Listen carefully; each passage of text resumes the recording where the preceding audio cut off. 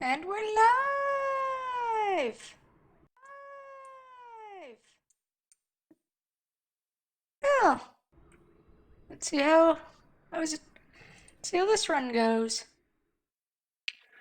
I've already saved Tammy, so it can't be that bad.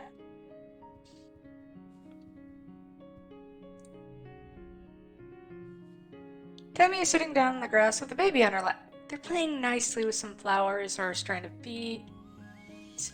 The beads in Tammy's hair or something. Tammy keeps gently removing her hair from the baby's mouth. Oh, Solana, she giggles. Aren't babies the best? Uh, There's so many babies in the creche, you'd think we were starting a colony or something, Tammy laughs. But the parents are too busy doing other work, and somebody needs to take care of the little ones. She looks down lovingly to the baby, who is now sucking on part of her skirt, getting it good and damp with baby drool. You could help too, it'd be fun. You've unlocked babysitting in the living quarters. The baby chooses this moment to spit up a big puddle of pale yellow. Oopsie, Tammy coos and picks the babies up. Then she holds them out towards you. Could you take them for a minute while I found a tile, Solana? The baby hiccups and rolls their eyes. They still look a little queasy to you. Of course.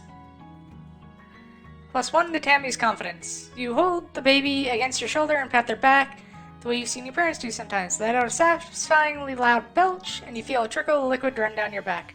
But you don't care because there's nothing better than the fresh baby smell. You decide you might take Tammy up on that babysitting job.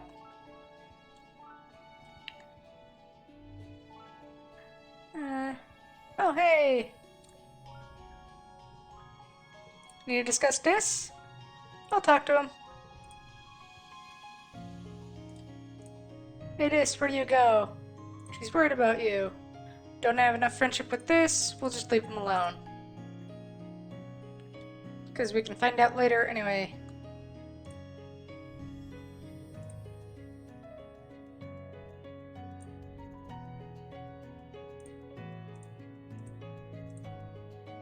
Dad's starting to show symptoms of the shimmer.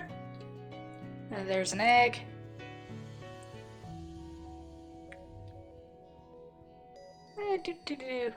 I suppose we go have rest time since we are stressed out.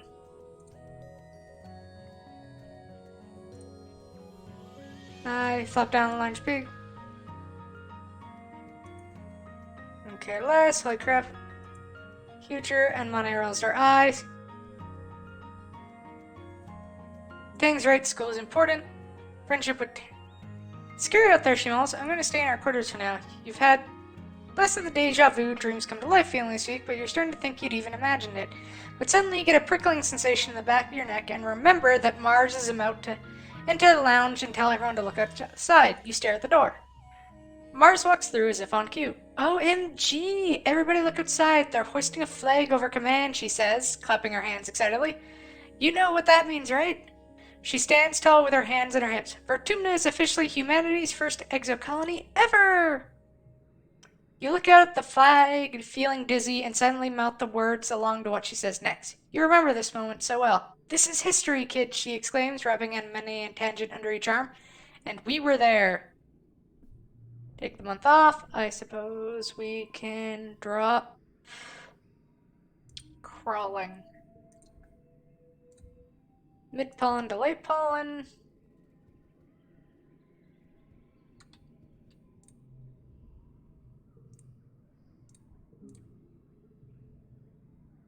Okay, so that's Tammy's birthday. We do not have a cake to give anybody else because the store isn't open yet, which is unfortunate. How's our colony food doing? Minus 100%. Great.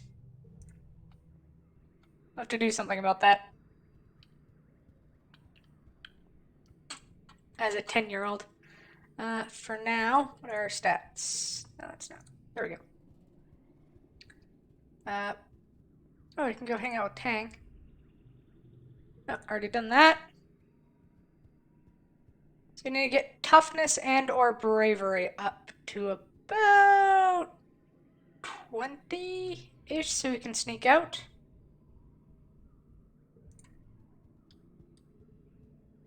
Well,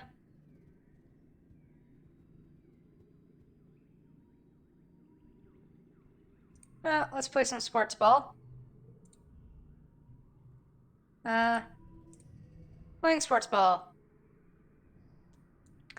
00111.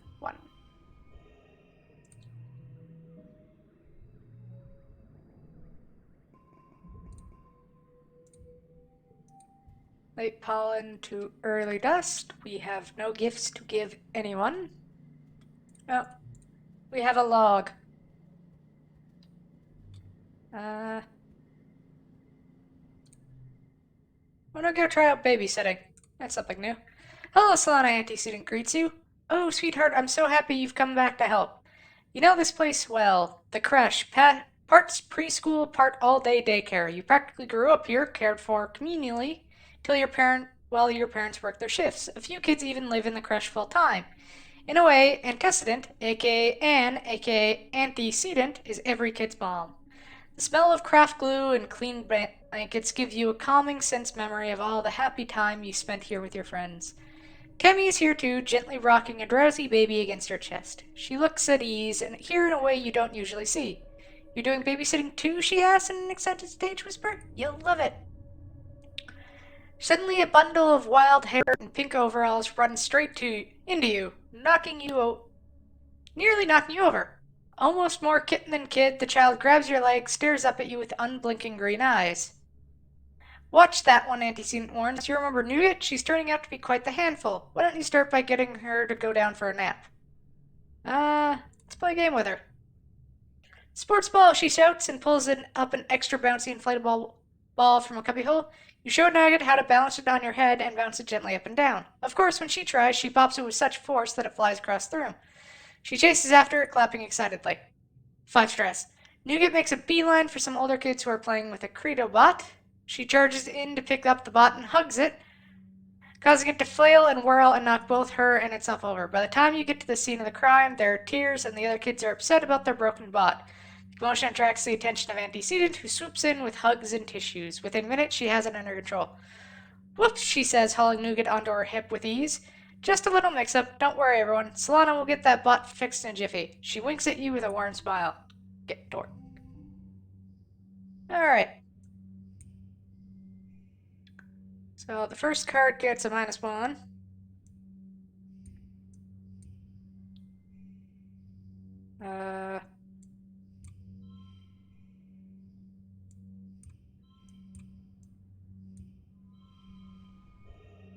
Good enough.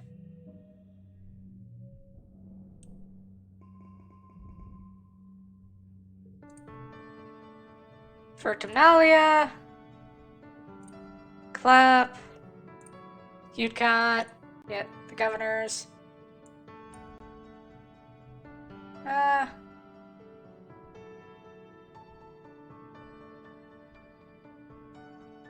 don't we try the talent show this year? Oh, right. It's all singing, dancing, all talent extravaganza. The entire colony gathers to watch the show after dinner. First up, Dis plods up the stage as a pop star song starts to play. He just stands there, deadpan, staring into space with his arms at his side while the singer belts out the first verse. Then, as the chorus comes, he suddenly springs to life, dancing and lip-syncing to the lyrics frantically, waving his arms and grinning maniacally. Then collapses back to standing still once the chorus is over. It's hilarious, but you aren't sure you're supposed to be laughing. Next, Mars performs a choreographed dance routine to an old Earth song by an AI idol. She has a light-emitting balls at the end of her hair, which she swings around everywhere in the dim light, while controlling a small floating ball drone who dances with her. It's total overkill, but it is impressive. What do we do? Comedy routine, a magic act, or hoverboard tricks? Let's try a magic act. 1, 1, 1. So we need to get 34. 0, 1.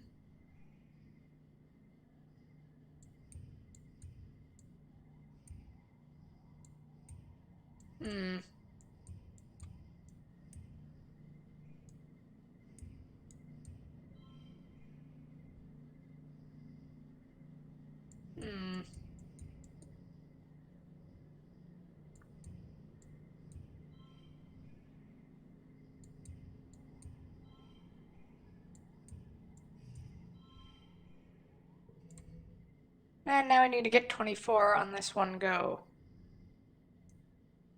You can get a series of ones going.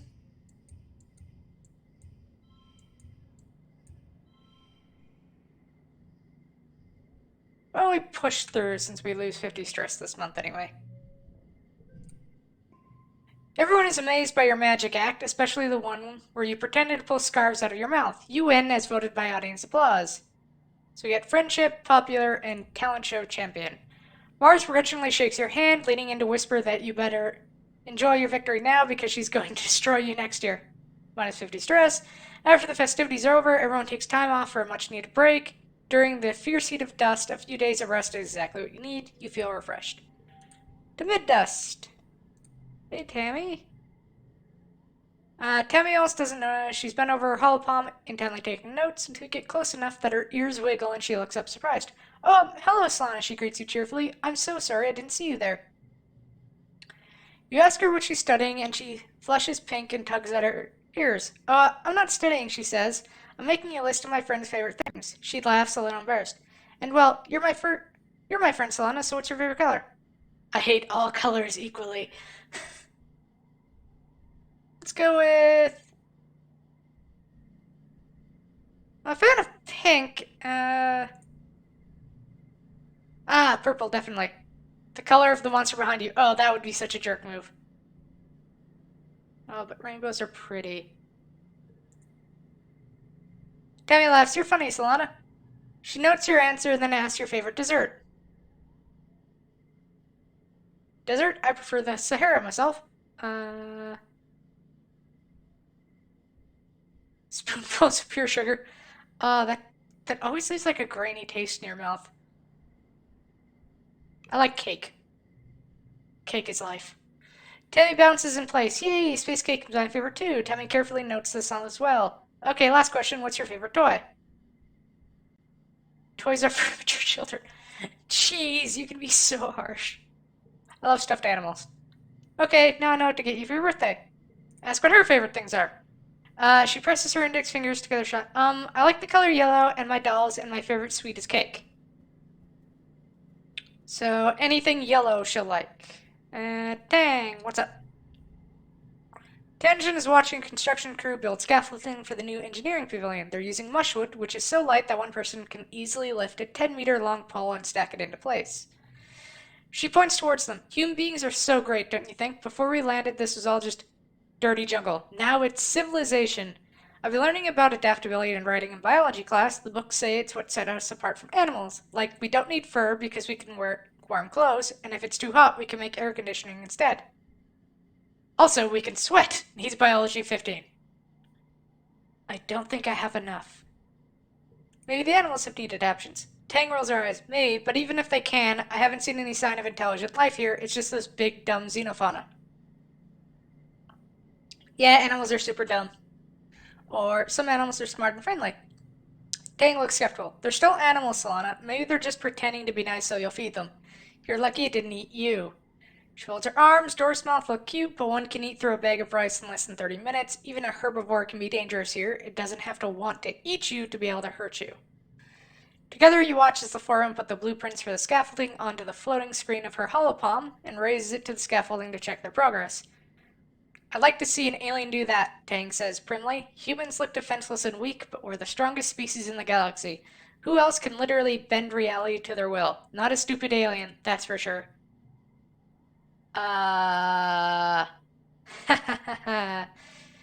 Right. She puts one finger to her chin. I'm living proof that humanity is greater than our biology, she says. All of us are really, with our genetic enhancements, we're the next step in humanity's evolution from great ape to galactic superspecies. Sure, Tang. Whatever helps you sleep at night. We should probably go do some engineering.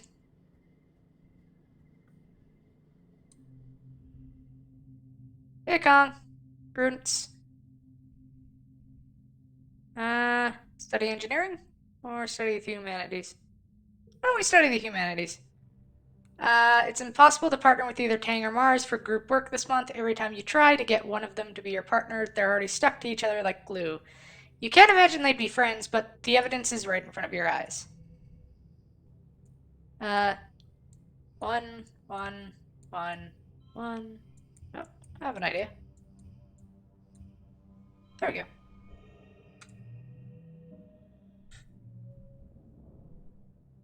Or creativity and persuasion. Mid dust to late dust. Looks like our toughness is the highest, so why don't we go shovel dirt?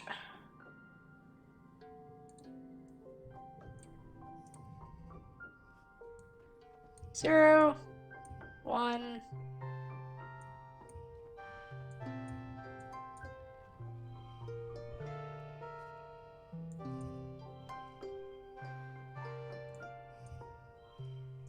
We get 1 more point that way.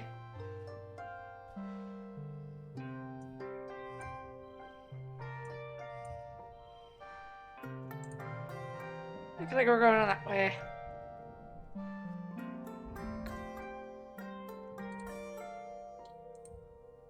Late dust to early wet.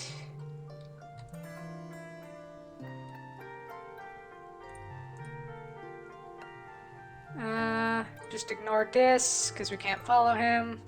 Talk to Cal. You're looking for Cal in the garden when you trip over someone. Hey, they explain I was almost down. Dude, you were so close. It's not fair. I almost got it. That time, Solana got in my way. Oh, it's the blindfold game. Sure, let's try it. Do your best. Get it right. Do we trust Cal is the question. Nope, because we don't have empathy.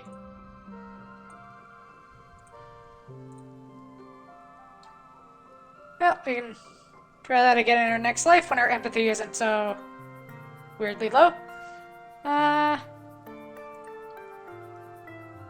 We should split our time between... So let's go study engineering. Hi, kids! We got this last time. Wanna know about the AI? She's hooked up to everything. Her job is keeping everything's running and helping everybody out. Does the robot have to eat her poop? Nope. What's the joke? Why did the computer cross the road? I don't know, why? 0101110111. Oh, hey. 4, 5.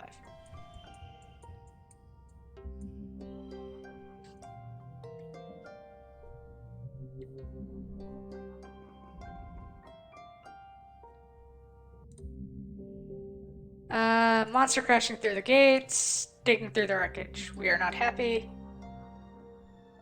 Let's go hang out with Dad. Hey, Dad.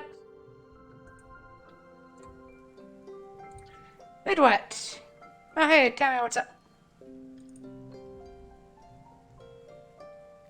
Tammy is sitting on a little stool reading a fairy tale. Are you okay? I'm okay. It's just that look at all the pictures of these princes and princesses. The princes are always the taller ones, but I'm so big. I'm even taller than Cal. How can he be my prince if I'm bigger than him? It's true Tammy is up the tallest kid you know, taller than the boys, even Cal, who is a year older. You know, she and Cal are close friends, but you never thought of him as her prince before.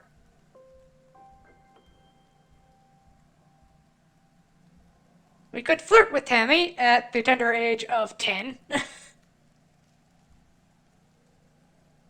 I have to admit, like 10-year-olds with games surprises me. Or we can... Somehow I don't think this is the right answer. Because this seems like it's important to her. It's probably something she'll hear all the time. Why don't we tell her being tall is awesome? List off the things you can think of. You reach high things and hit red spikes in sports ball, and you can see over people's heads in a crowd. Plus, you tell her, tall people give the most amazing height. She goes for the bait and gives you a big hug. Thanks, Solana. You're a great friend.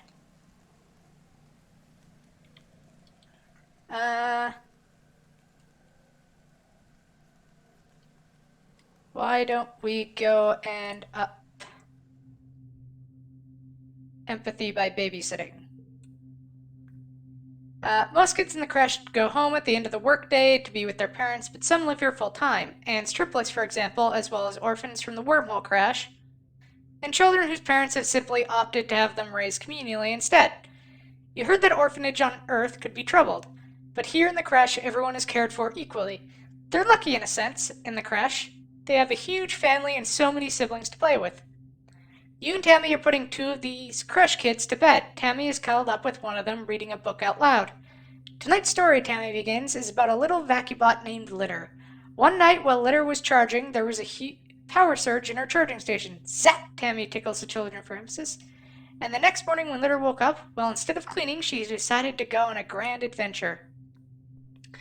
Tammy makes up the story as she goes. She has the vacubot venture all the way out of her geoponics dome to the other side of the colony to meet her cousin bots in engineering. But everything goes wrong and the little vacubot gets scared and lost. After Captain Utcott saves her and brings her back to geoponics, the little vacubot vows to never go exploring again and lives happily ever after. The two kids are sound asleep. The moral is to never have adventures? Or we can be nice and say that you're so great with kids. Be honest, I'm leaning more towards this, but that seems really mean. So why don't we help Tammy out? Thanks, Lon. I can't wait to have kids of my own. I want at least 5, maybe even more. Auntie Seton says I can have as many as I want, and she and the other creche parents will help raise them all together. I think I'd like that. Let's get to work. Imagine being like 11 and already deciding you want like 100 kids.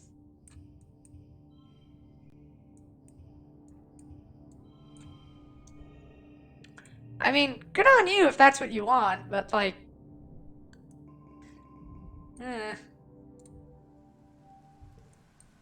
Like, what? Hey, Tammy. Perform a random act of kindness. You start out simple. You give Tammy an enormous hug, sharing the love. Tammy gets a lot of hugs, but you make sure this one feels special. She hugs you back, wiggling back and forth happily. She's surprisingly strong. Thanks, Lana, she says breathlessly as you squeeze the wind out of her a little. I really, really needed that. Oh, before you go, she adds and produces a box with a slice of cake in it and folds her skirt. Do you want... Just from her skirt, here's a cake.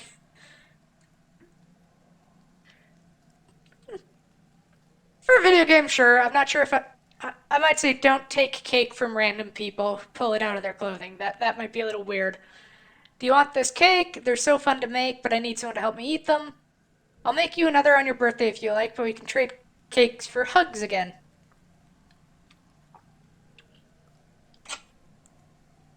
Alright. So now we have cake. Hey, Dad. Can I get a hug, Dad? Yeah.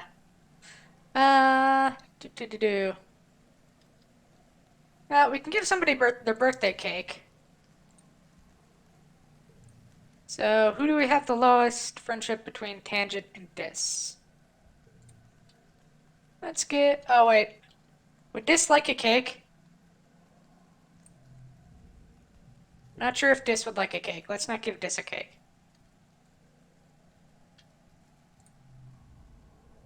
Here. Have a cake.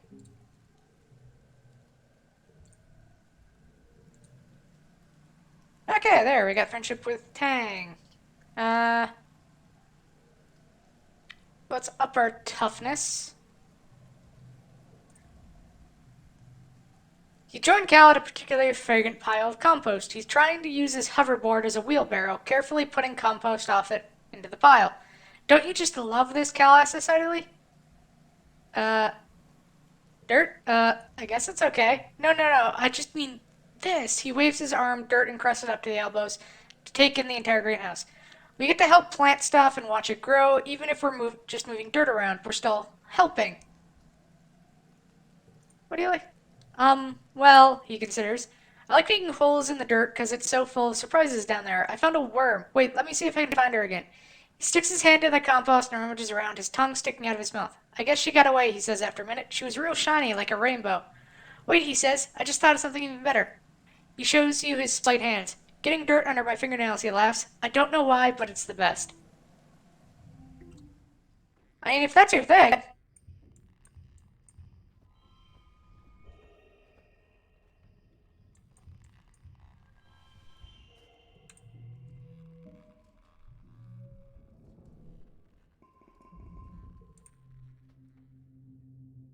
The days have been getting shorter with only the yellow sun barely skimming the horizon. One morning, you wake in the darkness and have to check your holopalm to know what time it is. See a holostream from Mars. Good morning to all my pals, if you even can call it morning. They've named it glow season because, like, everything is crazy glowing out there in the dark. I am staying the heck inside for the next month. What's the point of even going out if you can't see anything? It's going. No way, it looks awesome out there. You peek out the window. The wormhole is the biggest you've ever seen it, like a massive fiery ring in the sky. The planet must be very close to it now. And out in the jungle, something new is taking place. The plants are flowering, glowing iridescent blooms, and everything is full of life. There are strange new sounds, long hooting calls, and gurgling roars. After Mars's message is a notice from the council warning everyone to stay safe inside. Tammy's dad and the other surveyors have been called back, and the gates closed for the month. There's a tension in the air as if everyone is waiting for something to glow.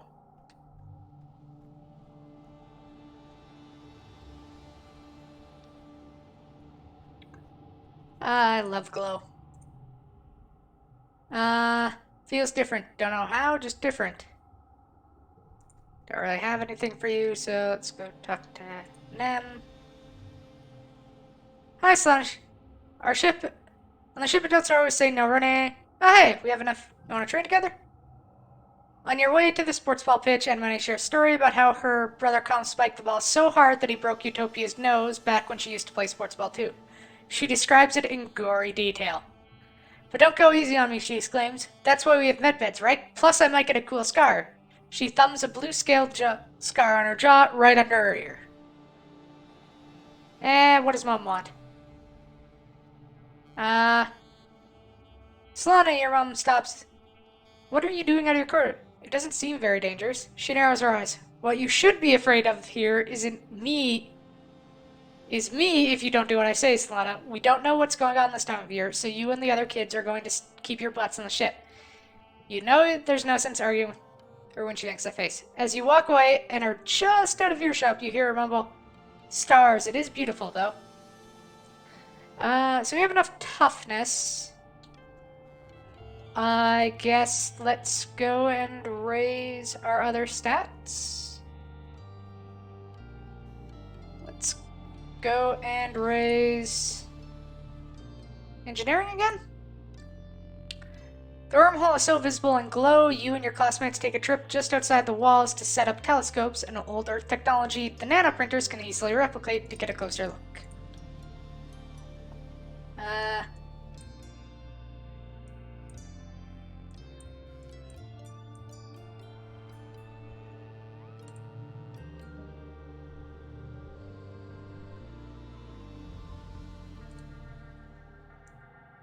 The endless dark of glow season must be getting to you. All week you've been having nightmares. Something coming. Something bad is about to happen. A dreadful mantra repeats in your head.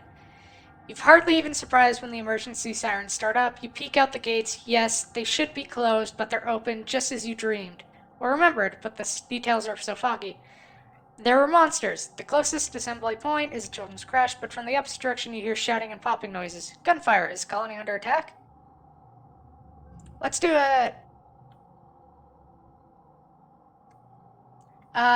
You try to your best to be brave and fight back. First, you dodge some helpful grown-ups who point you back to the crash, then you head outside to get your bearings. You can hear yelling from the stairs of the command and a commotion to the southeast. At Geoponics, where your parents are working. Let's go check on Mom and Dad. Your parents are defending the greenhouse from a pack of knee-high creatures which seem to have their eyes growing all over their bodies. Their oily flesh ripples with a constant subtle motion as the individual eyes blink one at a time, incessantly. You can't tell which end is which with these horrible things. Cal is standing nearby, wide-eyed. He slowly picks up a shovel and moves beside you. He reluctantly holds the shovel in front of himself like a weapon. Easy doggies, he whispers. We don't want to hurt you. Get out of here, both of you! Run! Your mom shouts, attracting the pack's attention. All except one animal which moves straight towards you and Cal. Either fight it, analyze its behavior, figure out what it wants. You look into its too many eyes and see fear. The creature is scared of you. To Cal's amazement, you crouch down to try and look less threatening and choose two eyes at random to look into to communicate with. You start to reach out a hand, but the creature is trembling. Staring into its eyes has made it even more frightened than before. It pounces. Defend yourself. Alright. 0, 0. Drop bravely the fight.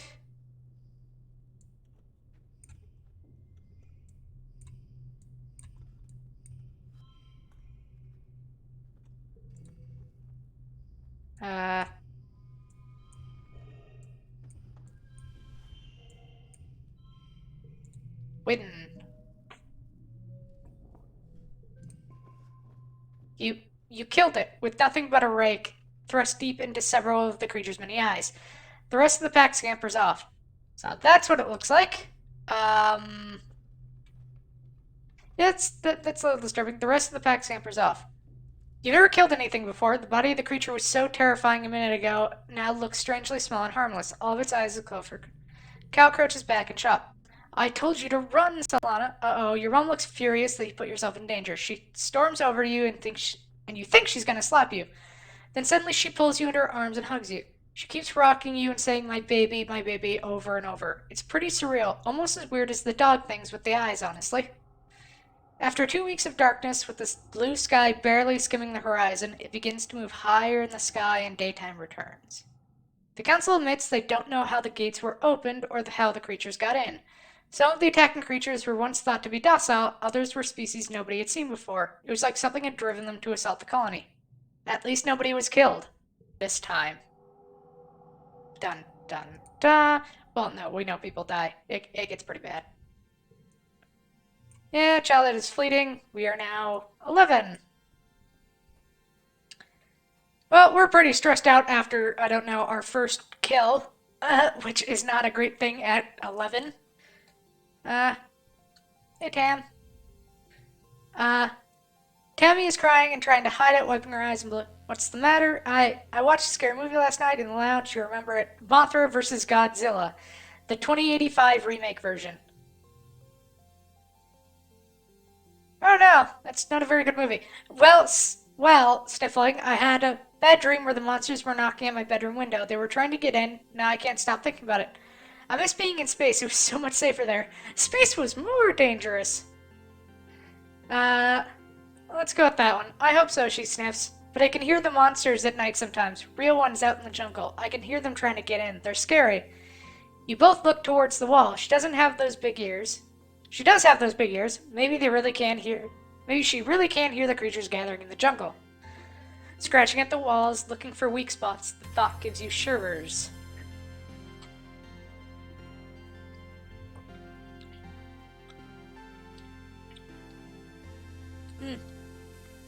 Unfortunate. Oh, let's go take a rest. You spend several hours a day obsessively checking the local holonet. With so few people in the colony, social media can be very dead. It feels like you're talking to yourself sometimes. You try to start a few conversations, but most people are busy at school or work. Don't want to lose either of those. So much happened in the last month since the monster attacked during Glow. It's her birthday! Parents' birthday surprise. They give us some bobber fruit.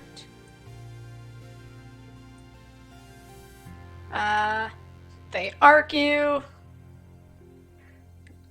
I saw the Glow attack coming. I helped, I was a hero. Don't even start, Mom gets angry. We now have defense training. What? Me? Never! Yeah, you better never. Mid-quiet. We can talk to Tammy and get our birthday cake. Share it with Tammy. It's basically free friendship with Tammy once a month on your birthday, which is nice. Well, we can sneak out now. I'm tough enough. Oh, so you are. Psst. Psst. It's this. He's heading back on some bushes, and he shows us the drain pipe we can use to sneak out.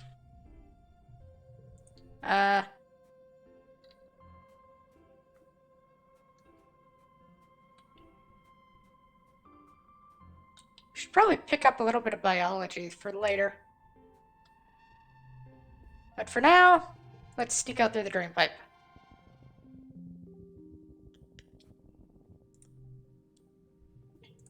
Could that be Dis? Let's just ignore him.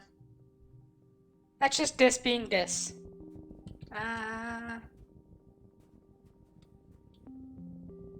Let's go see what the Hop Eyes want.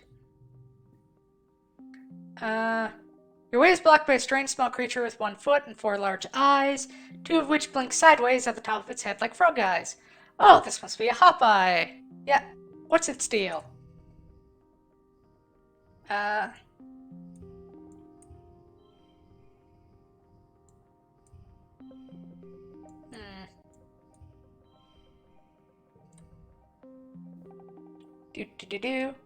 0, 1, 2, 3. 4. Oops. 4. 5. Oh, I got 1 straight on.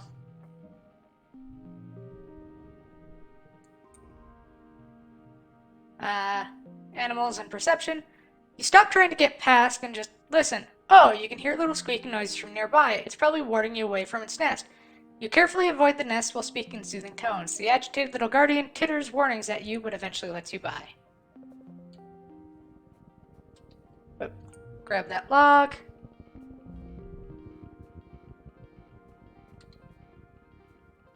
Well, before we go searching for stuff, we should make our way towards the boss of the area. Some farmland.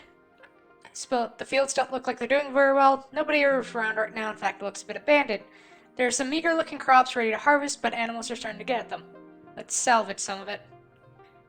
You pull a handful of wrinkly tubers. They're probably supposed to be potatoes eventually, or maybe yams. It's hard to tell. You dig around a little longer, but it's pretty much picked over.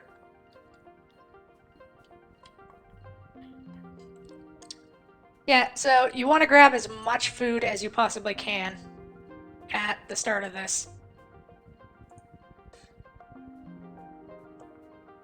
At least until you figure out how to, like, not start the game in negative foodfall. Let's go check this out. Harvesting mush trees. Let's watch what they're doing. They're very industrious about it. Basically, they're clear-cutting the forest to make room for more colony, as well as for resources to build stuff.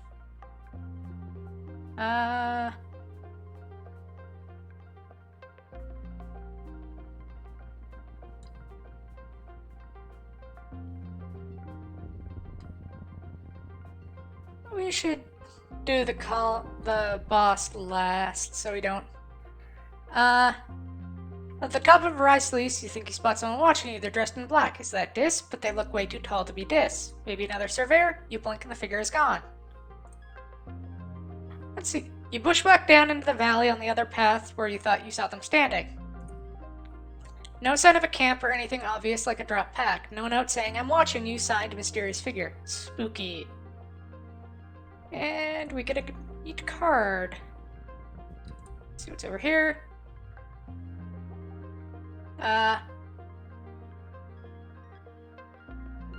The unseen path dips under your feet, engulfing you up to the hip in a large drift of fresh spark snow. You lose a boot while floundering in the snowbank and have to spend some time digging it out. Let's dig through it.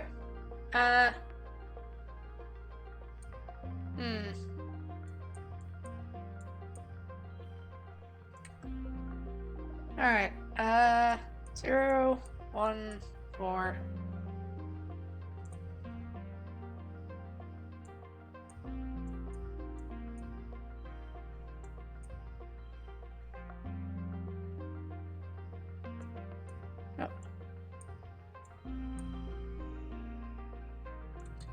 That'll have to do. You tunnel through the weird snow, popping your head up at regular intervals to see where you're going. Some funny creatures pop out of the snow to say hello. They look like pill bugs and are only about the size of your thumbnail. They appear to be eating the snow, not you, so you leave them alone. Every so often you square up with each other and emit a tiny burst of flames. You can't tell if it's an intimidation tactic or a meeting display. You heard the snow was flammable. Huh, neat. So, and we got a new memory.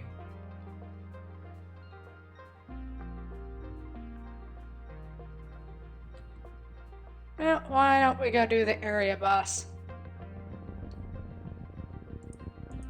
Oh, there we go. You spot Dis sitting in a clearing, but not as before he sees you first. Instead of sneaking away as usual, he stays still as you approach. Like it's totally natural that he'd be sitting in the middle of the jungle so far from the colony walls. Now that you think about it, you're a little glad to see him. You are so far away from that you can't see the walls anymore, and it's really weird out here, and it's getting late. Dis stares and looking at you as you approach. Hi, Solana, is all he says. Your sister's worried about you. He rolls his eyes and huffs. Tangent, he replies incredulously. I doubt it. She only worries about her schoolwork. She doesn't really care. How about I show you something cool, and sneaking out will be our secret, okay? He jumps up and walks a little ways into the trees, and you follow. Just a few minutes away, the ground drops off and a large stone outcropping juts out over a cliff face. Dis walks right to the edge without slowing. It's a long way down. Come on, he says. Just try to be brave.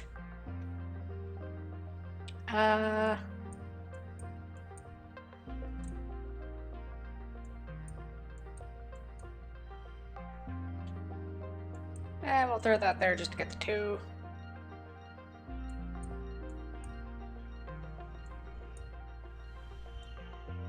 If we move all these to the end, then we can go 0, 1, 2, 3. Get a streak going. There we go.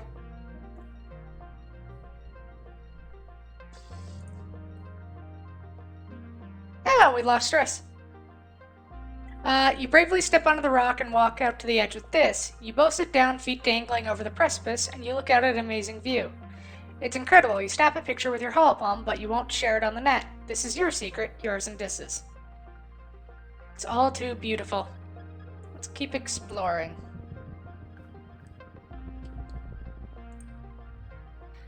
There in the clearing, the most majestic creature you've ever seen. It's like a unicorn from your dad's storybooks, but with leathery reptile skin that shines when the light hits it. It moves so softly like it doesn't even disturb the ground. It could be dangerous, but you want to see what it does. Let's be as quiet as possible.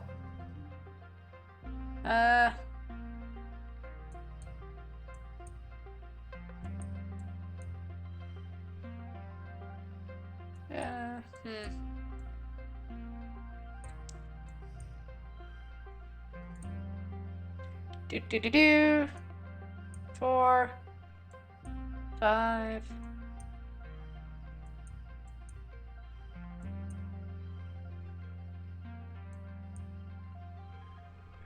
I'll live.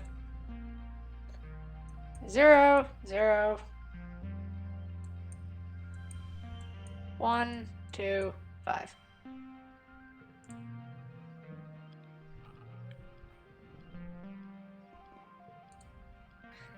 As you settle in to watch from behind a strand of mush trees, the Venusaur looks up towards you. Startled by your movement, you try to hold perfectly still and quiet your breathing. After a tense moment, it goes back to its business. First, it sniffs out a good tree and rubs its scent glands in its neck against it thoroughly. Then it pees like a crystal waterfall on a rock. Everything it does seems magical. You quietly take a picture with your hollow palm, but you know you can't share it or you'd get caught for sneaking out. Next, it sharpens its horn against a rock, which is scored with marks from having done this before. This must be its favorite sharpening rock. You notice the bulge in the stomach. It must have had a huge meal recently. Eventually, it curls up for a nap, and you quietly sneak away. That was wonderful. Vertumna is a magical place.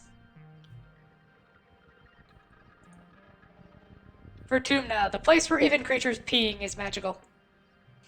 You're minding your own business when you stumble into... There's something here, something invisible that makes the hairs on your arm stand on end like an electric aura. As you walk towards it, it feels like something... Let's just go back. See what else we can find.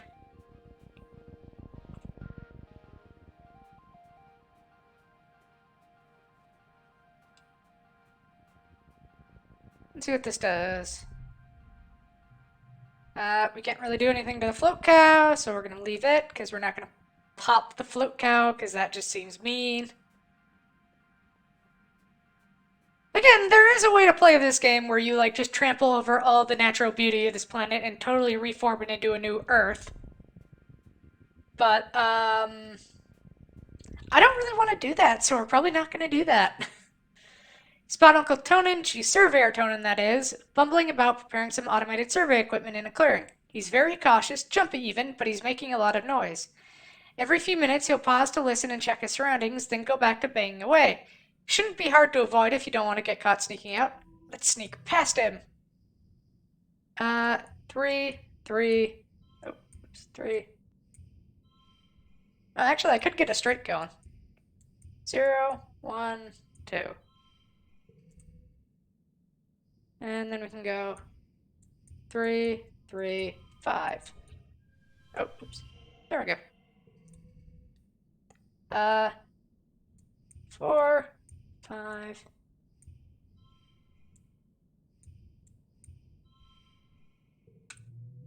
Ooh. You sneak past Chief Surveyor Tonin easily. Grab some more mushwood. Let's jump over that stream.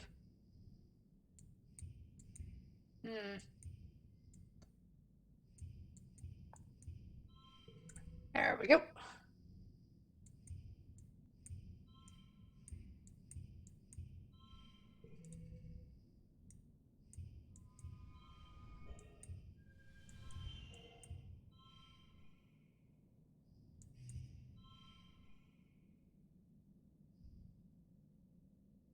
Good enough.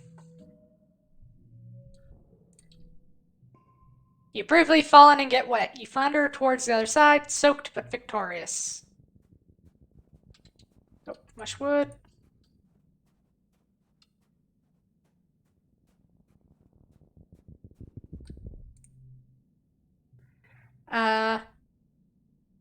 Hike up the hill. The view from the top is spectacular. You see all the way down the colony in one direction, down the other. Then you spot it, the rock, the most perfect boulder you've ever seen, teetering right on the edge of the slope. You just climbed up, it almost as tall as you are, and must weigh at least 2,000 kilos. But it's practically teetering there. You think with enough muscle you can push it over. Push it down the hill! There comes a time in every childhood where one must take life by the horns and just push the rock. You shove it with all your might, digging your toes hard into the ground and leaning into it. The rock starts to slide, and suddenly it's off with a satisfying lurch, catapulting down the hill, rolling faster and faster, crashing through bushes, and oh damn, your pack! The rock just rolled right over it. You make your way back down the hill to retrieve your bag, now completely destroyed along with all of its contents. Ah, shoot. You're going to have a hard time explaining this one to your parents, and you're going to need a new pack. You're too worn out and tired to continue, so let's head home. So, bravery and perception. Takes us to Lake Quiet. Hey, Tang. I'll keep Tim safe, Tang.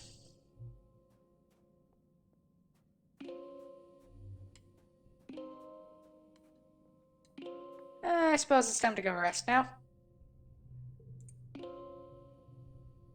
Sit alone with your... Let's join Cal and Tammy. I'll do Cal's hair. You sit behind him as he does. It's like a mini conga line. You braid some short strands of Cal's hair, putting one of the little bubbles at the end of each one. He finished Tammy's hair. It's almost recognizable as a waterfall braid, then touches his own braids and giggles. Now we'll do yours, they shout in unison. You jokingly try to escape, but Cal sits on your legs while Tammy gives you a beautiful braid.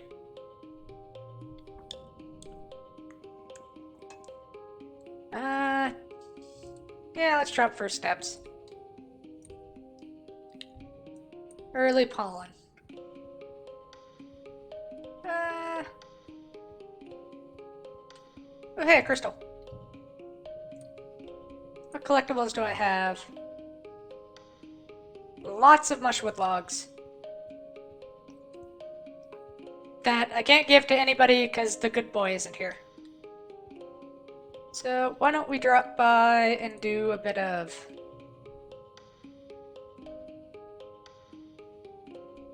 Yeah, let's keep doing engineering. Your first test, already? Calm down, class. Cal smiles. The quiz is just to find out where you all stand and what you want to learn in this class. Help me tailor personalized lesson plans for each of you. The test pings on your hollow palm and you open. It starts easy. Suspiciously easy. Sure enough, every section is harder than the last, and you're quickly stumped by a question. You know the teacher said you weren't supposed to be able to answer all of them, but you look over at Tang. She's just breezing through the test. The competitive gremlin inside you has an idea. Cheat! Make a video game instead.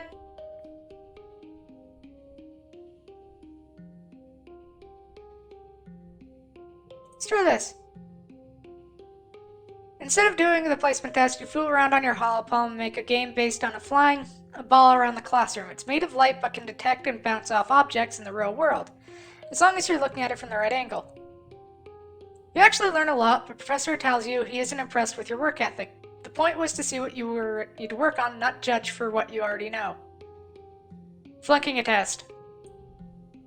Too bad you didn't get the advanced materials like me, Tang says, showing you her score. I missed a couple, she complains.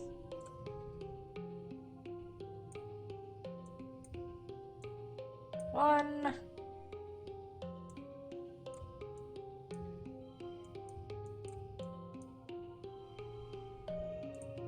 There we go.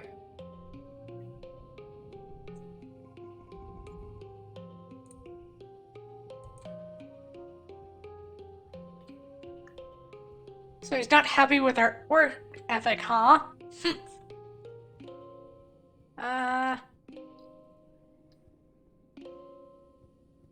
Raising our empathy is always a good idea, so let's...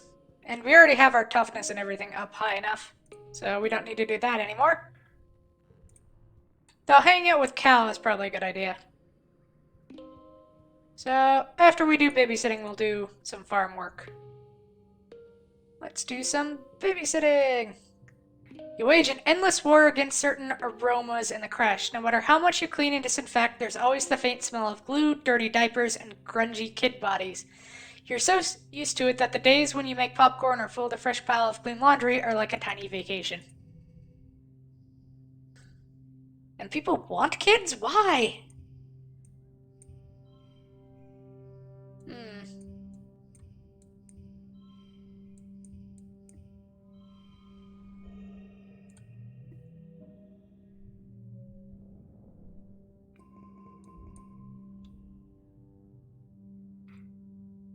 You're finishing breakfast in the common area when Marzipan struts in. Look at you eating cereal, she says, turning her nose up at you.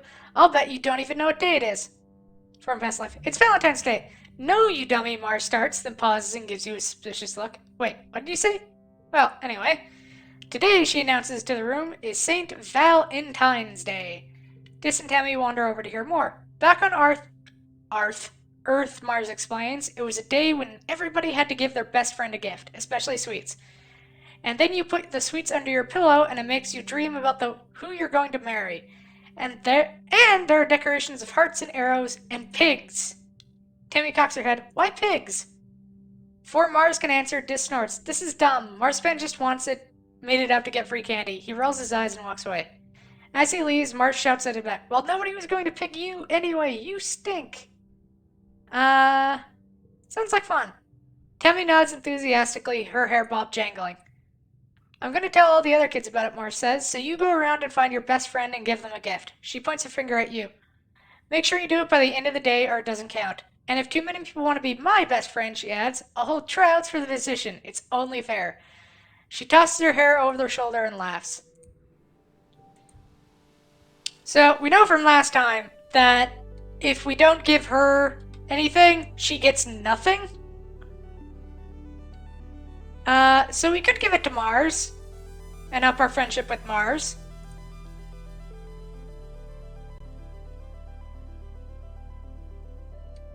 So, or we could just go and up our friendship with whoever we want. We're already pretty high with Tammy, so why don't we make our best friend Tammy? Want to be best friends?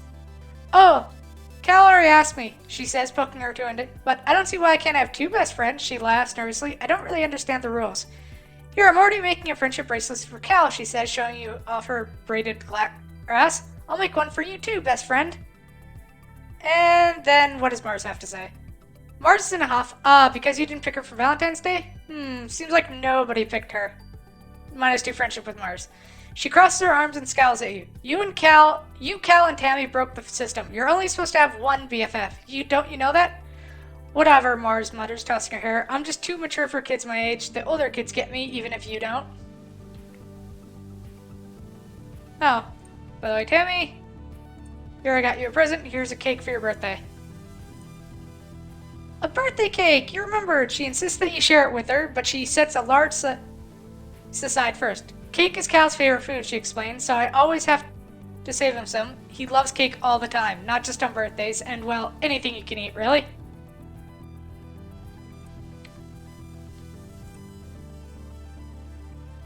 Yeah. They're such a sweet little couple of 10-year-olds. Very mature 10-year-olds. Anyway, let's go shovel dirt. You're pulling weeds from the garden bed when you see Cal scurrying past you, moving with a purpose. He doesn't even stop to say hello before he disappears into the barn. Follow him. You slip into the barn behind Cal. He's so absorbed in whatever is in that broken storage box he doesn't hear you. You can do it, he whispers. Come on, go, go, go.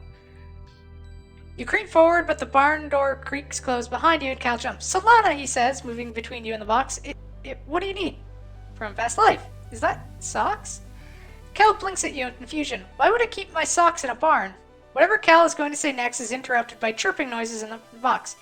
Cal gasps and whirls around, and you both rush forward to look.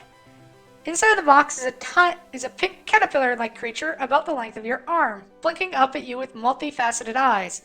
Its mouth parts wave at you and make a clicking chirping noise. It hatched, Cal says. Hey, little baby, welcome to the world. See? I told you it was socks. Cal puts the small creature on his shoulder. He touches one of its 6 You're right, what a coincidence. I guess I'll call it Socks. Socks the dilly pillar. Hope nobody finds out. Same here, Cal says. Do you remember Miss Manners, the mouse we found in the stratospheric? The grown-ups wouldn't let us keep her. He frowns. I wonder what happened to her in engineering. Maybe Tang knows. I have to hide her, Cal says, looking around. Think she'll be okay if I keep her in the broken storage box? He places Socks gently in the box and closes the lid. Go back to sleep, little boogie woogie, he croons. Sleep tight.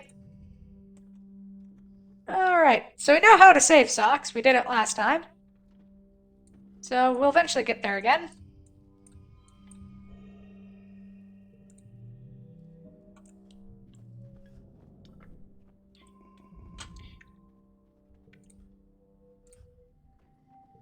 Early dust. Dust is such a hot, dry season. About the sun. Your parents are up, which comes far too early. They're usually gone by the time. Blah blah. Good morning, Gooseberry. Your mom and I are gathering crafts for it. I just miss you and Mom. Aw, Buttercup, he sighs, kneeling down to look at you. I'm so sorry. How will your mom and I take a day out? See, these are good parents. As promised, your parents leave work early for the day and spend it with you. They take you for a long walk all the way along the colony walls and have a picnic overlooking the mush tree jungle beyond. Then you head back to the lounge to play a Virtue Space game, an old one where the 3 of you play mice and have to build things to solve puzzles together. As your parents tuck you in the night, you think this must be the best day you've had in a long time. I know there are a lot of people out there who will say, like, well, I'm working hard for my children so that they can have a better life. Gotta remember, like, children don't really understand that. They only know you're not there when you could be. It's always a sad thing. Here, can I give you anything that you'd like? No, not really. I suppose I could just give you a log. Here, have a log. Happy birthday! Here's a log. Can you imagine that? Just somebody walks up to you on your birthday. Happy birthday! Here's a log. What?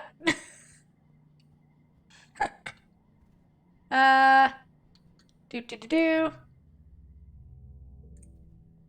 Let's see, what should we study next?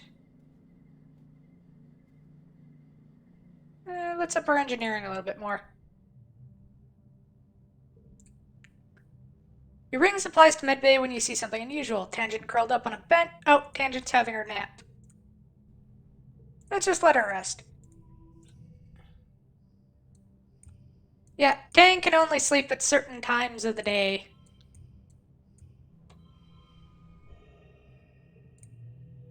Or not certain. Tang doesn't need a lot of sleep, so she ends up catching up on sleep whenever she can. Vertumnalia, blah blah blah.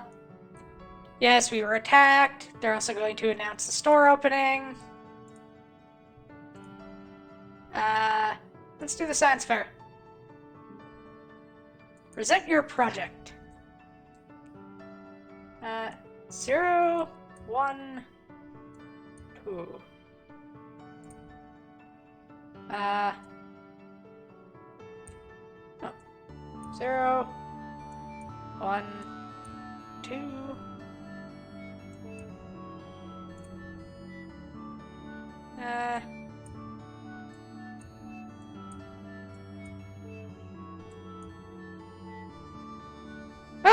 Push through since we get to lose stress anyway. In secret, you've been working on a social experiment about delayed gratification. You've been sneakily studying the adults, taking notes on their snacking habits and their mood. You found that Seek and Dr. Instance rarely eat sweets, but Utopian antecedent do all the time. You correlate this with their attention span when you see them tackle frustrating problems. You know, problems you can control and repeat, like if a child backtalks them. The judges are impressed with your methodology. Instance, perhaps a little begrudgingly, they award you first place. After the festivities are over, everyone takes time off for a much-needed break. Mars organizes a water fight that takes over the whole colony, even the adults. It brightens everyone's spirit, even in the heat of dust. You end up on top of the western wall with this, launching water-filled push shrooms down on unsuspecting anemone in the sportsball court below. The walls seem like a neat place to hang out and relax, much quieter than the lounge if you're looking for some solitude. Early dusk to mid-dust. Hey, Nam. So then I trapped in my room, boing boing. Yeah, this is us learning about her augment. Basically, her augment is anytime she gets hurt, it scales over in those little blue scales you see, which means it's harder for her to get hurt in the future. One could say it's very much geared towards her as a person, since she's very rambunctious, likes to run a... Oh, hi, Seth! Yeah, hopefully we can get through this session without any... Yeah, we had a shorter stream yesterday because we had technical difficulties with Twitch and everything. The internet just decided at one point to be like, nah, I don't want to work. Visit the supply depot and buy a cake. Now we have cake. Apply to deliver supplies. Yeah, I can carry a lot. Yeah, I know. Stupid Seek. Well,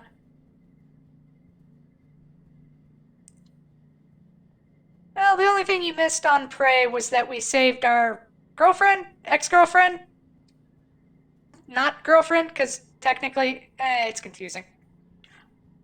Basically, we got medicine for a person who used to be our girlfriend, I think. It's very confusing with amnesia. Anyway, what are we gonna do?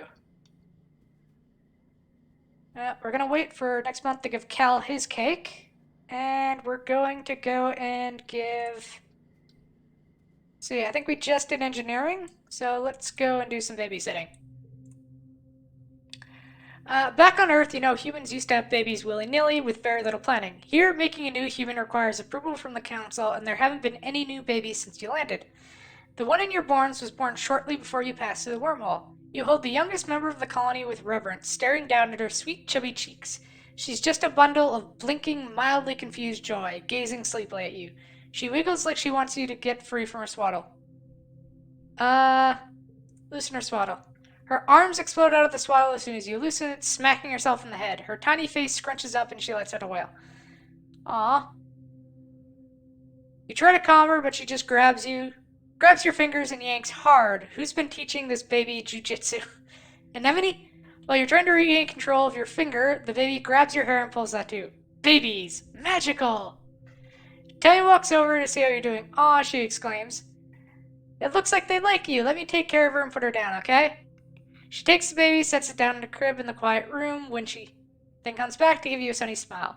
Well, we'll see how long that lasts. It'll be tough when all the babies are grown up and no one takes naps anymore. I'm going to miss quiet time. I'm going to miss babies the most, though. Though I love babies. Nah, they're better once they can talk. I'm going to have so many kids. Yeah, they're pretty cute. Tammy tugs on her ear, which she does when she feels unsure of herself. She tugs on her ear a lot. Well, I hope that when the council allows new babies again, if I'm old enough, that I can volunteer for it, she says shyly. I mean, I don't even know how it works, really, but they'll tell me, right? Hold up. Tammy doesn't know how babies are made? Uh, they taught us this in sex ed. Tammy laughed nervously. Oh, Solana, you know I'm not really good at school, and it was so embarrassing. I haven't done that part yet. I haven't been able to open the holovids. I do know the basics, though, she says defensively. The babies start as teeny weeny specks inside the womb, and then they get bigger and bigger, and then they come out. I just don't know the other stuff. Oh boy. Uh, hmm. Do, do, do.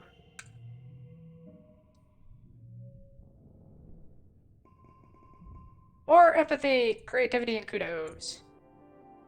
Late dust. Hey, Tam. She has a present for us. Open it. She brings you a gift. It's wrapped in homemade wrapping paper, scrolled with hearts and flowers. Open it, she says, bouncing on her toes. You open the gift and pull out a handmade stuffed animal. Its lumpy, unlovable face gazes up at you, a prisoner of its own misshapen body. You're not entirely certain what kind of animal it is. His name is Mickey, Tammy says proudly. I'm making them for all the kids I babysit. You told me once that your favorite toys are stuffed animals, so I thought you might like one. Give it a hug when you're feeling scared. Tammy's homemade gift. +5 to empathy, +1 cards with gems. You thank Tammy for her gift and she clasps her hands in front of her heart. I'm glad you like it, Solana. I worked really hard on it. Is that better than what we have equipped? Done. How many cards do we have that have gems? There are a few, actually.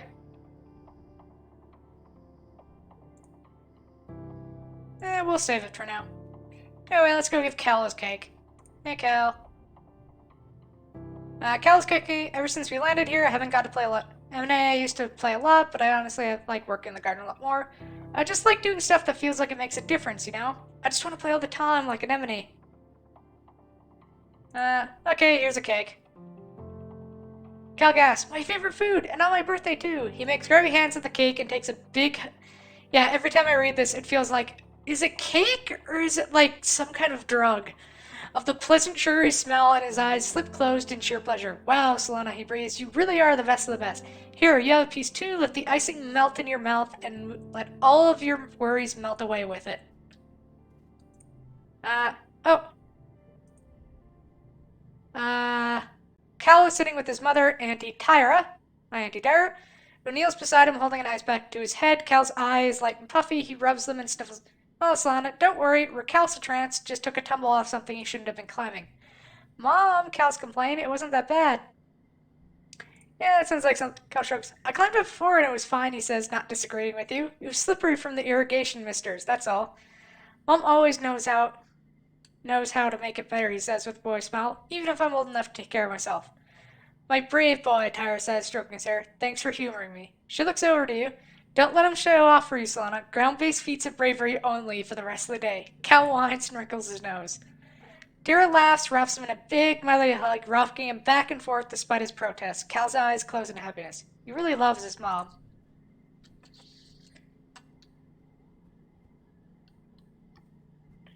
And whenever I read those, like these sweet moments, all I can think of is, oh, what terrible thing is going to happen now? Alright, we just did empathy, so why don't we go and up our persuasion and creativity to study the humanities. There's some sort of emergency in engineering that requires Hal's attention, so today's class will be taught by the ship's artificial intelligence Congruence. Good morning, Congruence troops. Today we're going to talk about the formation of the Vertumna Group and our decision to leave Earth. It's a very exciting topic, and we think we're finally ready to hear about it. Let's dig in. The part where they explain the cult. Here we go. You know how it started. Economic and environmental instability coupled with deeply entrenched hatreds and that had thrown the Earth into chaos. And you know how it ended. In that chaos, your parents formed the Vertumna Group. with a plan to leave Earth 20 years later, and their starborn children, you slid through a wormhole and ended up here on a planet you called Vertumna. But there's so much you don't know.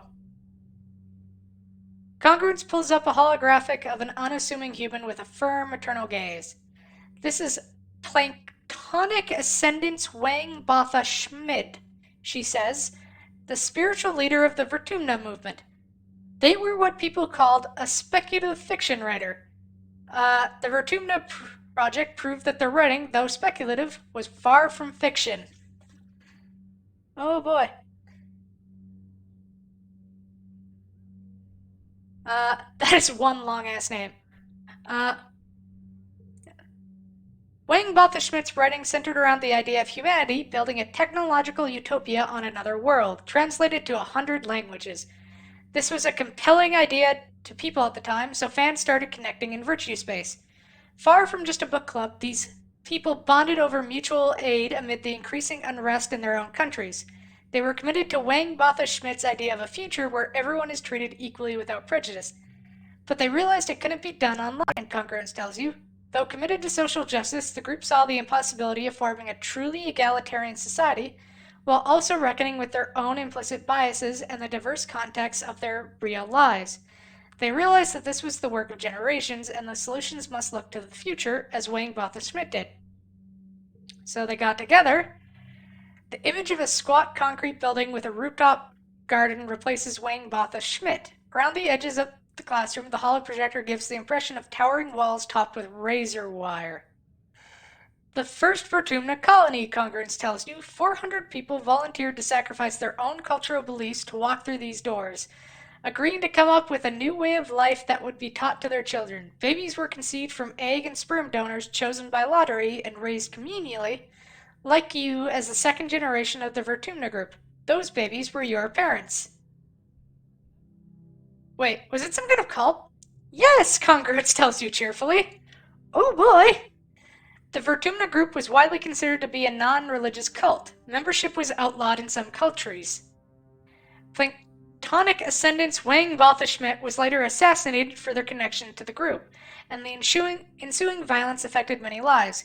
You think of your mother and her prosthetic leg and how she rarely talked about life on Earth. The holo projection now shows the compound under siege. As more colonies were founded, word got out about the Vertumna group's social experiments, Congruence continues. Assimilationism was an unpopular ideology at the time because it had been used to commit terrible genocides on Earth. This, combined with panic that the Vertumna group was destroying the family unit or raising an army of Gen-Tech super soldiers, brought the colony under attack from all sides. But cultural assimilation is horrible. In leaving behind their inherited traditions, rules, and resentments, the hope is that humanity may be wiped clean of centuries of intergenerational trauma. Congruence sounds like she's reciting doctrine. Even the first generation of the Vertumna group wasn't certain it was possible. You're the beginning of the new beginning. Who knows what you'll be capable of? You get the feeling you're not going to get a nuanced answer from the ship's AI. The image of a burning compound is replaced with a stratospheric on a launch pad. Luckily, the next phase of the Vertumna project was ready to launch. 100 colonists were selected to leave Earth on a colony ship to seed a far-flung corner of the universe with a new human culture. She smiles. The ultimate goal of the Vertumna group was you, children. She says, a generation raised completely unburdened by the troubles that plagued Earth. Isn't that lovely? So nobody on Earth? The Vertumna group members have a unique culture, Congruence replies, but it's formed from a combination of many heritages from Earth. Even the language you speak, Esperanto, was invented to bring people together. And don't worry, Congruence exclaims, you've brought the best heritage with you. You're humans. How did they build the ship? Orbital voyages were a hobby for the ultra-rich in an earlier century. Hi, Elon. So there were several relics to be found in museums, Congruence replies. The difficulty was not in acquiring a ship, but in making it spaceworthy and in logistics of the launch itself. The group crowdsourced enough funding to purchase and repair the ship, Congruence smiles. As for logistics, well, you are speaking to the solution right now. I was acquired by connected group members along with the Gen-Tech that created you and your parents. The Stratospheric was the first manned vessel to navigate the wormhole at the edge of the solar system. Given the state Earth was in when it left, it may have been the last. What was Earth like? Terrible! Congruent shows you some dire demographics. The institutions that had given people the illusion of safety were torn down and wars were rampant, both resource-based and ideological. Large parts of the Earth were rendered uninhabitable by climate change, pollution, and nuclear war, especially the critical food-growing regions of the world. The Vertumna group weren't the only ones trying to escape Earth, but as far as we know, we are the only success. Your head is so stuffed with ideas it might burst. Professor Hal and your parents never mentioned this stuff before. They waited to tell you because they wanted you to grow up without feeling different based on your genetic makeup or family history. It's hard to imagine having a different culture than your neighbors. You wonder what it's like. Everyone's celebrating different holidays, eating different food, speaking different languages. Are you missing out, or are you better without it, like the original colonists believed? It's hard to say, as the decision was made for you long before you were born. All you can do is be the best Solana you can be. Yeah. But the thing is, your cultures are what make you kind of interesting. Like, without culture, you're just another group of... it's hard to explain.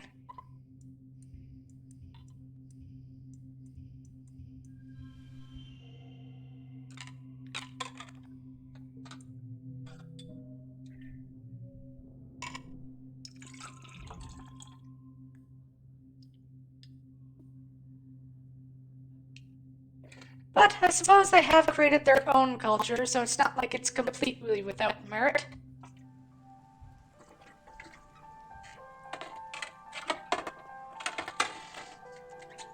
Though it does come across as very culty. Alright. I think we do have something for Mars.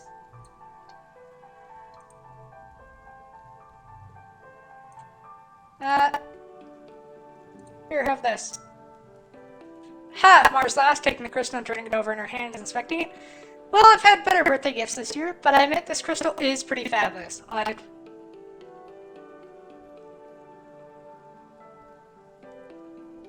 Exactly.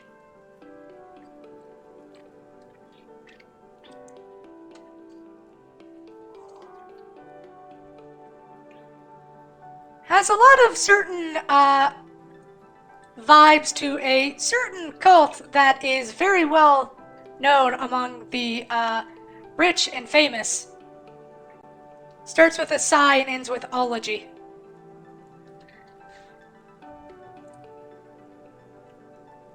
Though a little less, give me all of your money and disappear.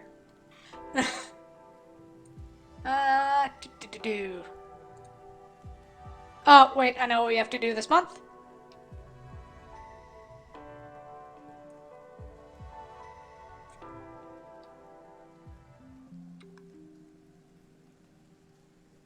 There's something specific we have to do.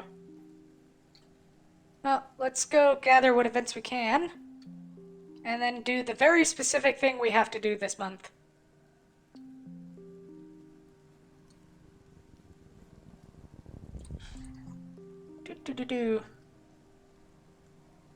You're strolling along the path when suddenly everything goes quiet. The wilderness is never quiet. There's always insect noises, the chirping of reptiles, even the wind in trees has gone entirely silent. There's something unnatural about this place. Bravely continue on. Doop. Doop. Doop. Doop. Doop.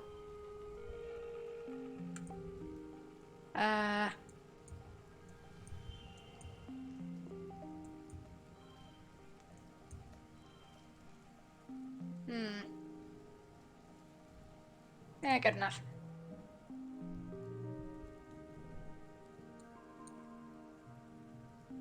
You walk through the quiet area, the noises start up again. The mystery will have to remain unsolved. Spooky.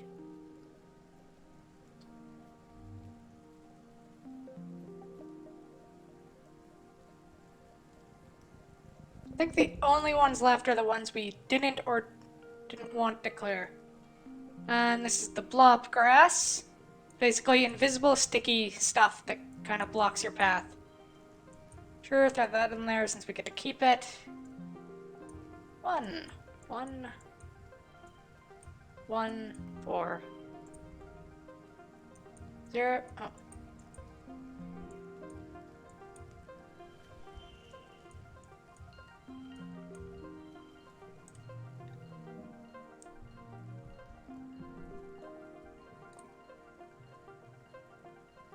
There it is. You can hop from that rock to that fallen log, then climb over those old piece.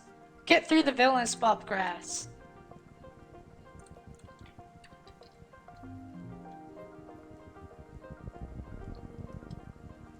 You know, thinking about it, Santa is like the most terrifying thing imaginable.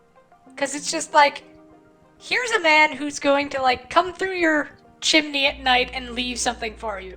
You'll never know he was there, and you'll never know. And he'll just take your food as well. Like, that sounds like a home invader. Oh, there we go. You hear screams from just over the next bluff. Human screams. Oh, hi, Tonin. You crest the bluff to see Tammy's father, Chief Surveyor Tonin. Join a random religion would be the Franks. That was... Don't be a dick, yeah. He's being attacked by something you've never seen before. A four-legged creature with a huge mane of flowers, a mean reptilian face, and 2 wicked claws. But is this a manticore? You've heard of fierce creatures like these outside the walls, but you never expect to see one up close. Which is what is one doing so close to the colony? Uncle Tonin is pinned under one of the creature's pointed legs. He's struggling to get free, but the manticore keeps dancing around like it's playing with its food. You can hear it from here, growling and clicking its mandibles. But you snuck out. If you try to help, he's gonna know you snuck out, and your parents are gonna get so mad if they find out you're here. Panic rises in your chest. How could you even help him? It's a huge, deadly monster. Leave and pretend you didn't see this. Try to distract it. You hide behind a tree and throw a rock at it. It bounces harmlessly off the manticore's flank and clatters to the ground. The manticore is undisturbed, which is more than you can say about yourself. Uncle Tonin shouts in pain. You're running out of time. Attack the huge scary monster as an 11-year-old. This will probably end fine. 0, 0, 1. 0. Oh, how about that? Let's do the 0 down. 3, 4, 5. And then 3.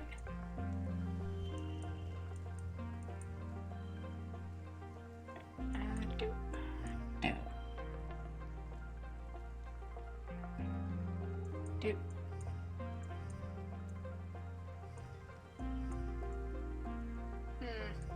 There we go.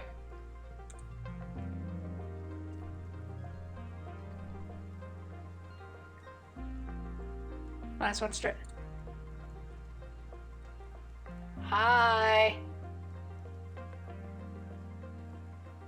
It kind of does.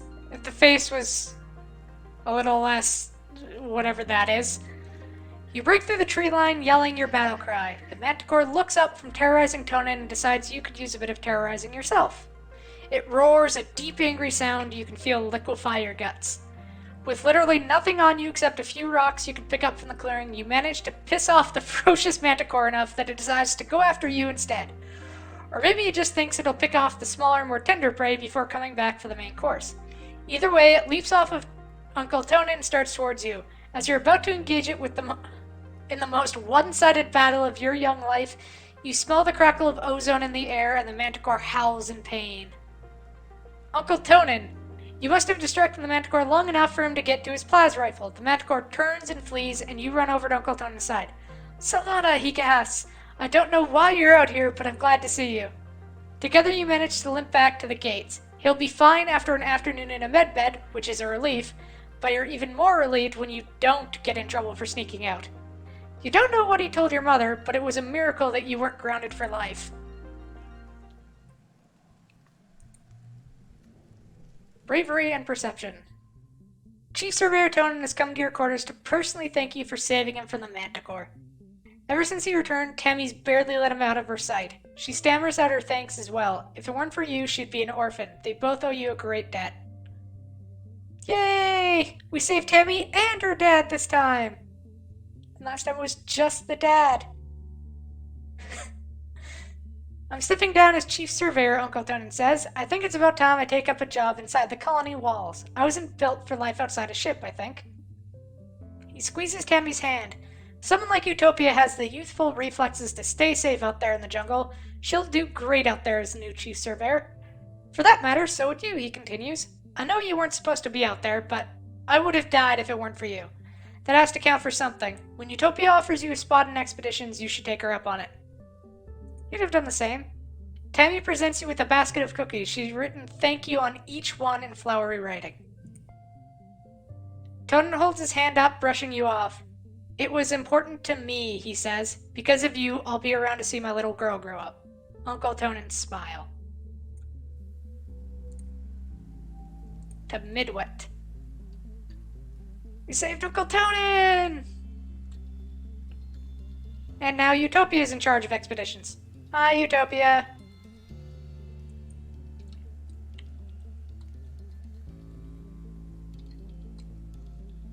Hey, Dis, what's up? Dis is sitting in the grass near the big gates that lead out to the jungle. He's just staring out into nothingness and picking absentmindedly at the weeds. He pretends not to notice you approach. You shift uncomfortably as you sit, but doesn't say anything. You both just hang out, saying and doing nothing. You're starting to wonder if Dis will ever acknowledge you when he says, I've got to go. As he starts down the hill, he pauses and says, this is a good spot. I'll probably come back here tomorrow. Aww. There's Mom. Is Mom mad at us? Nope.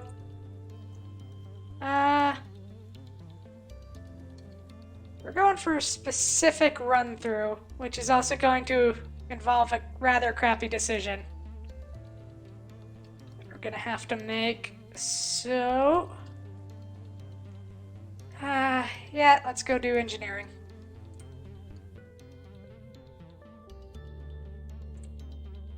The classroom's projector breaks down mid-lesson, and Hal pivots the lesson to make it about how to fix a 3D hologram projector instead. He explains that because holo projectors are so complicated, the colony can't make a new one. Things like holo projectors, hoverboards, and Gentech need to be fixed, not just replaced like they would have been back on Earth. Or...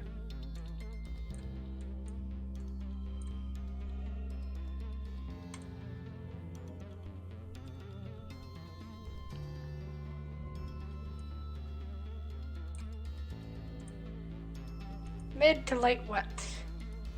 Oh, great. We have to give out gifts for birthdays. Here, have a medicinal plant. Oh. Tang is deep in conversation with one of the other scientists. He seems to be consoling her, though Tangent's face betrays no emotion as he claps her on the shoulder and reassures her that she's doing really well for someone so young, and that everyone compromised some of their samples when they first learned. He leaves and Tangent sighs as she goes to put her head in her hands, stopping short when she realizes she's still wearing gloves. She peels them off and digs her fingers into her eyes. You okay, Tang? I'm fine, Tangent replies immediately. I compromised an experiment I was working on because the vent was still open when I was spraying the workstation down with sanitizer. She sniffs. It's so gross here, she says. I probably did that fungus a favor. Tangent takes a bottle of sanitizer from under her workbench and cleans while she speaks. There are pollen spores everywhere, she whines. And he comes over here and tells me it'll be okay, Tang, like it's his job to console and patronize me. I hate being patronized too. You both sigh and Yusen. I hate being young, she says bitterly. Why don't they understand that we have higher expectations for ourselves than they do? I need to learn from my own failures.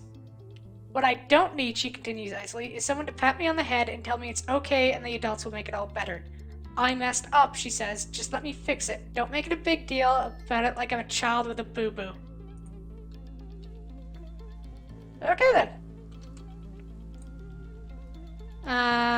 This. Here, have a medicinal plant.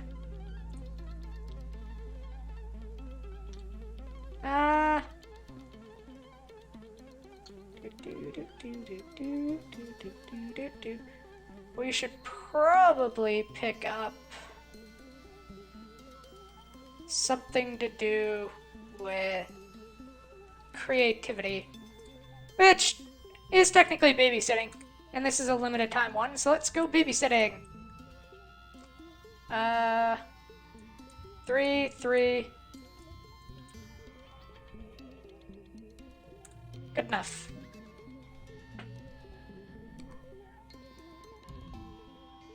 And now we have Spa Day. Which means that we can pay to get rid of thingies. Takes us to Glow. Pay to remove cards in the spa quarters.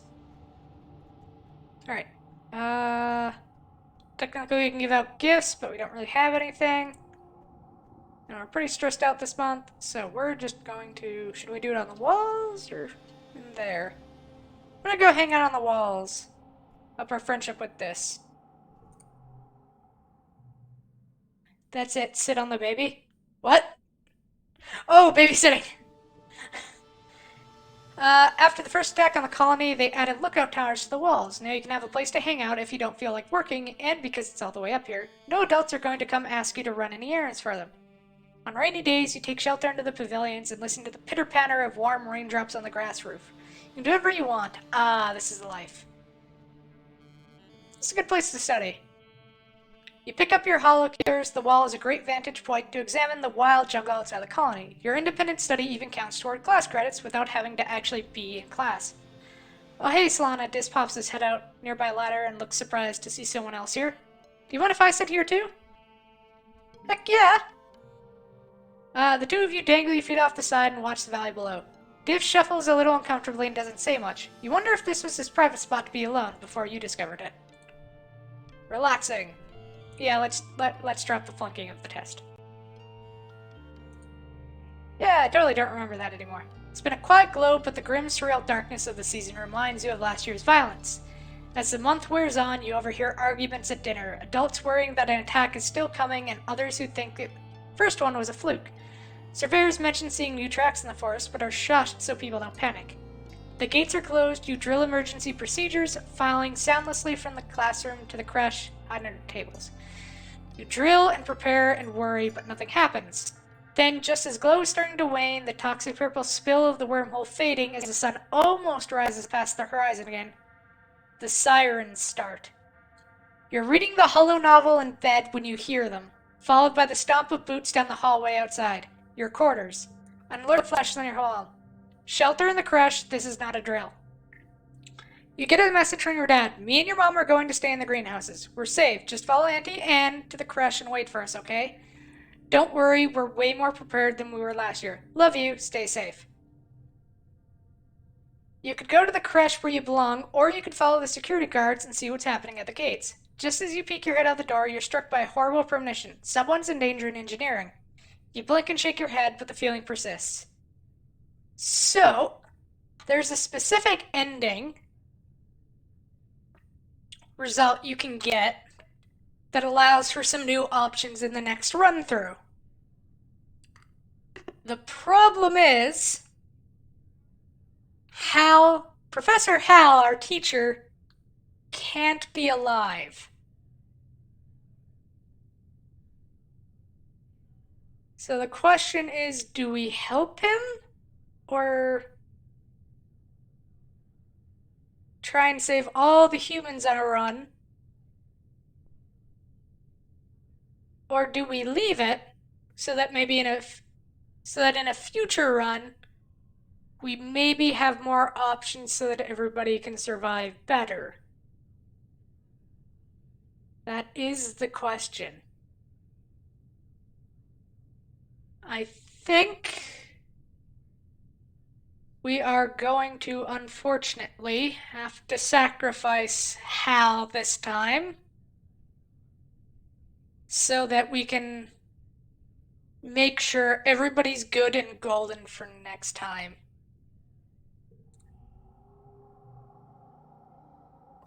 You sneak out of the living quarters and head towards the gate. You're immediately spotted. Stop. What the hell are you doing here? This is no place for you kids. Get your ass back inside. Stay hidden and watch. Flies rifle slung over his shoulder. You heard him, kiddo. Naruto, get back to the crush. You look so cool. Watch out, Com says suddenly. Get out of here, Solana. Go. Shaking you. You get there, you spot Tang and Dis huddled together on the beanbag chairs. Dis is stone-faced as usual, and he's holding Tangent in his arms. You can't remember the last time you've seen them this close. Tang must be really scared. Tammy's dad, Tone, is there with her, holding her and talking quietly. She looks like she's been crying, but she sees you and wipes her eyes, beckoning you over. Take a seat on a beanbag chair and wait. Other children filter into the room after you. Anemone, her little brothers. Nougat, you don't see him. So Cal must be sheltering with your parents in the greenhouses. You hope they're okay. Comfort Tammy. You go and sit beside Tammy and Uncle Tonin. He started up a holo-game, a board game about collecting candy from flying castles. You haven't played it since you were a kid, but Tammy smiles and lets herself be distracted by the simple animated characters. You don't hear much from outside. After a while, the sirens sound all clear and you all file back to your quarters. Your mom and dad join you right away and give you a big hug, and thank you for following their instructions. When things have come down, you overhear a parent talking. I'm not going to be the first one to congratulate Rhett, but all of his defense and improvements were exactly what we needed, your mom grumbles. Ugh, he's going to be insufferable the next council meeting. Your dad pats her on the hand. Credit where credit's due, Flulu Bell, he says. And she smiles despite herself. It could have been worse. Your mom nods and they both sit in silence before your dad speaks again. Poor Hal, he sighs. What a way to go. Professor Hal? Your parents startle. Hey, Pumpkinhead, your dad says. Yeah, they're going to announce it in a few hours after everyone's had a chance to calm down. He didn't make it. Don't worry about that, your mom replies, shooting your dad a look to keep him from talking. It's adult stuff, okay? You guys won't be able to go into the engineering wing for a little bit, not until it's decontaminated. You curl up and think, Professor Hal can't just die. He can't just be gone. He's your teacher. And the engineering wing is where you take your classes. And you can't imagine something bad happening in such a safe place. You fall asleep thinking for sure there's been some mistake. Oh. It's such a harsh thing, but like... we need it so that we can do something more on the next life.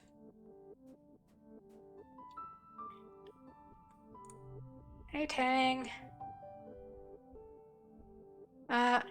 What's the matter? I can't... Professor Hal, she tries again. He was helping me with this physics chapter, now she throws her hands in the air, virtual hall palm screens flying everywhere. I can't understand this without him. This is impossible. Why did he have to die? Give Tang a hug. She stiffens, then lets you hold her. You can feel her shaking. You might think she might be crying, but when she finally pulls away, her eyes are... Thank you, Solana, she says. I know you're having a hard time with this as well. Nothing is easy on Vertumna, when even the adults can't protect themselves. It's obvious we're on our own out here. Oh, so close to engineering 30. Thank you, she nods. Okay, so we should have focused more on engineering for that one. Oh well. That's something for the future. Though I am most definitely not letting Hal die again.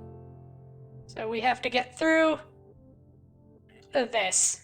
Study engineering. The colony is still reeling from Professor Hal's death. You're not sure who to expect when you go to class today.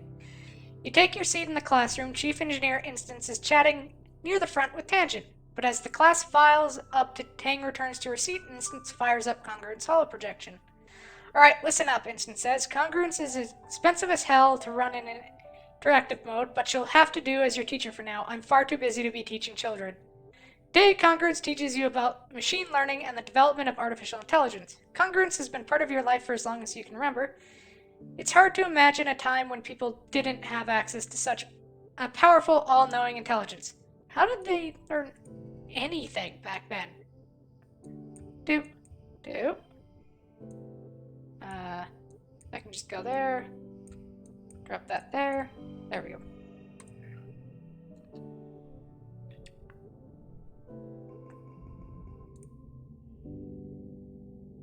You wake up, recurring dream, nightmares, birthday. I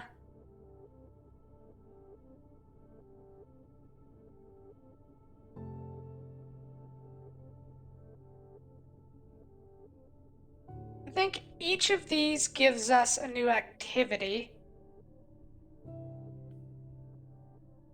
But we're going for a kind of creative engineering type, so we'll go with the one that gives us creativity. The Phonophonar. The instrument is part flute, part paintbrush, and uses a neural link to paint holograms in the air as you play. How did Tammy know? What a great gift. You can't wait to practice in the lounge. Everyone's going to love it. Yeah, they even keeping an eye on us. I think it's... Yeah, what do we want to be?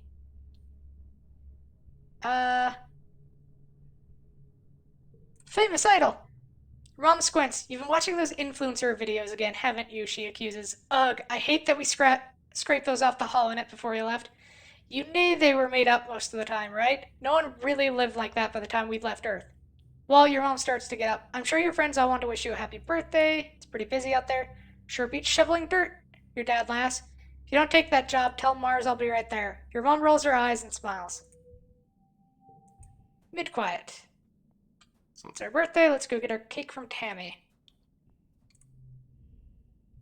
Happy birthday. Yay, cake. Share it with Tammy. Yeah. Tammy's the best. Okay. Do. Visit the supply depot. Buy more cake. And talk to Mars. Yeah, working at the depot. Wow, Mars, that's amazing.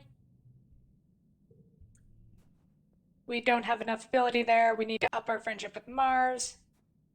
Well, we have the boost to our physical stats, so we should probably go exploring.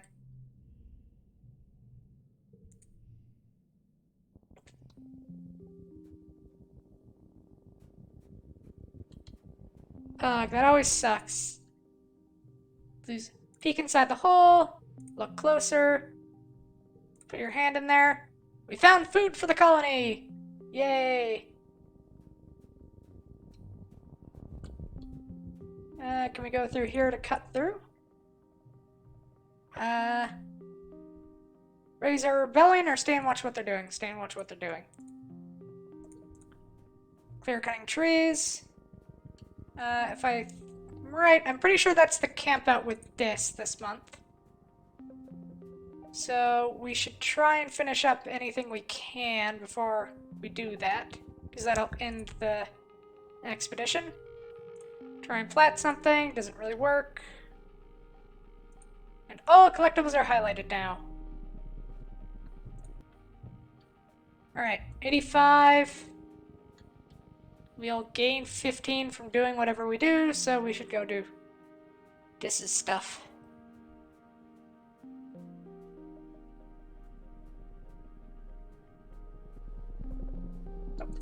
Medicinal plant. It is. Second sun is beginning to set, and you're planning your route back to the gates when you spot this in the distance. Hi, Solana. I wish I didn't have to go back home. I wish we could stay here forever.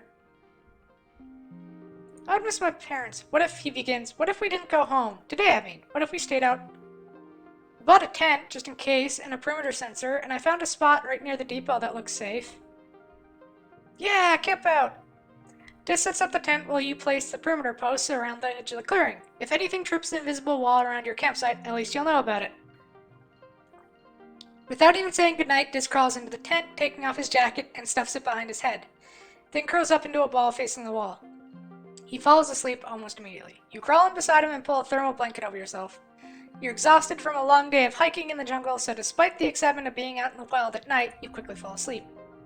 You both wake up to the blaring alarm as the bright lights filling the campsite. The perimeter alert! Something must have triggered it. Who's gonna go up and check it? I will, I suppose. 0, 1, 2. 2, 4.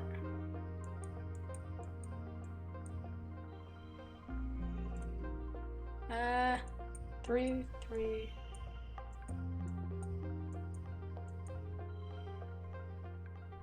Good enough. More bravery! You both carefully open the door and peek out through... Nothing. Whatever it was, the light and noise must have scared it off. The sun is almost up, and you are definitely not getting back to sleep after that, so the two of you eat soy rations and quietly watch the sun rise over the jungle together. Camping outside. When the surveyors open the gate and start prepping for the day, you pack up your gear and go home. You expect the worst, but nobody even noticed you were gone.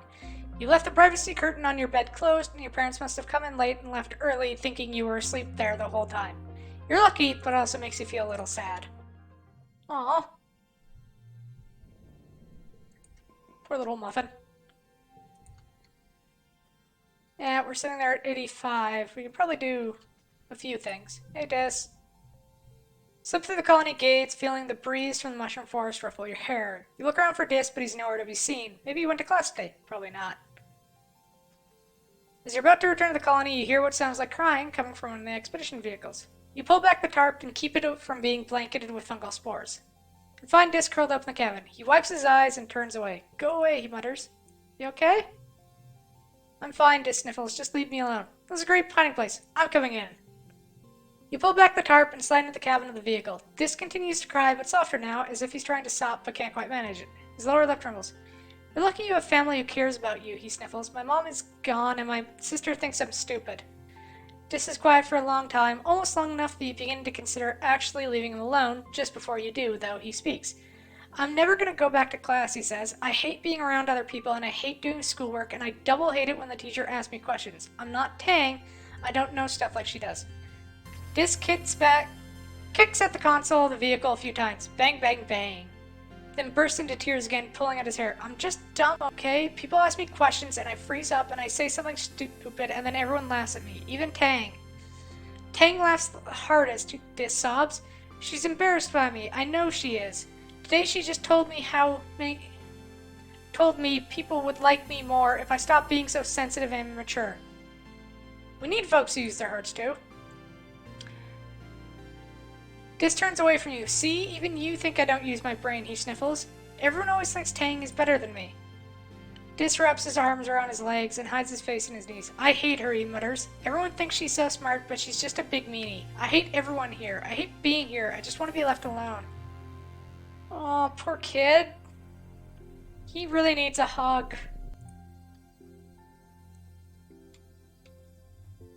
How many of those crystals do I got? I have one.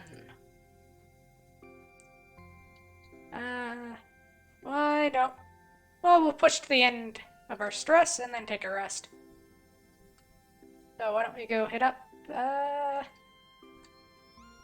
empathy. Or actually, why don't we practice the phonophonar? The phonophonar, or phonar, is part flute, part paintbrush. You point the end of the phonophonar in the direction you want to paint, blow into the other end, and it makes sound and draws holograms in midair. It comes out with a funny earpiece that fits behind your ear and reads your thoughts. Well, not quite. More like it detects the electrical impulses in your head and draws those. You're not really sure how to use it. Ask a friend for help. You look, but you can't find anyone else who plays the phonophore. Like, nobody in the whole colony. Mars tells you it's a dumb gimmick instrument, and the one who's on the depot shelves have literally been there since the Strato left Earth over 20 years ago. You have better luck with the adults, but only barely. Antecedent smiles when she sees you carrying the phonophore. Oh, those old things, she exclaims. I remember those. I took lessons as a kid, and they were popular for a hot minute back on Earth. I could play Do Re Mi on it, but that's it. Never got the picture part to work at all, honestly. You guess you're on your own. Figure it out yourself. You sit down and experiment with it. The phonophore is different for every person, so figuring out how to play it is a personal experiment. You let your instincts guide you. You wish it was as simple as thinking tree and it paints a tree, or even blue and it paints blue. No, for you it's more like, well, if you think about food, it paints lots of round bubble shapes. And if you think about something that makes you angry, it draws orange squiggles.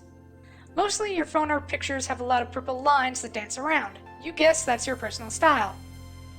Okay, actually, once you stop worrying about being good and just thinking about how it feels, it actually starts to feel fun. 2, 0, 2, 5, 3, 3.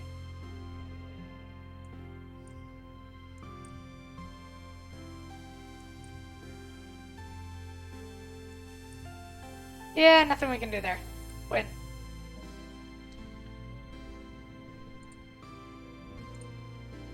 They quiet the early pollen. Nobody has a birthday. Oh, hey, an egg.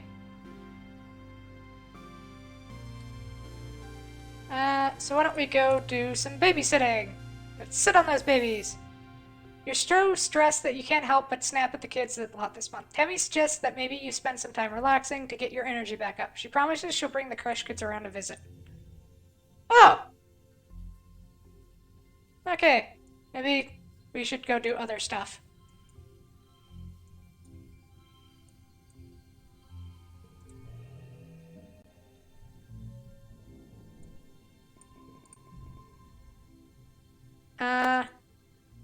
Yeah, Dad has the shimmer and collapses. This is way more dangerous than you think. Instance doesn't listen to us because we're only a kid. Tell them pixie beans are dangerous, because they are. You know I wouldn't lie. I don't like them either, your mom got sent. Oh, wait. Probably should have read this. Hi, your dad says weekly holding. Yeah, collapses. It's way more dangerous than you think. You dream about these beans, people act all funny and they get sick. Your dad laughs. Someone's been reading too many weird hollow novels before bed, Solana, he says, ruffling your hair. Don't worry about it, my little minnow. I've been studying them since we landed, including eating them. He gestures proudly to himself. Look, I'm in great health. Arg, what is with no one believing you? Just because they're dreams doesn't mean they're not real. Your dad is acting pretty strange, but maybe it's just a shimmer brain. Remember the pixie beans mostly affected the teenagers? Ugh, you wish you could remember more. I don't like them either, your mom cuts in. I agree we should be trying to cultivate native crops, but something just feels off about these ones. She shudders. I can't stomach the idea of eating something that glows in the dark. Who knows what they're doing to our bodies? Your dad sighs. Outvoted, huh? He sighs. Even though your mom's vote is the only one that counts. Your mom takes your father's hand and looks him in the eyes. Thank you for not forcing me to pull rank, she says quietly. We should still grow them, but I'm not ready to put all of our resources behind them just yet. Your dad agrees. The fields will be sowed with earth crops this year. You can't exactly remember the details, but you think it's going to help. Yep, so let's go check our food shortage situation. That was food shortage. Minus 50%.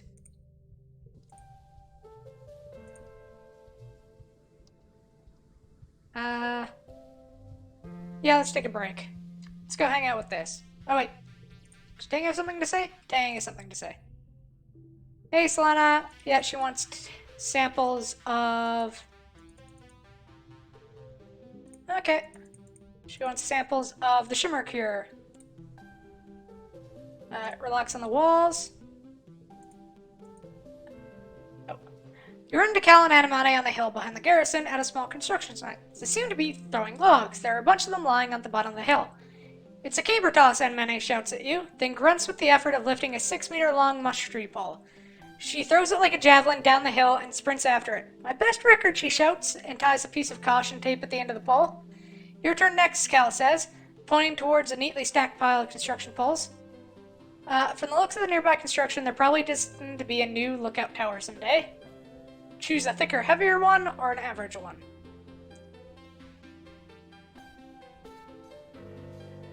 Let's go hard. Challenge mode. Wow, wee. Cal makes a noise like a siren. He shouts down to Emily. Solana's gonna throw a big gun, so you better get out of the landing zone. The pole isn't actually that heavy, but its length makes it hard to balance. You struggle to get underneath it with your knees bent. This is going to be tough. Lift, run, throw. Do?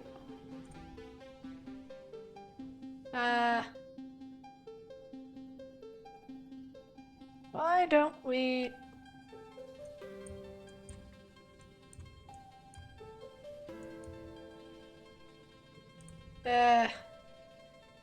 So you need to get 42 in this one with a 0 on the board. This will be tough.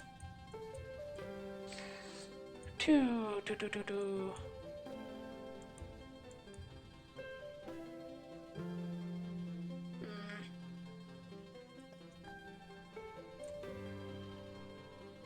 That is why we have mush rods.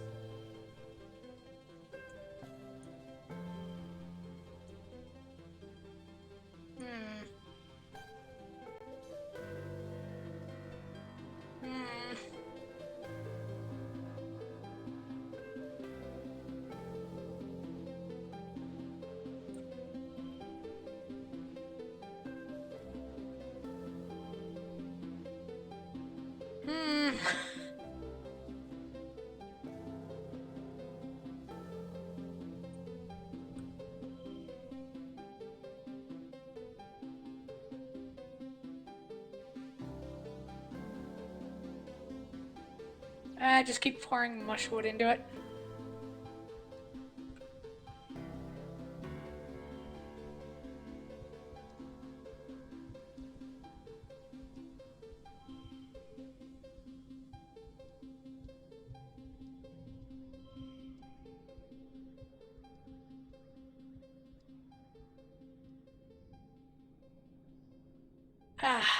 Well, that was a waste of stuff.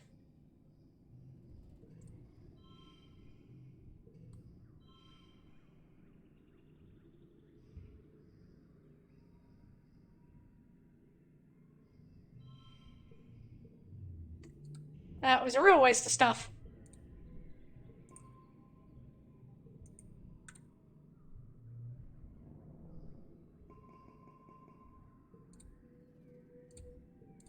Well, that was a waste of all of our collectibles. Let's go give Tammy her birthday cake. Here, got your present. Here's a cake.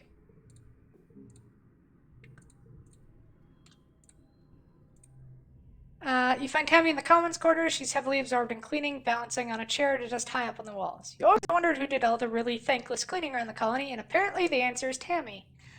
Tammy looks down at you as you approach and gestures to turn off her hearspeak. Oh, hello, Slana, she says, pushing her bangs off her face with a sweaty, harried smile. She's clearly been at this for a while.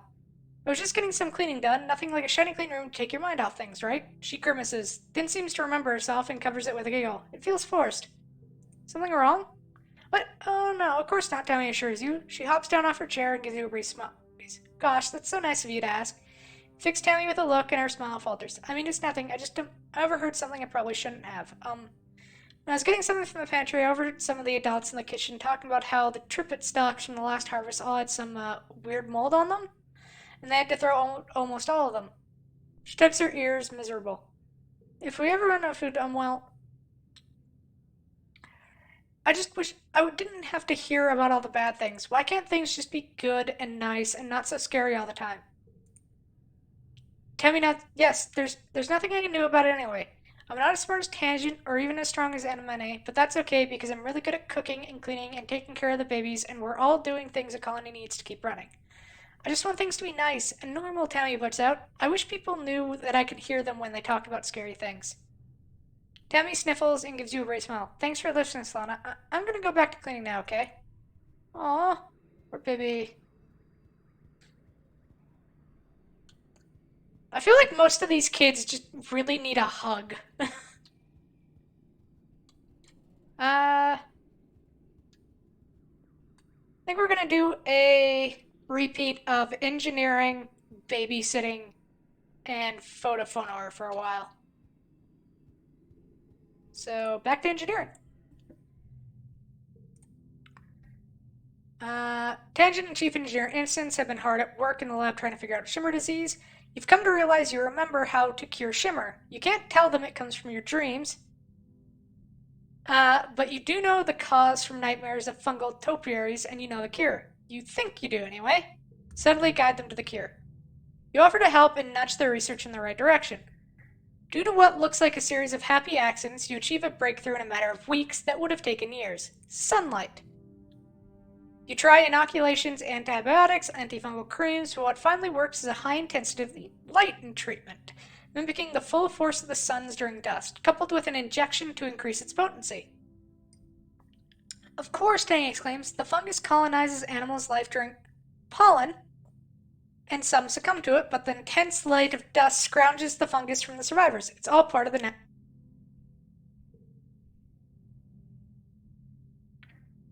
The treatment works on samples. Now it's a test on a subject. Well, we know it works, so test it on ourselves. You already know the treatment works and is safe, but you have to test it on someone to prove it. At least this way you look like a badass. You open a triple-locked research room and pass through an airlock. You don't have your envirosuit on, but that's the point. You need a strong dose of this fungus in your lungs. The small room is filled with the shimmer fungus. It's growing on everything. The walls, the floor, and on lumpy shapes that were some kind of biological matter once. Now it's all fungus, violent and shiny. You breathe deeply, marveling in the feeling of soupy, dangerous air infiltrating your body. Tang watches safely from behind the thick plexiglass. You can't tell if she's jealous or impressed. Next, you slide into the light therapy machine to bask in the nice warm light for a while. Even take a nap. Doctor instants take your vitals and run samples of your fluid through various machines. She's excruciatingly thorough, but after a few days she concludes that the treatment is a success. You still carry a high fungal load, but its effects have been nullified by the light therapy. Remarkable, Instant says, going over your findings. Now that we have a frontline therapy, we can begin treating the population to prevent the fungus from taking hold. The Shimmer Cure. She looks over at Tang. Solana's discovery will be of great help with our other research. You expect Tang might be cross that you got the credit, but she nods, looking pleased. You're just thankful no one was killed, not your father or anyone else. The colony is safe from the Shimmer.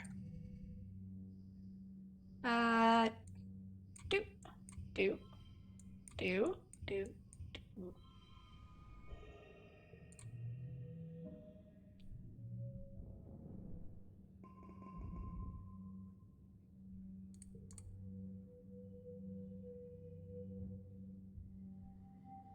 Late fall into early dust.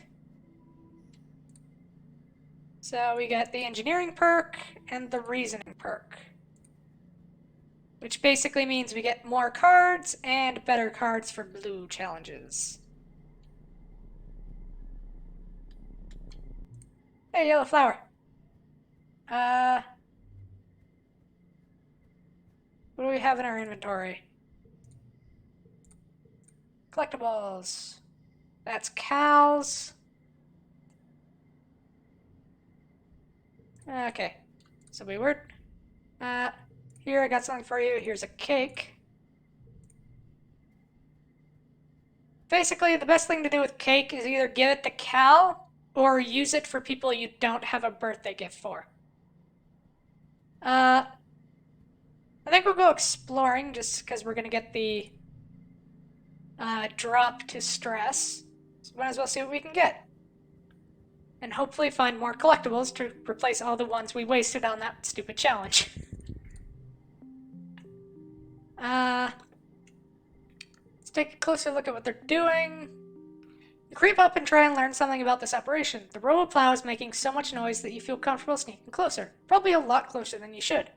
One of the farmers starts walking your way. Make yourself invisible. Fast! Do. 5, 3. How about 3, 4, 5? And we're gonna go with that because I can't really throw down playing sports ball without mucking things up.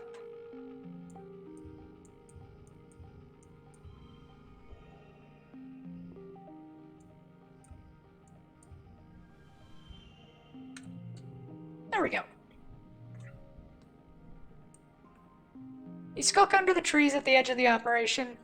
The loud grinding of the RoboPlow hides any noise we might have made. Suppose we should go check to see what the boss of this area is, or if it's respawned. Suppose I should have checked that when we were actually going to go exploring.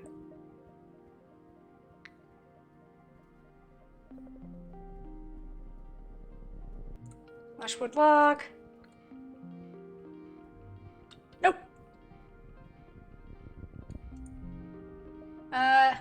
Leave the flip cow alone, because we don't have the animals to do anything to them. Walk through the Hot-Buy territory. 3, 4.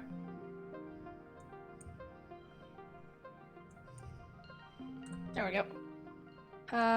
3, 3, 3.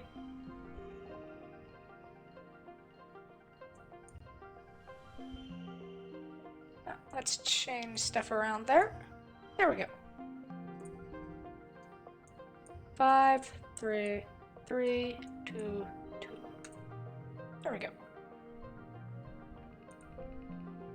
The Hot-Buys are worried at first, but you crouch down, copy their cute little squeaking noises, you bounce towards them, and amazingly, they don't hop away. You play with the Hot-Buys for a few minutes before moving on. Cute little guys. As you come to a bend in the path, you catch the corner of the eye. There's something on top of a nearby mushroom cap tree. You can't quite tell what it is, but is that a person? Someone is peering over the edge of the mushroom cap above you. You can't quite see their eyes, but you get an impression of long dark hair and an enormous mocking grin. I wouldn't go that way if I were you, they warn playfully.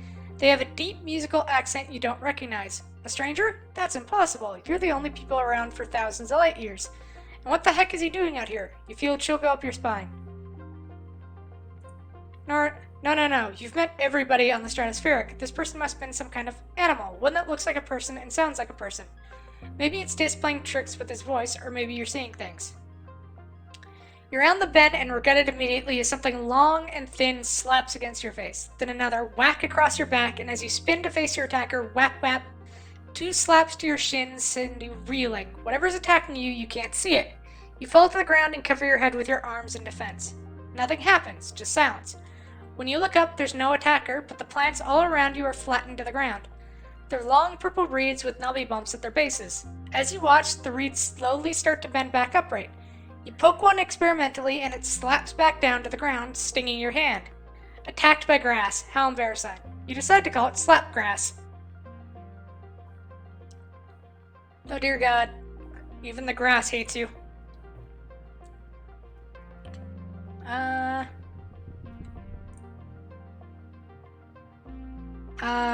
The path here is engulfed by a dust tornado. It whirls, twirls, and shows no signs of moving away. Walk through that dust. Do.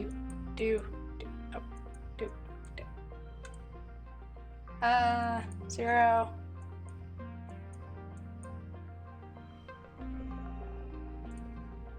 And then do. Oh, wait. Switch those 2 around. 3, 3, 4.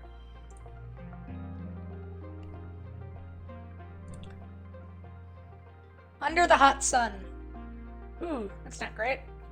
Shut your eyes hard against the swirling dust and somehow manage to walk in a straight line through it. Once you pass through and turn around, the dust storm settles. You wonder if walking through it caused it to die down.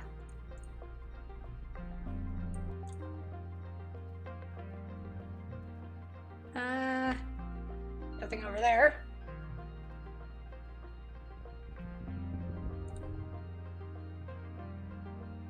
Oh, more blob grass. Well, that'll just give us stress, so let's see what else we can find.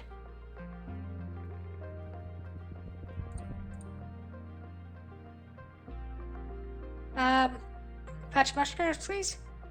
Yeah, pat those trees. You like the mush trees. You give one a pat and are surprised when it moves under your hand. It's not a tree, though, but a camouflage creature lying against the trunk.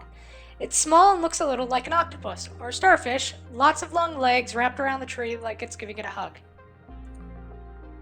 That brings us home, which we gain bravery and perception. Vertinalia. Yeah, under the stars, build a colony. Yeah, Chief Instance is taking up Hal's place. Melatonin is stepping down and Utopia stepping up. Everyone's stepping out. Opening up the thing. You get the most amount of friendship with the most amount of people by doing the talent show. So let's do that.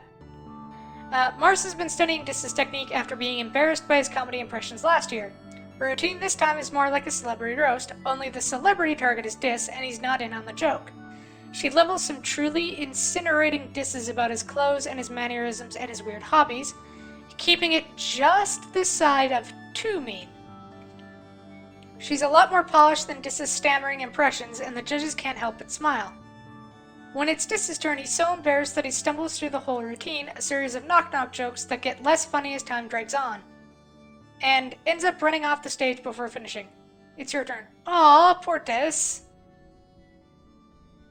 Let's play the Phonophone since we have it. Card becomes a 2, so why don't we go do, and do.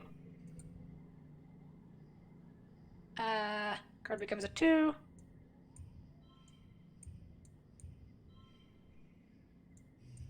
There. Plus 1 to the card next to it.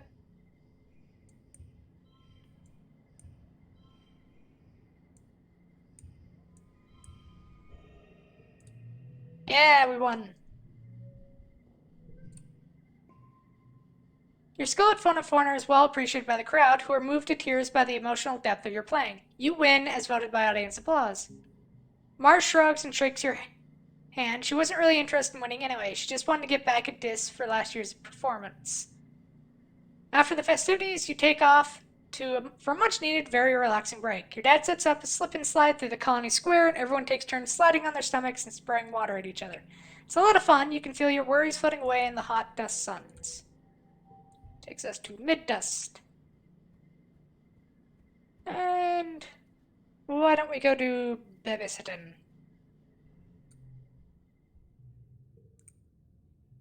Stomach Bud is going through the crush right now, and everyone is absolutely miserable. You and Tammy have both missed the worst of it, but Antecedent and a majority of the kids are taking it pretty rough. Tammy is cleaning up a vomit incident by the holoprojector while you strip the affected kids and get them into the bath. You come out with a bundle of soiled clothes and dread off with Tammy, who gives you the mop and bucket to take back to the laundry room while she finishes up with the kids. After so long working together, especially during the latest crisis, you're getting pretty good at working as a team. Antecedent pops her head in the crash to check on you. There are broken capillaries under her eyes, and her greasy hair is up in a bonnet. But she still gives you a tired smile. Then her nose wrinkles at the lingering smell of vomit. You're a hero, she says. Thank you so much for tackling the kids for me. You look down at the mop and bucket and dirty clothes in your hand. Does she think you did it all yourself? Tammy did most of the cleaning. Antecedent laughs. You're both doing great, she says. Please tell Tammy I'm very grateful for your help. She leaves, but not before sending you both some kudos. Tammy comes out of holding one of the younger kids, wrapped in a towel, and two older ones weaving tiredly behind her in robes. She's starting to look tired. I'm going to put these little kicky to bed, she says. I should spray down the floor with some antiseptic too, and then I'll sterilize the bathtub. Then, well, I guess we'll need to sterilize the bottles again, and boil and cool some water. And oh, by the way, then the laundry will be done. You don't have to do everything yourself. Tammy puts on a determined smile. It's okay, she says. It's my job, right? We all need to do our best, and well, I am. This is what people need me to be right now. That's all. Just make sure you take care of yourself. Tammy's nose goes pink, just like her hair. Oh, Solana, she laughs. Don't worry. I do, just not when someone needs me. She takes the kids into the quiet room for a nap. Get to work. Do. So how are we going to do this? 5 kudos if total equals 19. 5, 3, 1. That puts us at 20.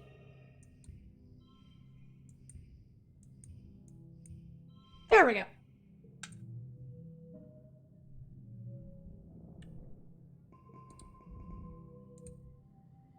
Mid to late. Let's go give Cal some bobber fruit.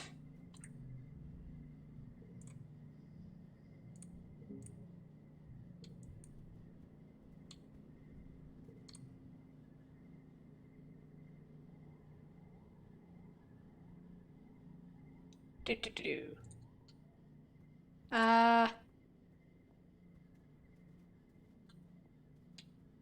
Now we should go try the Phonophonar, and then engineering again. Practice Phonophonar, we're getting good. Card gets +1.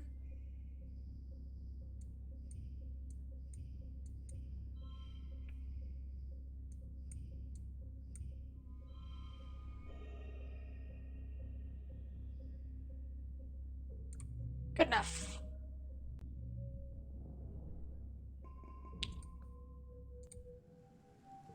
Early wet. Let's go give... Hey, Mars. Alright, what? At your son silence, Mars laughs, tosses her hair over her shoulder. You're alright, she repeats. You actually have good taste, unlike all the other nullheads. Ever since we landed, it's been like, help with this, Mars. Don't waste resources on that, Mars. It's boring. At least you understand the importance of sophistication. You shoot the breeze with Mars a bit longer. At some point, Dis skulks over to the living quarters, has to pass by you both, clearly trying not to draw your attention. Ugh, where's he going now? Mars mutters to you, and raises her voice so Dis can hear you. Try not to get eaten by aliens, she calls out to Dis. If you die out there, they can't use your body for fertilizer. Don't be a waste. Shut up, Mars. Dis is cool. You say it loud enough for Dis to hear. He looks at you with wide eyes before scurrying towards the walls. Huh, Mars says with a little smile. No accounting for taste, she seems to respect that you challenged her. She watches Dis disappear from sight, then shrugs. Maybe you can get through to him. I've tried, but he doesn't care about contributing to the colony, or being popular, or earning kudos, or anything important. What do you contribute, Mars? Mars laughs and puts her hand on her hips. I contribute plenty, and you know it, Solana. People need someone to tell them what to do, don't they? Meh. Butterfruit. Alright, we're gonna give you a birthday present.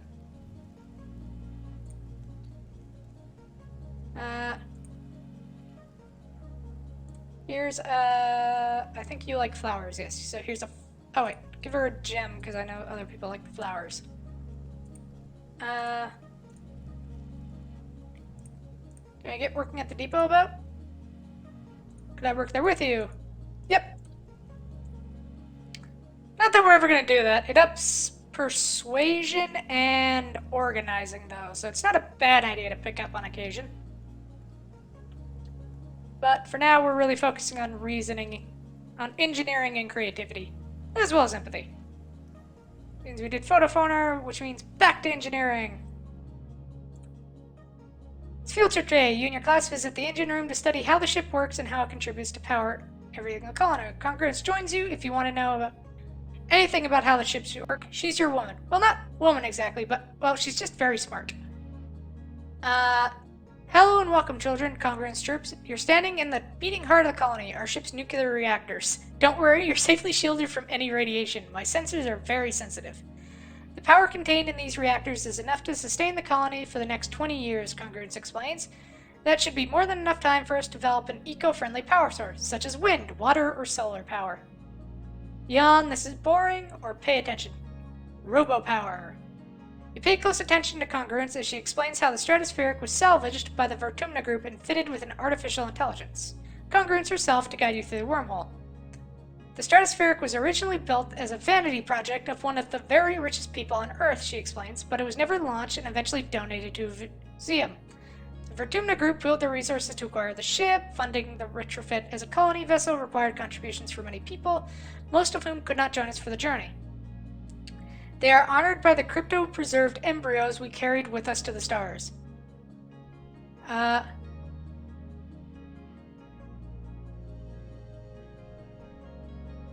happens if you break down? Well, hopefully that won't happen for quite some time, Congress replies. Barring something physically incapacitating me, such as a massive power failure, or a concerted attempt to destroy me, I am naturally self-repairing and resistant to attempts to manipulate or infect me with viruses. She smiles. Don't worry about me, children. I'll likely be here to teach your great-great-great-great-great-grandchildren. What about Gentech and nanoprinters? You point out that there's a lot of technology aboard the Stratospheric for a plucky little spacefaring colony. Where did it all come from, anyway? Congruence just smiles. The technology was acquired for the betterment of humanity, she replies. Do not concern yourself with They totally stole it. The cryo, what nows?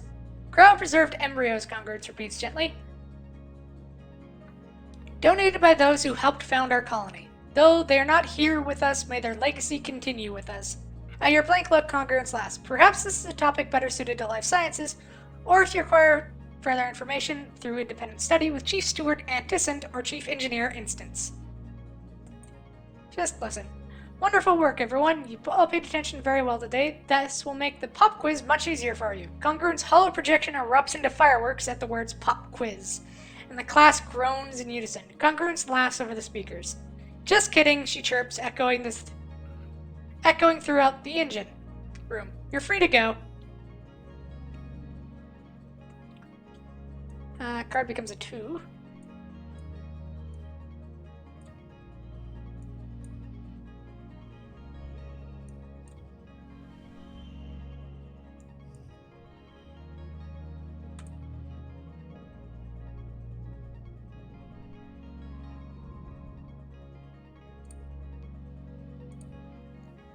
Early wet to mid-wet.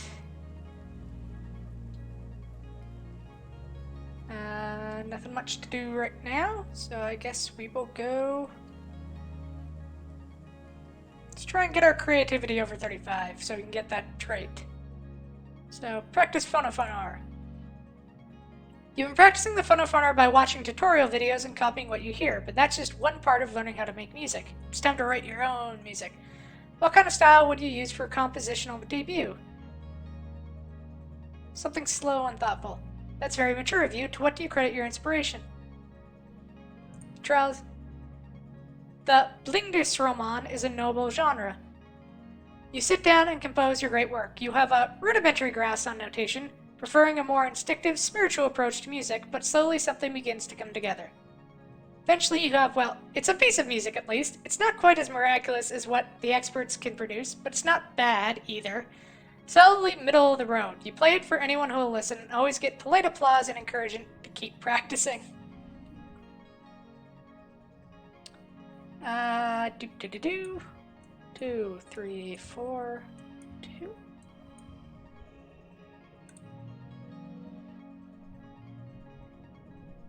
There we go. New cards in the depot. Mid to light wet. Who do we have lower friendship with? Dis or Tangent? Dis! Let's go give Dis a birthday present. Hi! Dare you to eat this worm. Oh yeah, discounters? Well, I double dare you to eat a worm. You can't just turn down double dare, you're no meek little hot-pie. Slimy, unsatisfying, very, very gross. Dis eats his like a noodle, slurping it up and wrinkling his nose as wriggles in his ugh. Yuck, he says, swallowing it whole, then shows you his empty mouth. You should have known better than to dare a person who fears nothing. Ugh. Ugh. Ugh. Worms. Right, birthday present. Here, take this. What do you want? Dis is sitting in the bed of one of his expedition vehicles, tinkering with a bit of tech. He tries to hide it from you when he sees you, but it's in so many pieces that he manages to shove some of it behind him before he gives up and glares at you mistrustfully. What do you want? What you doing? Dis squints at you. Promise you won't tell on me, he says. Promise. They weren't using it, he starts, already sounding defensive, as he turns the biggest piece of the device over in his hands. It's just sitting there in command, so when they weren't looking, I took it. I took it and no one noticed. He seems excited about this fact. I think it's part of a communication device, he says thoughtfully, so I'm trying to figure out how it works. I want to talk to aliens. Wait, what if you tried this? Dis watches as you intently as you reassemble the pieces of the communication device. You hand it back to him, and he flicks it on, and it crackles to life with a roar of static. Dis almost drops it in shock. Forward, go, how many? 4, over.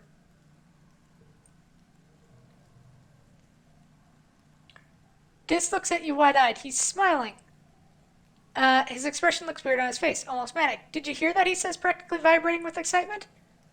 Those were words, I swear. Aliens are real, they're out there. Yeah, probably. Dis holds the device to his chest and strokes it. I knew it, he whispers. I knew it. People on Earth used to use stuff like this, thinking that it could pick up the voices of ghosts, Dis says. It was probably just radio waves, so I figure if I'm looking for radio waves, aliens have to exist, he continues quietly, but with great conviction. They have to. You can't have this much life on a planet without some of it being smart like we are. He sighs. I just want to talk to them, he says. Maybe I'd fit in more with aliens than I do here. Anything is possible. Dis nods and looks outward into the mushroom forest. I know you're just trying to be nice, he says quietly. Even if you think we're really all alone out here and you're just lying to make me feel better, it's still nice. Why are all of these kids so mature? They all just... Do.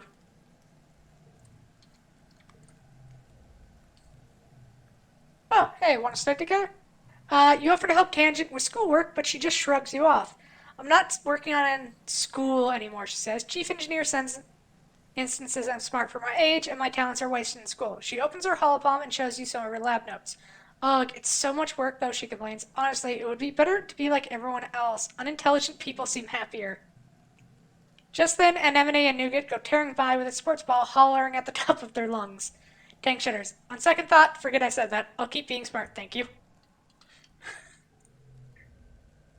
One of the lab assistants told me that it's impossible to fold a piece of paper in half more than 7 times, she says. This is a myth. You can actually fold a piece of paper in half 12 times. Tang frowns. I cannot abide those nominally more intelligent than I am passing on hearsay and urban legends as fact. It is the duty of all scientists to question what is held up as truth.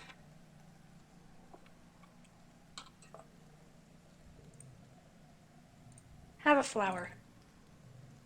Seems you remember my birthday. You're more beautiful than any flower. She grimaces. Please don't say that. She turns to walk away, then remembers herself. Thank you for the flower, she adds formally. I don't know any 12-year-old that has that much game. Uh,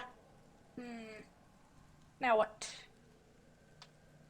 Just did phonophoner, so why don't we go and do empathy again?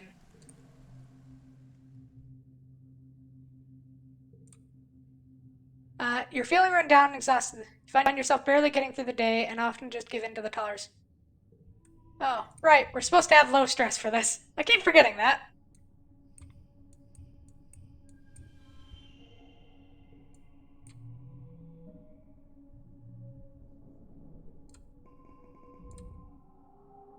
That takes us to glow. We need more friendship with this, so let's go hang out on the walls.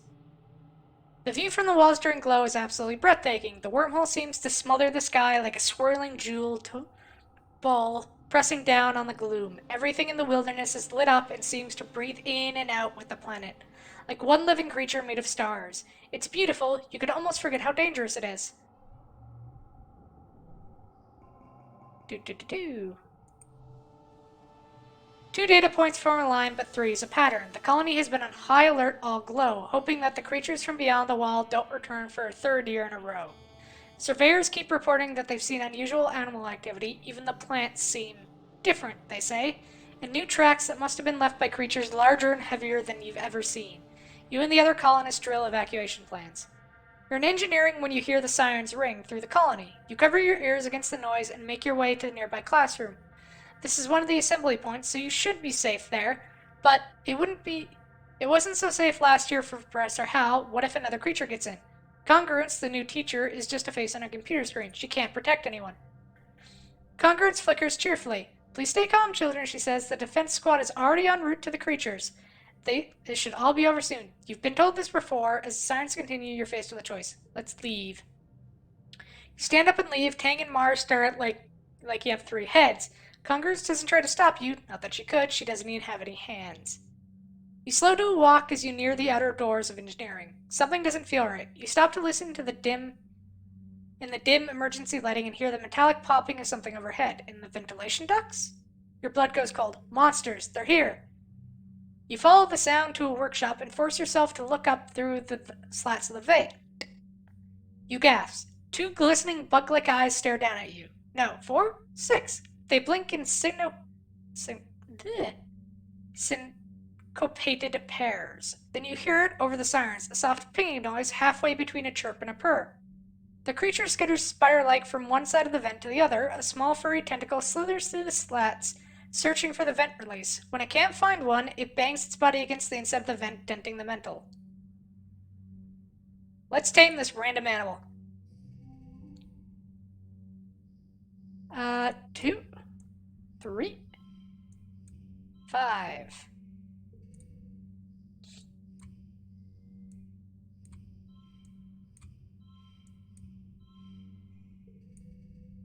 And then 0, 3.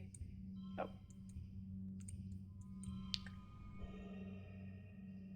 4, 5, and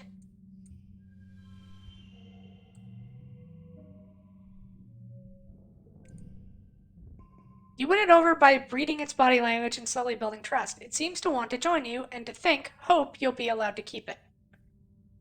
Aw, you're adorable. You look the species up on your holopalm and learn that it's Fricky, so named for the trills they make, which yours is making now, cuddling against your leg, are neither male or female. Though they do require a mate to reproduce, so it's a they then. You decide to name them Squiddly Feederson, no, Ricky Ticky, Fricky, Bright Eyes, something else. That should be name it.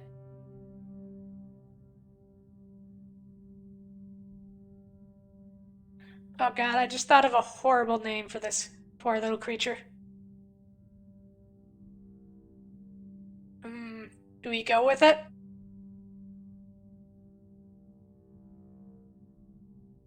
Oh dear god, I want to do it now.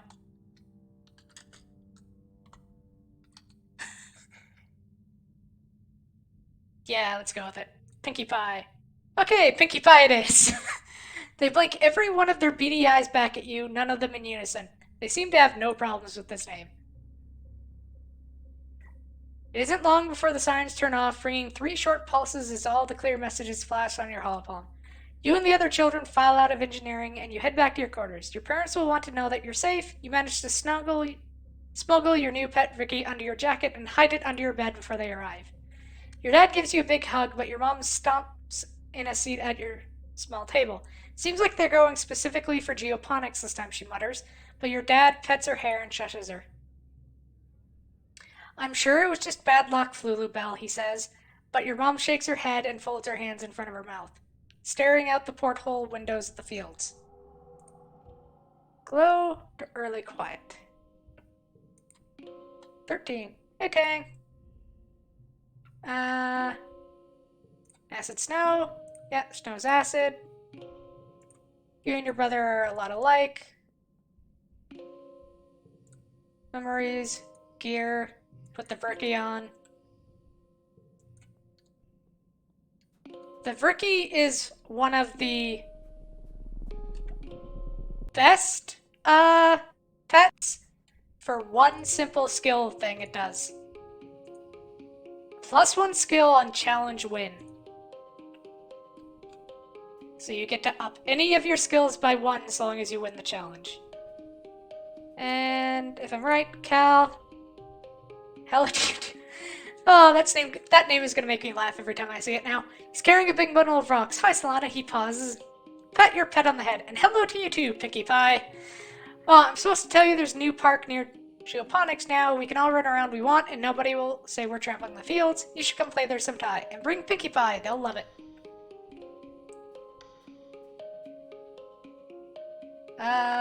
We have the bonus from Heroic, so I suppose we should go exploring.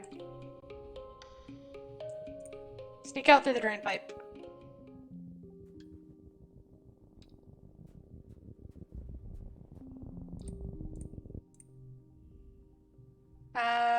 Hop-eyes are usually docile little creatures. Oh, we're being attacked by hop-eyes. Yay!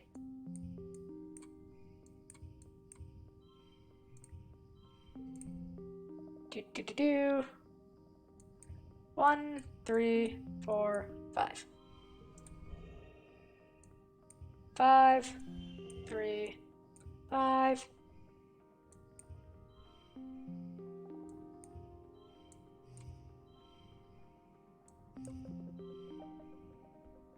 There we go.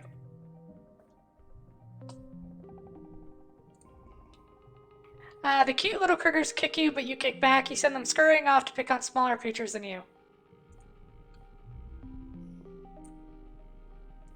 And we get the toughness bonus, which is nice. Oh, we know what that does, so we'll wait until we're a little more stressed. Oh, Blupgrass.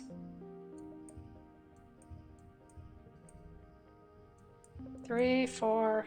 Do we have a 5? We have a 5.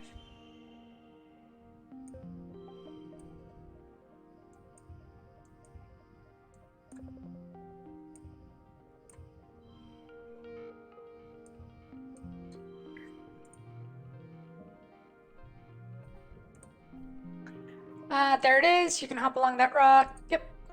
Through the Blupgrass. Figure out what's wrong with her.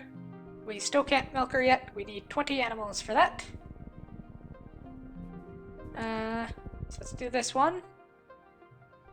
Bravely jump the pond. 2, 3, 5.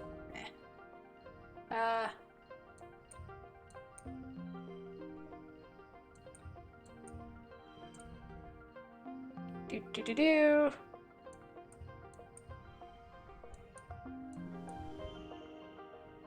Let's see what we can do with this. 3, 5, 5.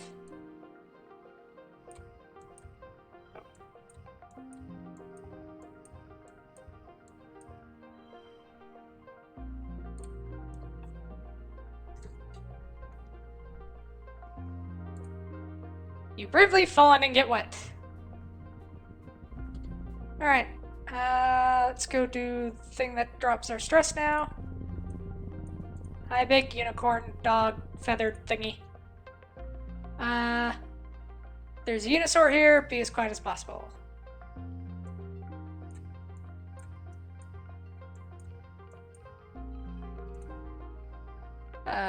Four, 6. We don't have a 5, so it's just a 4. Series of 4s then. 4, 5. That at the end. 3.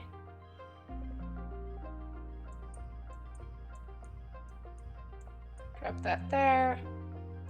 And we'll drop that there for 1 point. Oh wait, oh well. You settle in to watch it. Moving, holding perfectly still. Yeah, it pees, sharpens its horn. And we think that's all so wonderfully magical. That should give us we're only at 19 animals. Still can't do anything about that cow.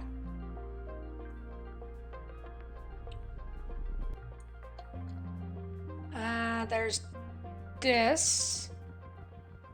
Not sure what Dis is gonna want to do, so we'll save him for later.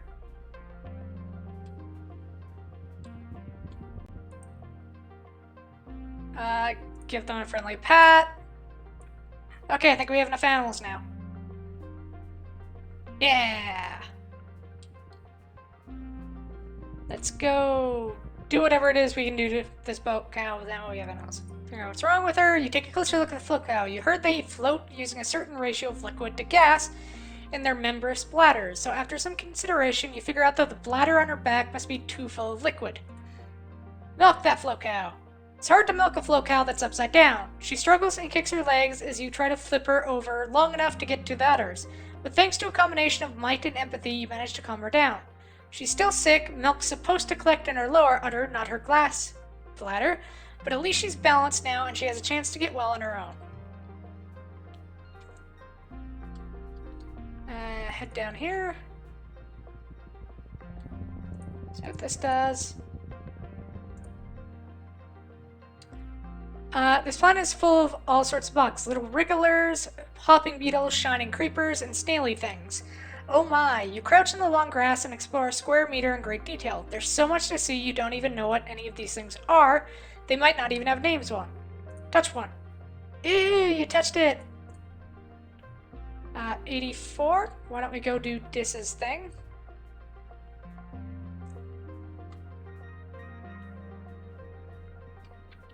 Come on. See what Dis wants to do. Where'd my mouse go? There it is. You find Dis sitting on a large rock on a hilltop, eating a sandwich and looking totally at home, far from the colony walls. Join him quietly. You sit down next to Dis and get out your own lunch. Some soy cheese cubes on crackers from the cafeteria. You listen to the jungle sounds and think about how nice it is to just be free. And in the open and not confined to a tiny box hurtling through space. Then, quite out of the blue, the rock you're both sitting on stands up and starts to walk down the hill. Oh. Okay.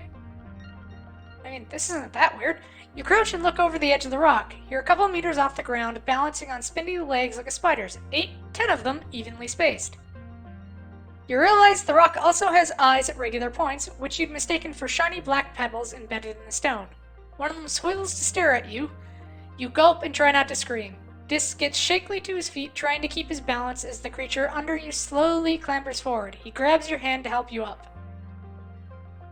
Try to be brave. Oh, got the robo-powered one.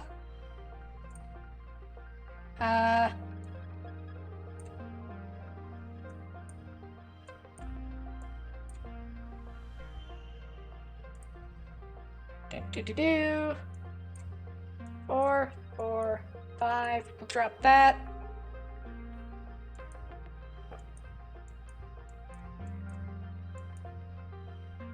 There we go.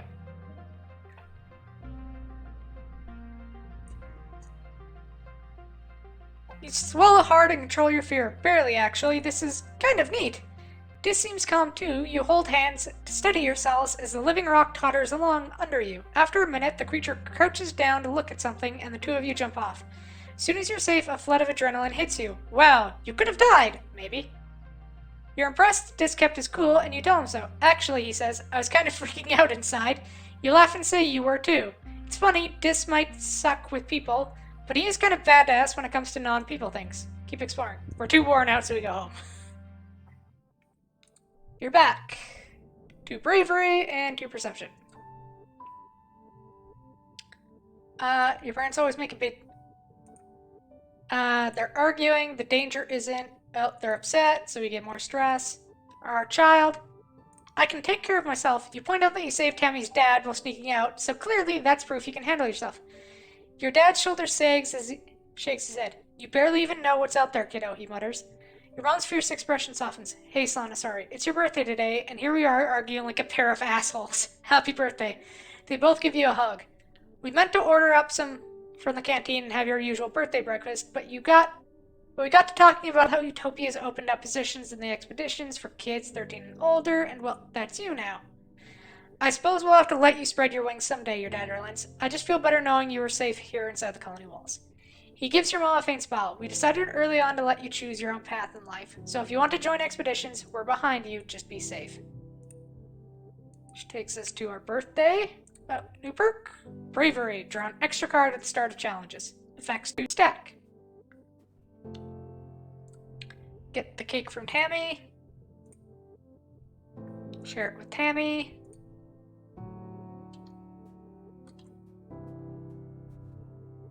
Go talk to Dad. You find your dad comparing some plant samples. When he sees you, he puts down the test tubes and gives you a big hug. Kiddo, he exclaims, and kneels down to look you in the eye. I've been thinking, I want to say I'm sorry. Your mom and I were arguing on your birthday. We disagree sometimes, just like every couple, but it's unfair you had to see how much the soy sausage gets made. I was really upset. Your dad's face falls. I know, I'm sorry, little gooseberry. Here, I hear the depot's open now. Go get yourself a piece of candy or something. On me. Your mom and I talked it out, he continues. We're both just really putting our everything into the farm right now, and it's making us kind of snappy. You don't have to worry about it, okay?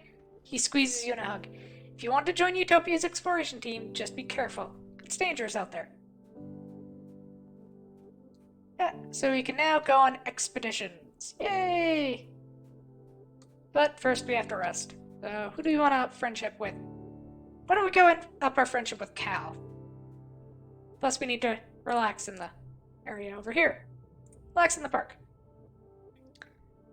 You and Cal walk through the park, a special place set aside for growing ornamental plants from Earth. It was grown from precious seed bank preserved for over 20 years above the stratospheric before your mother started planting them here on Vertumna. Almost nothing here is grown for food, though many of them are technically edible. It's so green here, Cal says, stopping to smell a bush of fist-sized red flowers with velvety petals. Wow, they smell so sweet. It's so weird. Since you've never seen Earth, many of these plants are actually more alien to you than Vertumna's native species. You see them in holovids, but you don't really know their names or anything. You stop by a cluster of low-lying bushes with light purple flowers. They smell incredible, like Antecedent's special lavender soy cakes. This must be what Antecedent used to flavor them. Oh, is this lavender? Neat. Worked really hard on this. Your mom brought these flower seeds from Earth and somehow managed to cultivate them here even though there was so much work to do on the farm. Just goes to show that there's a lot about your mom that you still don't know. It's so peaceful.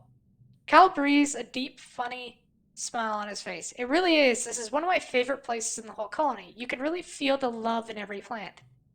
One pretty white flower in particular is flourishing here, the Astrantia, your mother's favorite. It seems to be growing faster than even native plants do, covering their paths and bluffs with tiny white stars. You practically have to push clumps of it aside in some places just to make sure you don't crush any. Good thing it's so beautiful. Sana, can I get your help with something in the barn, Cal asks? You excuse yourself from planting and follow Cal. Something's wrong with Socks, Cal says, closing the door behind you. She won't eat and she cries all the time.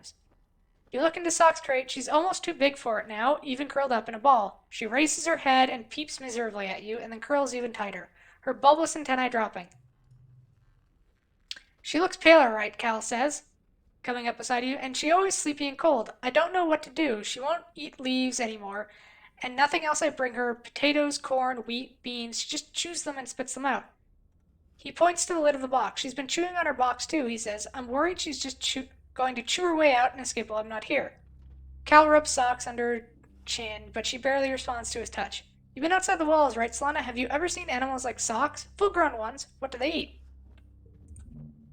You remember what Socks needs. Rocks! You've dreamed about it before. Giant dragons, adult dealey-pillars, out in the wild, chewing up glittering mountains.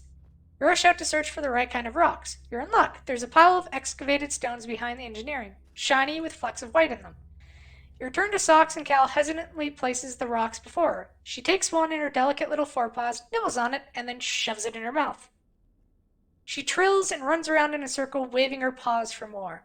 It worked, Cal crows, giving you a big hug. Thank you, Solana. You saved Socks. We'll drop the 0-1. Takes us to Lake Quiet. Well, we can go explore other areas now.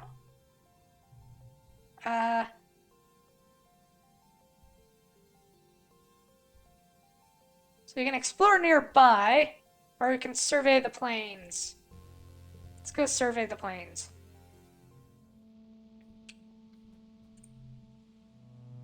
When you boarded Expedition's autobus this morning, you didn't know what to expect. It trundled you and the other surveyors a few clicks north to the Prozac Plains, a high, flat area with cooler weather than your colony. You could barely control your excitement as you watched the landscape change, and now you're here. You're finally old enough to be for a real survey mission away from the colony. You greet Chief Surveyor Utopia at the depot. This here's a plas cutter, she says, handing you one. It's a tool for cutting and heating things. You can use it to make a fire, cauterize a wound, boil water, and it cuts some materials pretty alright. You can use it for self-defense too, but I don't suggest it. Are we gonna be in danger? She makes a so-so motion with her hand. This is a quiet area, and what we're doing, we're not supposed to be in danger. We're just gonna be taking notes and pictures, keeping track of all the flora and fauna we see. Just don't touch anything. Unless I ask you to take a sample, everything is potentially dangerous. We don't know much about what's going on here, which is why we need surveyors, even young'uns like you.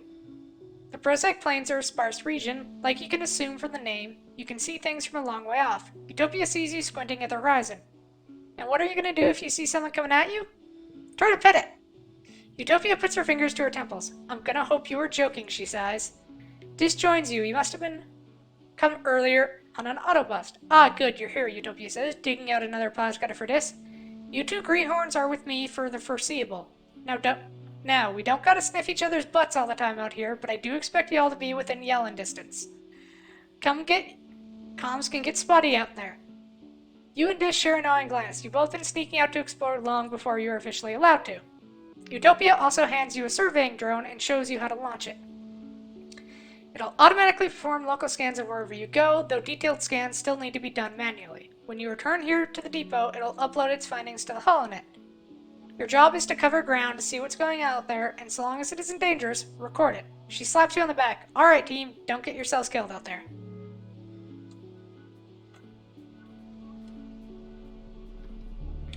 Oh. Pick that up.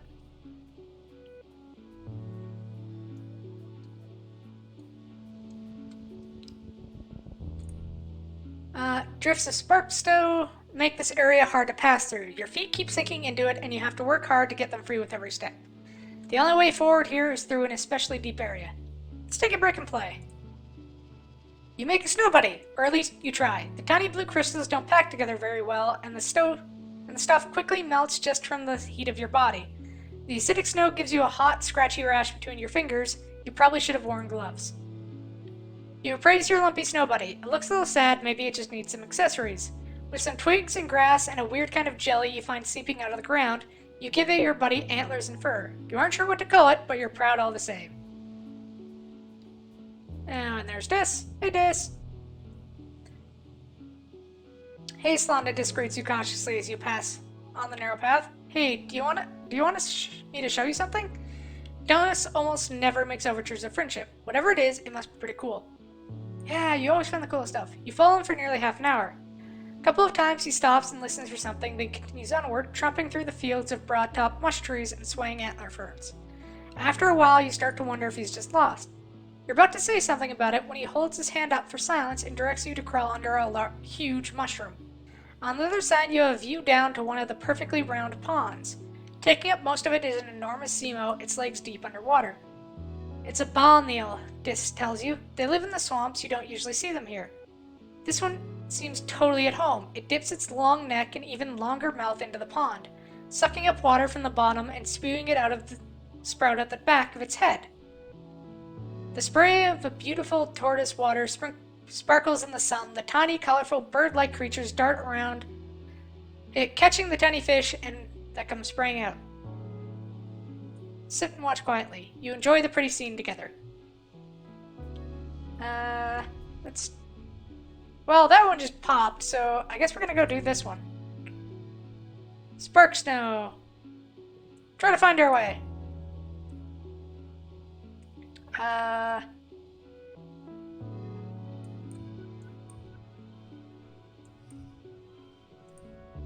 There we go.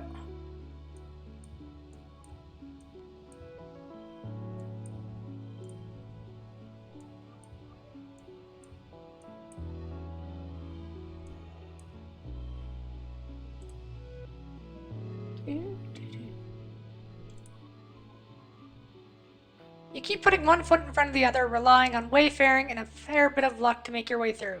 But you see something inexplicable. What the heck is that?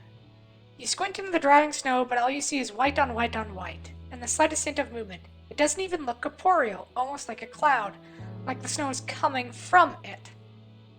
It's impossible to get a closer look. You pull your collar tighter against the storm and move on.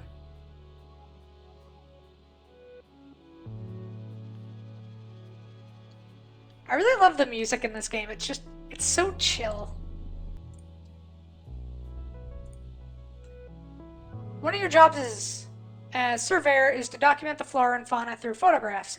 You see a thing, a skittish flock of really long insects. Each one has 10 to 20 sets of wings, like long rods with nimbly bits at regular points. They're moving so fast they're almost a blur. You've got a camera built into your holopalm, but it's not equipped to capture difficult shots like this. You'll need to put in the work. So do we want to up... let's up our animals. 4, 4, 4. 0, 1, 4, 5.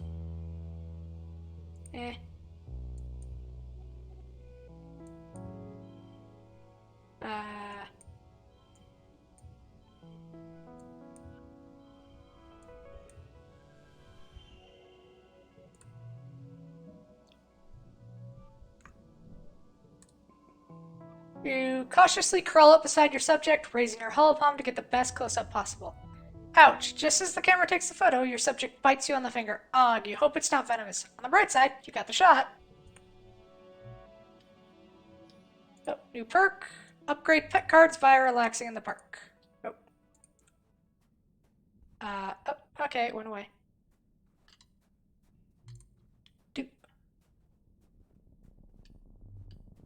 What's down here? Bushbub, can I get that without doing your thing? Yes.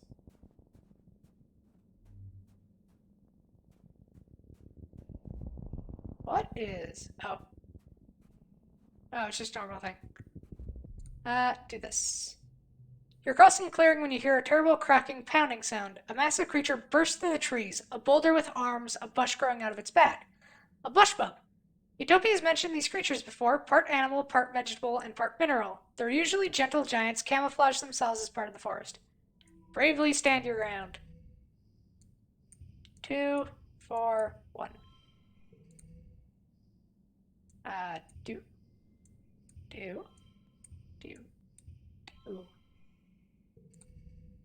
Let's see. 3.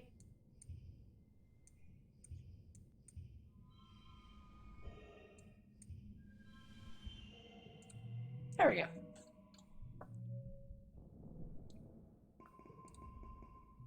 The creature pounds past you, its powerful stone-like gorilla arms smashing the ground. It doesn't even seem to see you and goes around you without even looking at you.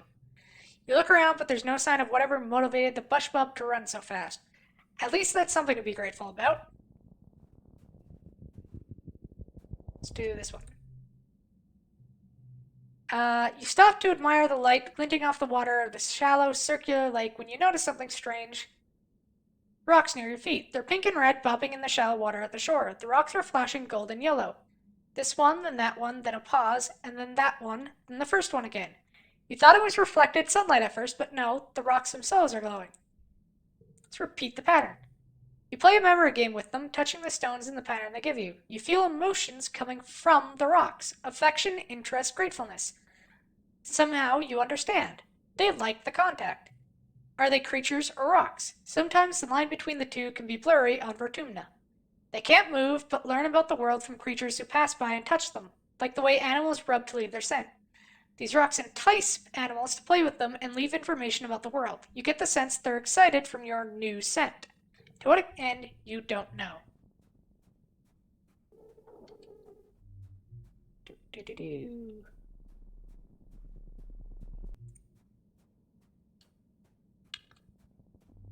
Yeah. This will probably be our last little event here for this exploration session.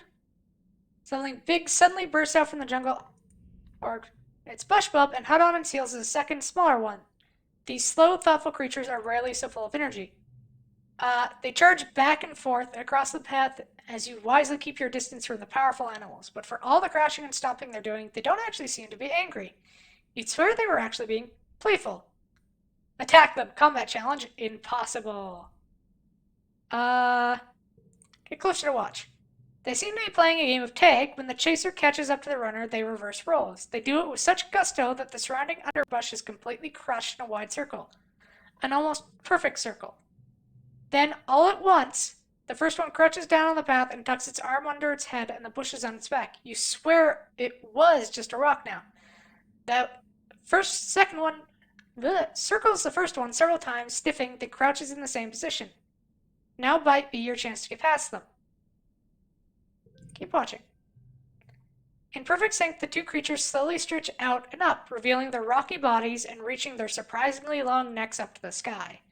They begin to shake their bushes and rattle their antlers in rhythm, in rhythm with. I think that's demo.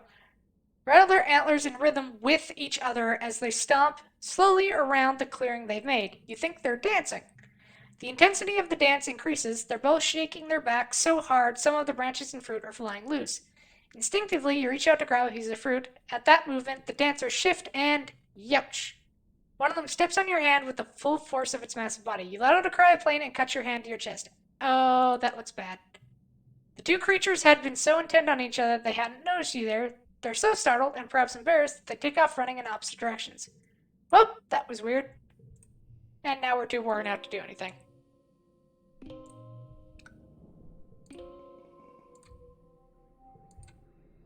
Oh, hey, Des.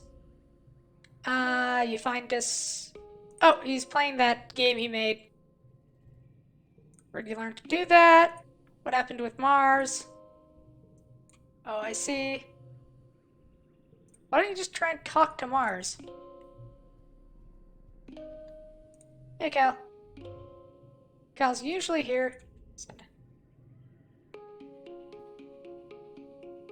The garden looks deserted, which is strange. Cal's usually here taking care of the animals or playing in the dirt or fetching things for the adults. You spot a pair of dirt-streaked legs dangling over a piece of equipment. Clamber up beside Cal on the sun-warmed metal.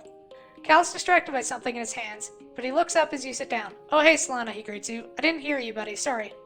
Like what Tammy gave me, he says, holding out a weirdly shaped doll with green stringy hair and lopsided eyes. She's the best, he says proudly. It's so cool that she can just make stuff from what other people think is just garbo junk. He lies back against the machine and raises the doll to the sky, letting it block the sunlight from his face. Tammy's my best friend, he continues. I know we all grew up together, but like, Tammy's really special, you know? Yeah, she really is. Cal looks pleased. I'm glad you think so. Aww. Getting a childhood friend romance. We used to play together all the time on Stratosphere. Like, all the time, man. I remember one time. Cal squints into the sun and rubs his chin. Sorry, before you got here, I was just thinking about how, like, when we were 4 years old, I promised her that we would get married when we were old enough. Aww. Oh, sorry for anyone who heard that. And Amani teases me about it. She thinks it doesn't count because we were just kids, but I keep thinking about it, you know? He looks down at the doll in his hands. It's truly ugly, but maybe that's part of its charm. What do you think, Solana? Tammy? Come on, I'm way better. That's so romantic. Tammy's confidence +1. Cal smiles and his cheeks turn a little pink. Do you really think so? Really? Oh man, that's... He looks away from you and strokes his thumb idly over the face of the doll, where the stitching was done with a little more care. It almost looks like Tammy meant the doll to look like Cal. Well, if you squint. Thanks, Solana, Cal says quietly. That means a lot. I hope she feels the same way. You and Cal spend the rest of the afternoon basking in the warm sunshine and chatting about growing up on the stratospheric. It gets a little quiet whenever Tammy comes up again, but otherwise, it's a perfectly happy day. Do.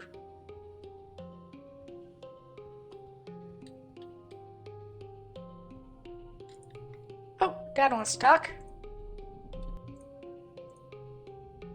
Hello, little tomato. Your dad's voice rings out across the field, hale and hearty. You don't have it in yourself to be embarrassed, not during pollen, not with the memory of him struggling to breathe so fresh in your mind. Are you coming to check on your old man? He teases you. He takes a breath, holds it, and lets it all out comfortably. I'm doing great. No congestion, no sneezing, and I definitely don't want to take a hike outside the walls. Dad's love. He pulls you into a big hug, ruffling your hair. He smells like sunshine and dirt and sweat, and you've never been happier to breathe it all in. He's alive. I'm proud of you, he says quietly. You can pull off miracles, kiddo. Yeah. Well, I haven't actually let it happen. I'm pretty sure if you don't cure the shimmer, your dad dies. So, might be a thing to look at the first time through. Let's just relax in the park. You play with your Ricky Pinkie Pie, hanging out with them just outside the walls. It's uneventful, which is exactly what you needed. You try to teach them some simple commands. Stay, follow, speak. It's adorable watching them tilt their head from side to side when they're trying to figure out something out. They don't seem to really get it, but you get the impression they're trying. You quickly realize the Vricky must be named after the sound they make when they're happy, a whirring, clicking noise for a weird spider tentacle creature. It's really cute. Yeah, let's drop that. And we'll do mid-pollen. I think there's a certain event we should get in geoponics. So why don't we go... Oh, well, first why don't we go help Dad? Your dad is watching your mom work. You can practically see the hearts in his eyes. Your mom's an incredible lady, he says dreamily. True love is hurtling yourself into space with someone hoping for the best for your children. You, Dad. Gross. Your dad is working with the float cows. One of them is sick and isn't producing enough urine as a ballast. And it keeps wanting to float away. Your dad is building a spike so that he can tie her down until she feels better. You hold onto the leash, feeling like a little kid with a balloon. A big, woolly, gassy balloon. It looks down at you with placid, unblinking eyes. You can see yourself refracted in them. Weird. Neat. So let's do some dirt shoveling, I guess. It's not always shoveling. You sometimes get to control the huge robotic vehicle that has been fitted with a plow. The Robo-Plow is massive and intimidating and can easily grind through rocks and even trees.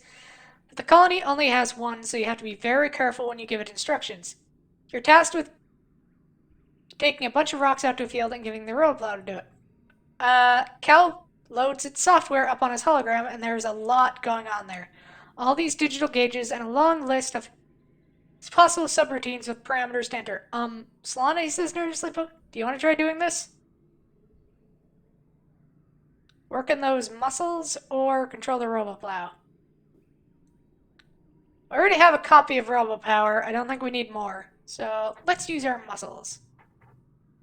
Do you decide you can just dig the rocks out yourselves with some shovels and back up hand plow. Cal is relieved. This he understands. Your aunt thinks you're nuts, but hey, you get the job done eventually.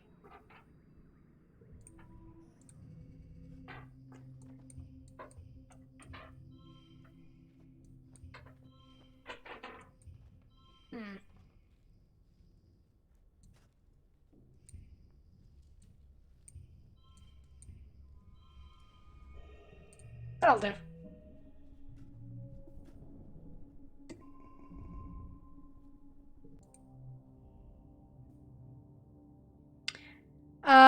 You're getting older. It's that magical time of your life full of discoveries and possibilities, where children become adults and their bodies change in weird, wonderful, and often embarrassing ways. When you were younger, Congruence gave you a frank presentation about preparing for the changes your bodies would experience in the next few years. Which parts of the... Should we try one of these other ones? We tried menstruating and breast growth. Let's go with what we know. You and your friends Googled your way through Congruence's presentation and left with a new appreciation for the wonders of the human body. Puberty had felt like something that would happen so far in the future that didn't even apply to you. You put it out of your mind even as you notice Cal's voice begin to drop or Mars starting to dress differently. Till one morning you wake up and something feels different. You just know something's off as soon as you open your eyes. Things are squelchier than you'd expect them to be down there. Periods. But deal with it on our own. Mom finds out anyway. There's a few reasons why she confronts you. There's only a few reasons teenagers can't type out, do their own laundry. Do you want to share anything with your old lady, Solana? You duck your head and mumble that you got your period. You don't know what you're expecting, but it's not a hug. I wish you'd felt comfortable telling me, your mom says. My little kid is growing up. She puts her hand on your shoulders. I'm so happy for you, kiddo. I know you're probably grossed out, but getting your period is important. Sometimes we need a bit of mess in our lives to remind us that we're real, that we're part of this world. It reminds us that we have the ability to make life and are responsible to take care of that life. Getting your period is a beautiful thing. You can't think of anything worse. Thankfully, soon you can get your blocker to keep them from having to go through this every month. Your mom hugs you again and keeps talking about how she's proud of you. It's super embarrassing and you can't help but shove her away and retreat to your bunk to stew about it. What is happening? You feel on edge today, like everything that happens that feels so unfair and tragic. Like you want to punt stuff and then cry about it, like you want to be left alone, but you also desperately want attention. It feels like a fount of new energy starting. Welcome to puberty. And you know what I think we forgot? I think we forgot to get cake from Tammy again. Did we? We did. Oh, wait. Oh, maybe we didn't. Well, we should buy some cake anyway. Visit Supply Depot, buy cake.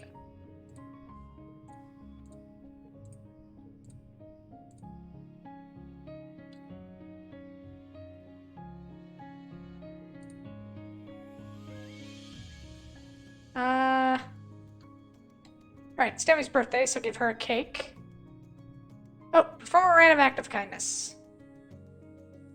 And I noticed that your socks are starting to get some holes. We only supposed to use nanoprecision. So I figured you wouldn't mind if I fix them. You know if you have anything... Oh, she mended our socks for us. I'll do something nice for Mars, Tammy says, filling with humor. But I just don't know what. She just nanoprints whatever she needs. She snaps her fingers. I know. Why don't we ask Auntie Seaton for help to help us put on a spa day for her? Auntie Seaton has a whole cabinet of nice-smelling lotions, soaps, and scented candles. She lets you choose a few of each and reserves one of the private lounge anterooms for you. Sure, Mars can buy her own lotions, but what she can't buy is the loving servitude of her friends. You help Tammy pimp and pamper Mars. She's just surprised and a little humbled by the attention and gives you both genuine hug and thanks. Tammy has good instincts. She always knows what people secretly need, and Mars needed to have something nice given to her instead of having to demand it.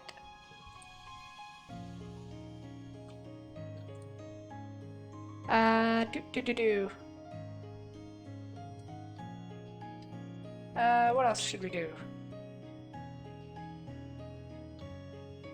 I don't think there's really anything else to do, and we can't really give out any... Oh, right! We didn't actually give Tammy her birthday cake.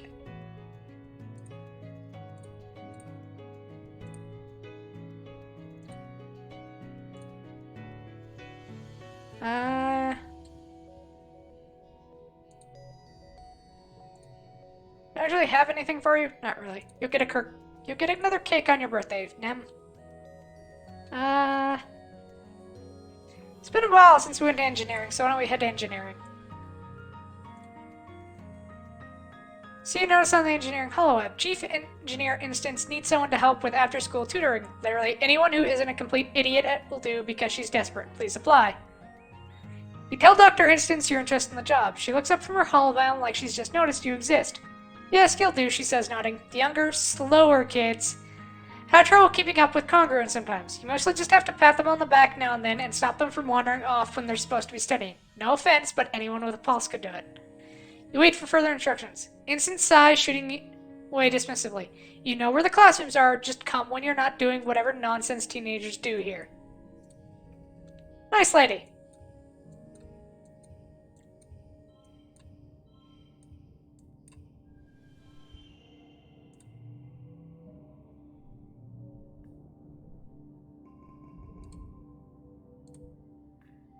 Late pollen, early dust. Let's go give Nem her birthday cake. Hey, Nem. Hey, yeah, it's a birthday cake, yeah.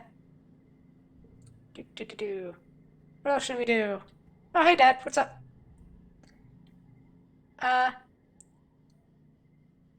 Just the person I was hoping to see. Your dad jogs over with a sunny smile. Hey, you want to get your hands dirty? Well, more dirty. The survey teams are bringing in a ton of animals we're working on domesticating, and we could use your help. You already know your way around a shovel, so I figured you wouldn't mind stopping by sometimes and giving your old man a hand. Cal is helping out too, and you'll have a friend to work with. Sure thing. Tending animals and hydroponics. Which is basically what we do instead of shoveling. And it raises our empathy, so it's not a bad idea.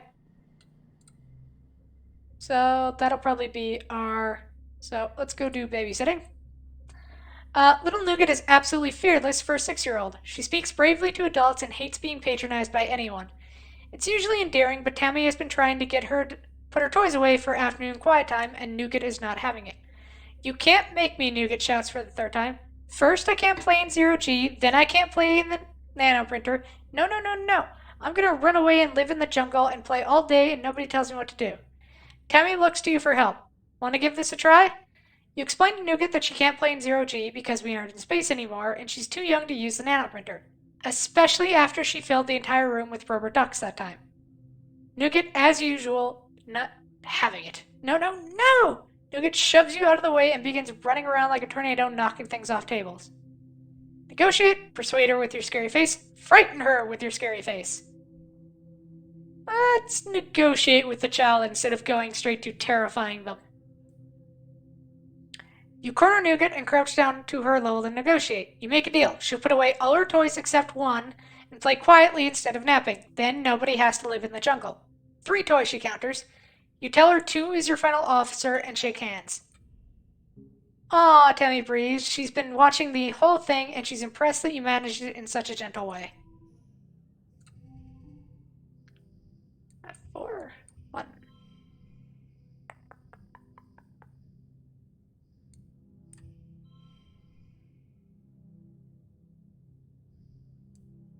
Sure, drop that.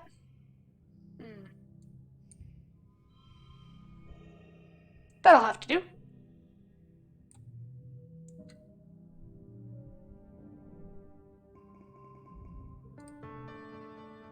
Vertumnalia! Time for speeches, games, and feasting. You stare hungrily at the feast table. Sure, it's mostly soy rations, but still more food than you usually see at one time. There's some potato pods and some roasted slabs of fungi and a few dishes of earth vegetables in the greenhouse. Try to sneak some food before the feast starts, but Chief Instance catches you and smacks your hand away. Your mom gets really mad at her, and it causes a huge yelling match. Your dad directs you away from the table as Instance blames your mom for the way things are right now. Whatever that means.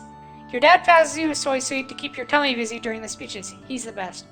Governor Yukot takes the stage and manages to calm everyone down. Welcome everyone to our first Vertumnalia. Yeah, Yukot's speech. Before we get to the feast, I'd like to thank our cultivators for their hard work this year. As you know, we lost our hydroponics and microbial soil when we crashed on this planet. It has been difficult to grow anything in Vertumnalia soil without them, so our output isn't where it should be. I'm sorry. We're doing our best in geoponics, and I'm proud of each and every member of my team. Hopefully next harvest will be better. Why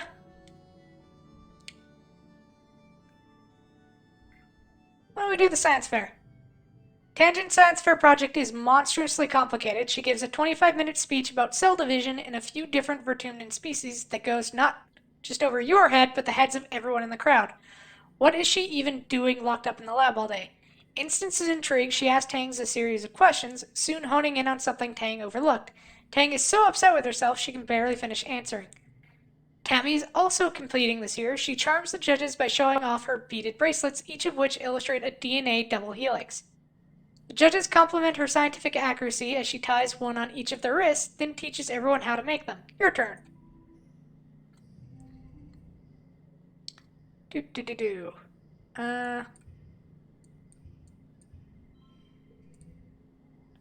Uh, 4. Let's see. We can make a straight. There we go. And then just a bunch of 4s. A couple of 5 tacked on at the end. There we go. Yay! 1 reasoning. Your project this year is a power generator, explaining the way the colony will be able to generate power once the nuclear engines eventually need to be turned off. You compare the efficiencies of burning mushwood, pellets, spark snow, or the thin oil they found under the southern swamps. You'd love to outfit the colony with solar power, but those panels are full of precious metals you haven't found alternatives for on Vertumna. You conclude that wind and hydroelectric power are the easiest to maintain and the most sustainable, impressing everyone with your working of a model of a hydroelectric dam. Finally, it's time for the feast. The feast isn't anything special, mostly the same pressed soy rations. You've been served in the canteen all your life. The foragers have contributed great slabs of fungi that have been grilled like steak, not that you've ever had a steak to compare them to. The offerings from Geoponics this year are as slender as your mom warned. There's a few tureens of roasted potatoes and carrots, but everything looks so scrawny, everyone gets a taste, but not much more than that. It's so unfulfilled. I think it's supposed to be unfulfilling. What have your parents been doing in Geoponics this whole time? This sucks. Ugh, why are your parents like this? You suddenly shove your food around on your plate. You don't even want to eat anymore. You're so pissed off. You're probably just hungry. You do feel better after you eat something. Everyone is in high spirits after dinner, breaking off into little groups to talk or make music together. As the sky darkens for the shortest night of the year, you feel your mood improve by the minute as your friends pull you into a rhythm coffin game. As your irritation fades, you wonder if this is what Congress meant when she warned your hormones would make you feel out of control sometimes. When you go back to your quarters to get ready for bed, your dad gives you a big hug. It's exactly what you needed. Aww. Mid-dust. Alright. Well, why don't we go do some babysitting?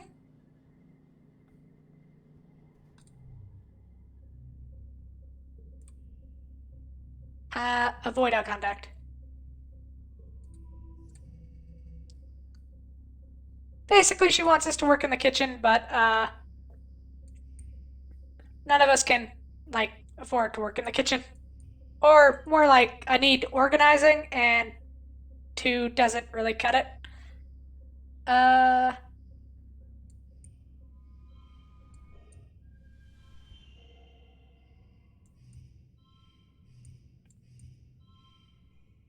There, that works.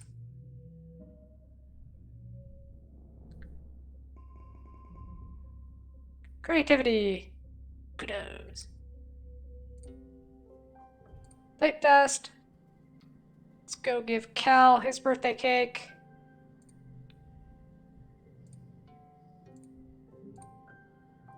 My favorite food on your birthday. Yeah. Alright. So, that's that. We'll work hard until late, wet, and then we'll probably go relax in this place. So, since we just did, let's go do engineering again. Study engineering. To further your engineering knowledge, you're taking a mini class with Chief Engineer Instance on the construction and maintenance of your holopalms. These devices are engineered by Smith crystals embedded in your palms when you start school. They use the heat and electric current of the human body to power themselves, to talk to each other, and connect to the holonet. Congruent's massive repository of information. You can barely remember life before yours.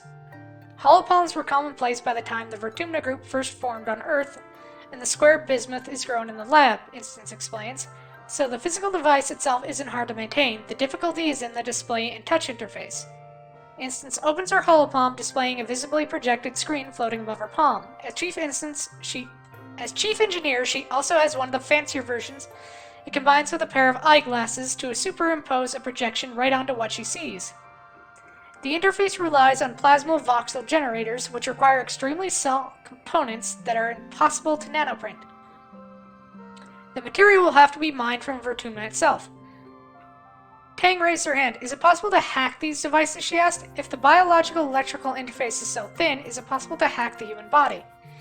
In a way, we've already begun to hack the human body, Instance replies. What do you call gene tech? Everything the body does and is capable of depends on 4 amino acids in different configurations. It's no different than congruence. Human and artificial intelligences are both built from a limited code and are transformed into more by the building. Your genetic enhancements, super hearing and sight, temperature regulation, increased resistance to fear, disease, and fatigue, all present in the human genome and unlocked by the power of science. The class splits into working groups to explore installing modules onto your holobomb. You and Tangent are in a group together. She begins installing a mod that will let her scan inorganic material and get a reading of their chemical compositions. Try to remove your holobomb. That seems like a bad idea. Just learn from Tangent, or we can do our own thing. Tang raises an eyebrow, impressed. What module do you choose? Nonogram puzzle game, something to find lost objects, a radar speed gun, a bacteria sniffing sensor. Why don't we try something to help us find lost objects? Ding! A portion of Congruent's immense and miraculous intelligence will now be dedicated to making sure you never lose your canteen or your sunglasses. Isn't technology great?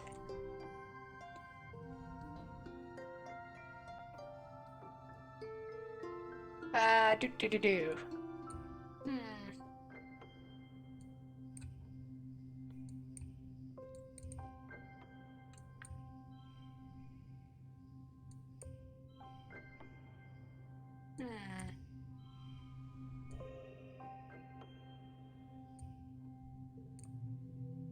Good enough.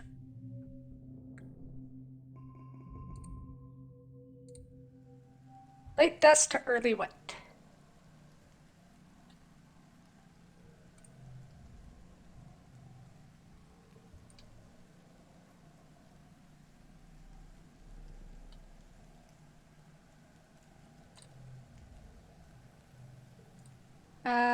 Here's your birthday crystal. Oh, you want to talk? And furthermore, your attitude, she's getting chewed out for being disrespectful. Mars is right, we should have more say in what goes on here. Now what? Why don't we go work on the animals?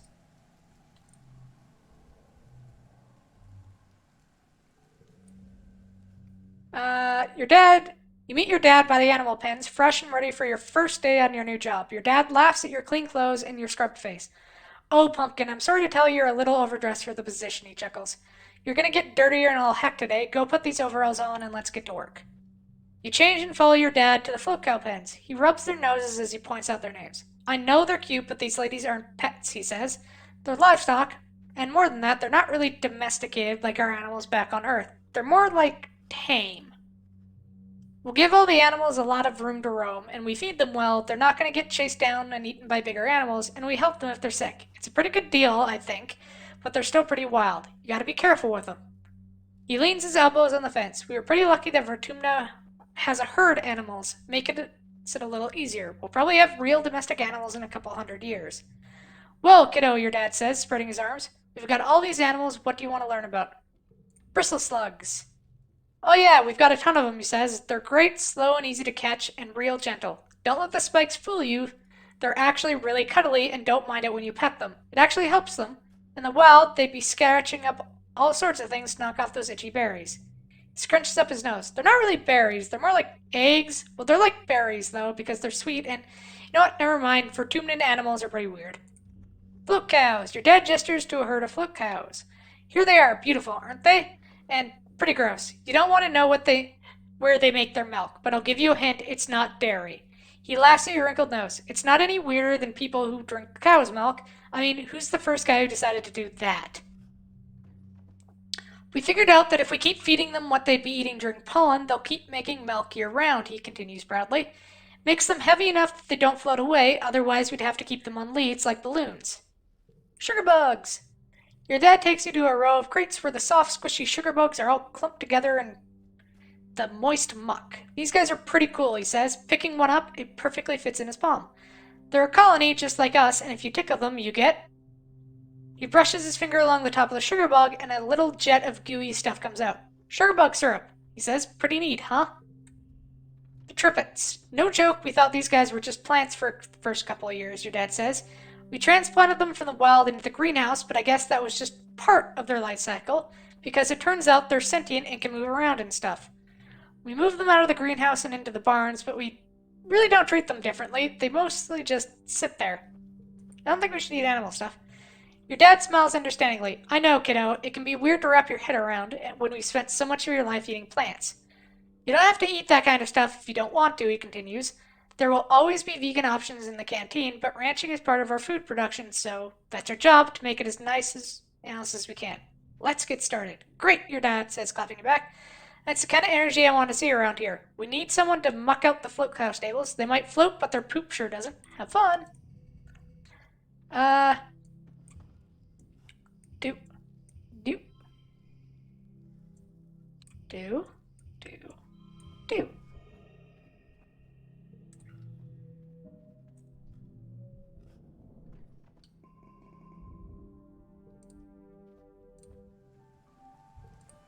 Midwet. Back to engineering? Yeah, let's head back to engineering.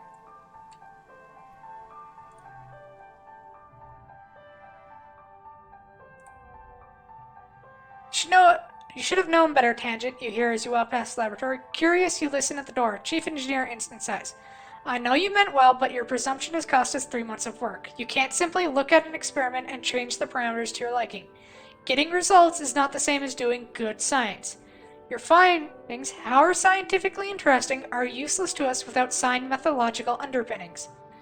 Tang's response is more subdued than you've ever heard her before. I'm sorry, Chief Engineer, she mumbles, looking down at the floor. I recognize the error of my ways. I should hope so, Instant replies, pinching the bridge of her nose and her fingers. I'll expect you in the lab first thing tomorrow morning, and I will personally supervise your work in resetting the experiment. You flatten against the wall as Instant breezes past you, barely giving you a second look as she strides down the hallway. You poke your head inside the laboratory where Tang scowls and wipes her eyes. What do you want? Cheer up, could have been worse. Or, it'll be better the second time around. It's true, I could have lost 4 months of work, Tang says wryly. That's the spirit. Losing the data was my fault, Tang continues. I wanted to prove I'm not little kid from biology class, that I'm ready to work hard and make really great discoveries. Dr. Instance has always been there for me when I was a kid, and now when my mother is gone,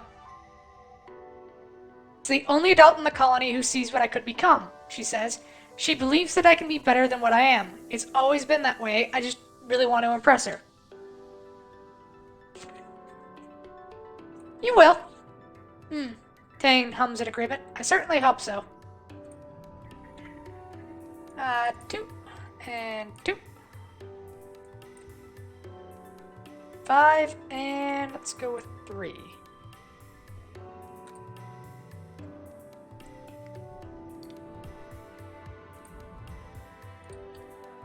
Mid to late wet.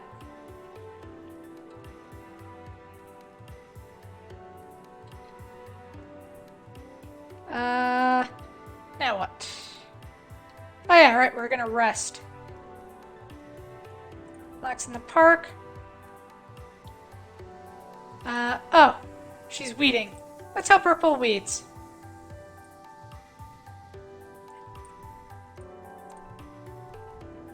And lose giggling. That takes us to glow.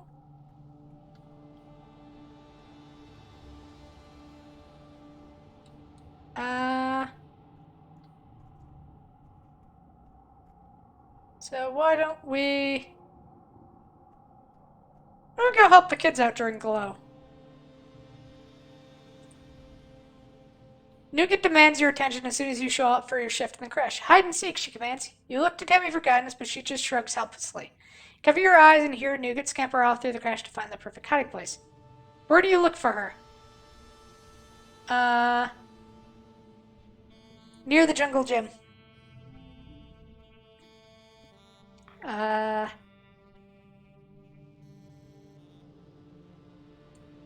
4, 5. Every throw there becomes yellow, so might as well just throw that away.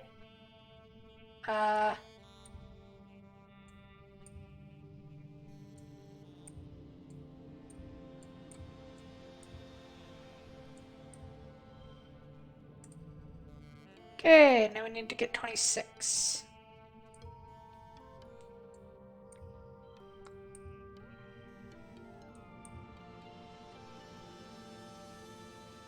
And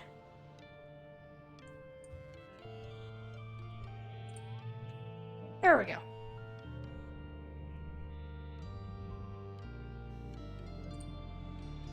To find the kid, you gotta think like a kid. You make a big show about searching everywhere except where Nougat is hiding. If you didn't already know, you'd be for sure figure it out from the amount of giggling you hear from the comedic when you comedically search the nanoprinter output tray, or the ceiling lights, or the inside of the giant holographic bear. Hide and seek with Nougat. All cards under 4 become 4. Oh, that's a really nice card. Eventually, you find Nougat exactly where you thought you would. You're meant to be a giant monster coming to drag her out of her hiding place and eat her. She shrieks and kicks in the light, but you're used to her by now, so just scoop her up and blow a big raspberry on her stomach as she flails. Solana, again! Spent almost your entire shift playing hide and seek. Eventually, it's not just Nougat, but a handful of other kids. Someone introduces a variant where you all have to squeeze into the same hiding place if you're found, which makes for few disputes about whose elbow went where. But you and Tammy manage to sort it out. By the time the kids are done with hide and seek, it's nap time. Even the older kids go down without complaint, and for once, it's completely silent in the creche. You and Tammy stand at the door to the quiet room for a long time, just watching all the children sleeping peacefully on their mats. They're so good, Tammy whispers. You really did good today, Solana. There's no happier place than this, you think. You never want to leave. Increased rewards for babysitting. Oh, we forgot to give out birthday presents at... Oh well. Another year, another glow. Everyone's pretty sure there's going to be an attack this year, so the colony is on high alert. You're collecting glowflies in geoponics gardens when the sirens begin to wail. You all stop what you're doing and look at each other nervously. Your parents run off to help defend the farms, telling you to get inside the greenhouse and stay quiet. Anemone declares she's going to the walls to watch the soldiers fight. She knows a good spot. You and Cal do as you're told while Anemone heads for the walls. You manage to push a trunk of gardening supplies across the door. They're automatic doors, so it won't stop them from opening, but at least it'll buy you a few more seconds to run away if something tries to come through. Cal looks up at the glass ceiling and walls. If they come through the door, he mutters.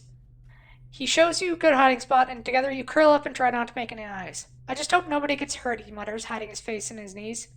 After a while, the all-clear rings through the colony. You and Cal come out from your hiding place and creep outside. In the distance, you can see 2 of the larger fields have been torn up. Cal shoots you a worried look, and you go back to collecting glowflies in silence. You watch your mom and dad survey the damage with grim, tight body language. Your parents are arguing quietly at your little table. I'm telling you, it wasn't a fluke, your mom says. They're not just wild animals. They have a plan, the fields, the lights. Okay, your dad replies, taking your hand across the table. We have to tell people what we saw in geoponics. They look up, noticing you in the doorway. Your dad's worried expression quickly changes to a smile. Hey, Rutabaga, what happened to the fields? Your mom stands up. Don't worry about that, she snaps. Get back to bed. It's late. We have a lot of work to do tomorrow. Early quiet. Start age 14. So everybody ages up. Tammy looks worried. She's hugging herself and pacing around. Every now and then her attention turns sharply towards the east wall. You okay? She's relieved to see you. There's something out there, she says in a quiet voice. Lots of somethings outside the walls. I think they're far away, but I can hear them. What do they sound like? It's like she struggles to describe the sound. Squeaking, super high-pitched, really long sounds like metal or like broken Robovac scraping along the floor, only there are hundreds of them. You shudder at the thought. My dad said he picked these ears as my augmentation to keep me safe, she sniffs, but all they do is make me scared. I hate my stupid ears. She bats at them with her fist, tears springing to her eyes. You're lucky to have... You really think so? She lets you lean in for a close look at her enormous elf-like ears, and you wonder what it might be like to have such sensitive hearing. Can she hear the grass growing? Can she hear your heartbeat? Shout, can you hear me now? Oh, just be a jerk. They're beautiful like the rest of you. I have an idea. You ask if she's considered noise-canceling sound. The subdermal jawbone in conducting hearspeak for a holopalm could be calibrated to dampen or block out certain frequencies. She takes a moment to parse what you're saying. Oh wow, I never thought of it like that. I'll try. I wonder if I'll still feel like me without my special hearing. Yeah, they're neat. You tell her that with her amazing hearing, she could be a great garrison lookout or a musician or spy. She looks at you dubiously. I don't think I want to be any of those things, but thank you. You're a good friend, Solana. Please don't let my dad know I don't like my ears, she says. Tammy is such a caring girl. It's unfair she has to suffer from her sensitive hearing, but so sweet that she doesn't want to be a burden. She gives you a big warm hug and says she's going to head inside soon because it's nice and quiet in there. You leave her, rubbing one of her ears thoughtfully. Oh, poor Tammy. Oh, dang. Aged up. Tangent looks at it from her holopalm, blinking as her eyes refocus on the middle distance and then on you. Her previously long hair is gone, buzzed close to her scalp. You almost didn't recognize her when you first saw her. You wonder if it was caused by a lab accident or something. Hello, Solana, she says already cagey. Do you need something? Hair! I mean, what's up with your hair? No, I just came to say hello. The faintest hint of relief passes across Tang's face. You get the impression that not pressing her on her personal appearance was a wise choice. Oh, well, hello then, Tang replies. She raises her hand as if to push her hair out of her face, but stops when she realizes what she's doing. I'm rather busy at the moment, actually, so if you don't mind, you can take a hint. Nem got older too. Don't have anything for Nem right now. Well, since I missed giving them gifts on their birthday, might as well give them gifts now.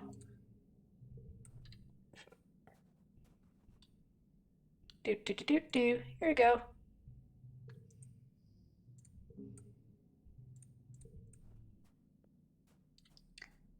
Oh. Spot Cal heading towards the barns. Hi, Solana, anyways. Hey, how's Socks? Bring some food to Socks. Do you want to come with us? You enter the barn, and Socks slithers down from the rafters with all of her many feet, both lengthwise and anatomy-wise.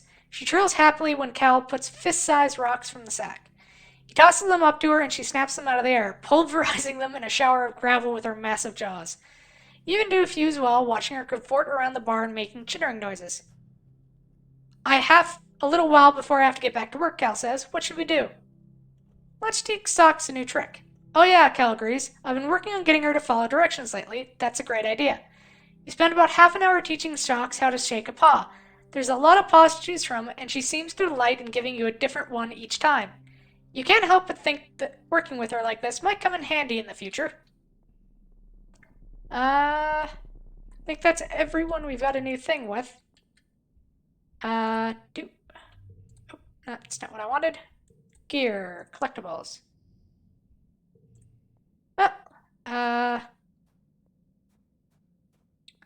We don't have the boost to physical stuff, so I guess we just focus on other stuff for now.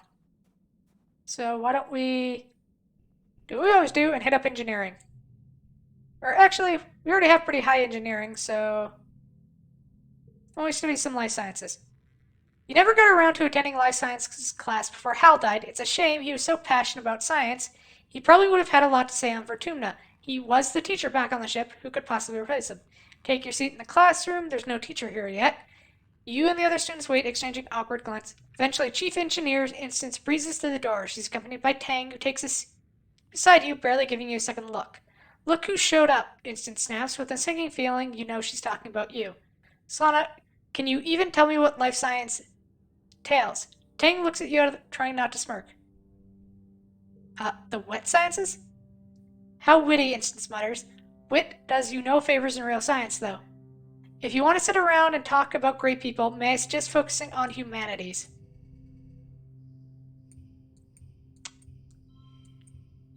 Real lovely woman there.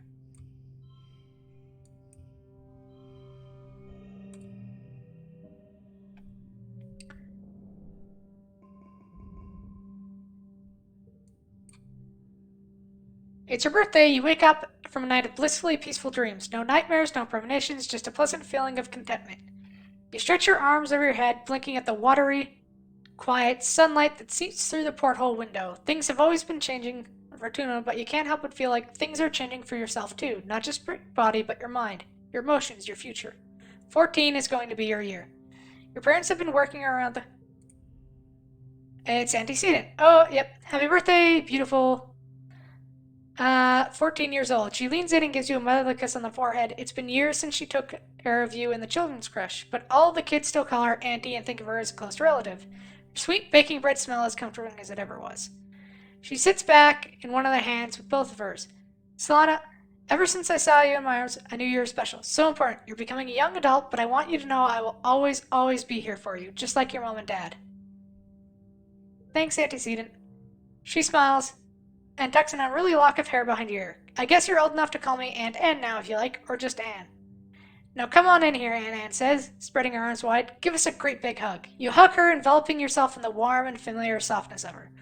Over her shoulder, you see Anemone standing in the doorway. Well, her hair, anyway. She's been growing it out, and there's no hiding behind a corner. She skips into your quarters. Happy birthday, bud, she says, bouncing on your bunk. Way to get older. Enjoy being 2 years older than me for a few months. Thanks. It's good you're both here.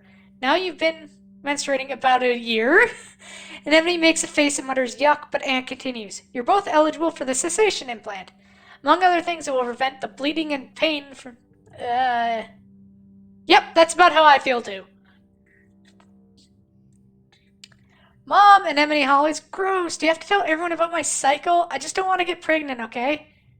Uh, Anne laughs. Well, yes, that is among other things, Bart. But I don't expect you to be needing that part for a few years yet, right? Anemone looks disgusted by the prospect, or maybe just by her mom talking about it. Spider, scared? No, Anemone exclaims, punching you in the arm. No, of course not. It's just super stuck now that everyone's talking about how I'm becoming a woman and how I'll finally look different than my brothers. Duh. She points at you. Don't you start too. I'll still kick your ass at sports ball even with cramps.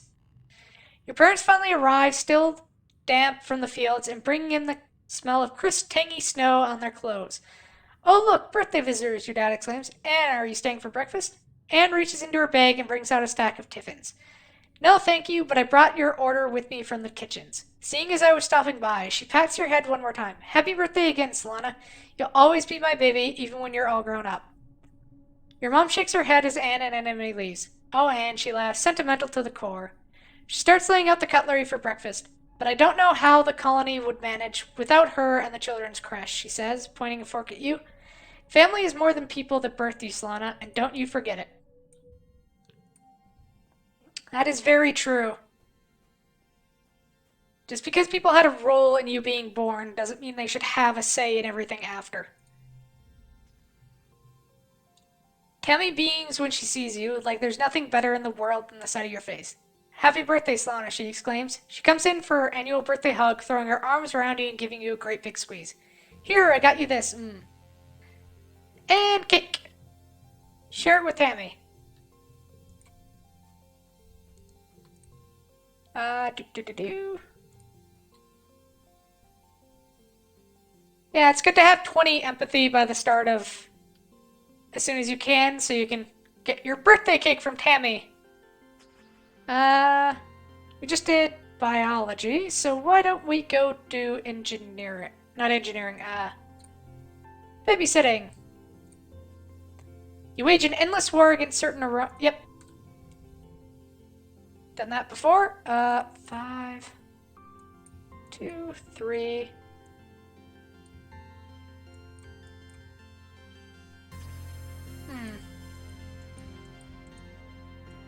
5, 5, 8. There we go. We get some stress, but we did it.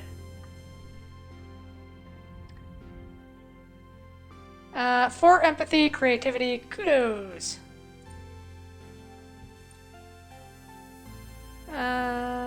Do.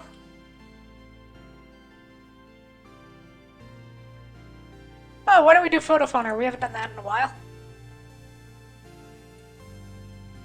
Practice in your quarters, trying not to bother anyone. In between practicing, you watch holovids and take naps. It's a pretty relaxing experience, except for the fact that you don't seem to be getting any better at the photophoner. Maybe you should get out of bed. You're starting to get flat on one side.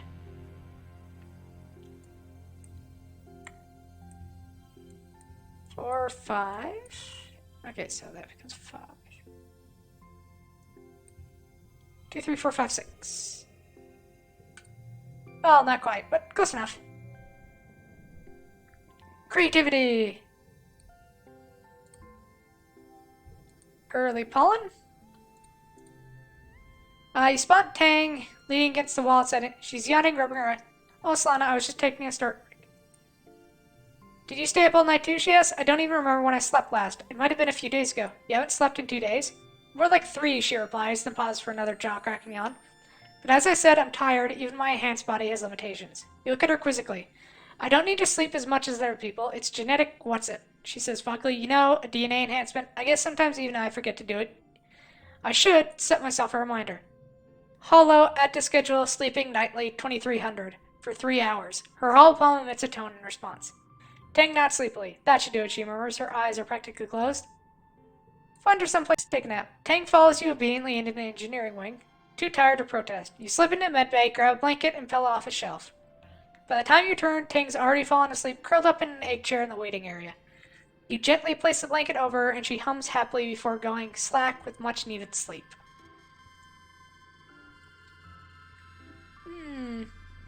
Now what should we do?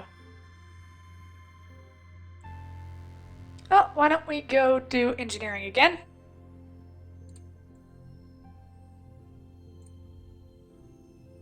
You're headed off to lunch break when you see Mars and Tang sitting together in the engineering break room. Tang is eating a sandwich while also scrolling her hollow palm with it. Mars is half collapsed on the table, barely holding her head up on her hand as she pouts at Tang. Come on, she whines. You said we were going to hang out after lunch. Aren't you done eating yet? Tang takes a slow, deliberate bite of her sandwich and chews while making eye contact with Mars. It goes from funny to awkward to hilarious as Mars' face falls. She puts her head on the table and groans. Proper mastication is important for digestive health, Tang answers primly, a smile curling at the corner of her mouth. You can masticate in private, Mars mutters. What are you reading, and how is it more important than me, your best and only friend on the planet? Just something for work, Tang answers. It's really interesting. I don't know Dr. Instance was so well published, even though she was only 25 when the Strata left Earth. She was practically a prodigy like me. She looks at her holoscreen again. It's absolutely fascinating. We're lucky to have such an accomplished researcher here on Vertuna. Read over Tang's shoulder. You take a seat at the table and sneak a look at Tang's screen. You catch a few words. Reconnaissance, tissue, tropism, RNA, protein sheath. Maybe something to do with viruses? From the pictures, possibly also fungi. Without further examination, it's hard to tell. Tang notices you looking and shuts off. Look at me, I don't get it. Me neither, Mars adds. I'm sure I don't want to have... Sounds boring, to be honest. Luckily, no one is making either of you read over my shoulder, Tang says, and takes another purposeful bite of her sandwich. You've been eating for like half an hour, Tang. Come on, Mars says, pulling her hands down her face. Please, can we go do something fun before some rampaging Xeno eats us? You're both too pretty to die of boredom. Tang smiles. You think I'm pretty, Mars? She asks, seemingly genuinely curious. Mars sets her hand on top of Tang's. The prettiest, she swears, her other hand over her heart. Even prettier than me. Well, I mean, I win in the looks department, but I think smart women get, like, extra points. Tang says, putting her hand on top of Mars's hand and leaning in to fix Mars with an unusually flirtatious expression. You do tell me about my great beauty, she deadpans. It's all I live for. Mars laughs and tosses her hair over her shoulder, and you tune them out in favor of eating your lunch before you're expected back in engineering.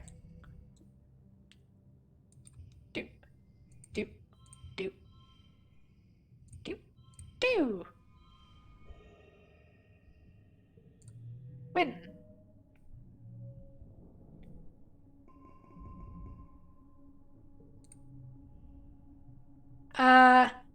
Your lunch with your parents, your sliced soy cakes and watery broth grain Great. When they put down their cutlery and look at each other, then you, Solana, your mom says, there's something we should tell you. We've tried to shelter you from some things, but we think you should know why we've been working so hard in geoponics. There's a meeting after lunch. I want you to come with us. I already know about the food. Your parents exchange surprise looks. But you do? Your mom asks. How? You scramble to explain that they haven't exactly been subtle. The announcement of Vertunalia, plus how stressed they've been. You can put the pieces together. No, you didn't live in a dream of a past life. Your mom smiles. Our little kid is more mature than I realized. Still, I want you there. Sure. You follow your parents to the council room. Mars also tagged along, and you take a seat near them as your mom and Aunt Anne state to address the council. After Yukata officially begins the meeting, she gestures to your mom. I'm not going to mince words, your mom says firmly. All of our efforts to increase food production in geoponics have failed. And the destruction of the fields during the last attack put the nail in our coffin. By the end of the year, the colony will run out of food. The rest of the council murmurs in concern. You and Mars exchange her horrified looks. You've been doomsaying about our food supply for 2 years, Flulu, Rhett retorts. Questions. Do you mean to say we're past the point of no return? Your mother nods grimly. I'm afraid so. Even with rationing, without securing a Vertumnan food source, our supplies will run out by wet season. She gestures to Anne, whose face is grim. Anne and I have gone over the supplies and come up with food plans. We've crunched the numbers. Your mom sighs and spreads her hands. I'm sorry, geoponics should have been producing better by now. We should have been able to wean ourselves off soy rations. During wormhole transit, when we lost geoponics in the hull breach, she sighs heavily. I know I've said it so many times, but our crops just don't grow here. We need those algae tanks. We need the microbial soil from Earth. It's not Mom's fault. It's not. The survival of the colony shouldn't rest on one person's shoulder. It's not fair. She's been working harder than anyone. She did everything she could. The council mumbles agreement. You decide they probably never really blamed her or your dad. The only holdout is Mars, who crosses her arms and grumbles that it's clearly a problem with leadership. So what do we do now? Instant asks. Starving to death isn't an option. No, it isn't, your mom replies. We need to secure a food source this year before our rations run out. We're working double shifts in geoponics, but it's not enough. We need more people planting, tending, turning the soil. We need more hands. I can pull back the surveyors and focus on foraging native plants. Utopia offers. Even the young folks can help if they prove themselves around the survey equipment. I'll send out a hall message later. This has been the burden of geoponics for too long, Utkat says. It's time we all step up for our future. The council nods in agreement. Your stomach rumbles ominously. And so it begins. Oh. Hello, Tammy stammers as you greet her. I have a question for you. You ask if this has something to do with that list she keeps of our friends' favorite things. Sort of, she gallops. What's your type? Someone tall, dark, and handsome. My type of what? Someone fun and exciting, someone tall, dark. Hot and easy. A sweet, sensitive girl with cute ears. Fun and exciting. Oh, that sounds fun, Tammy exclaims. There's a lot of people like that here. Okay, I've been thinking, says, that my type is someone strong but also sensitive and kind and thoughtful. She hesitates, then just smiles and shakes her head. You wonder if she's thinking of Cal because the two of them seem destined to be together since they were kids. Never mind, she says, it's not that interesting. Aw, good for them. Just so you know, there is an achievement for getting in between the two of them, and it is horrible. Well, let's check how much food we need. Colony food shortfall is 50%.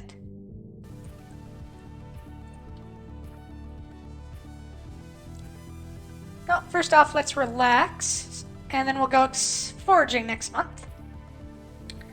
I don't think I'm ready. Let's drop under the hot sun. Late pollen. It gives a negative effect, so it's not that great. And let's head out. Forage in the valley.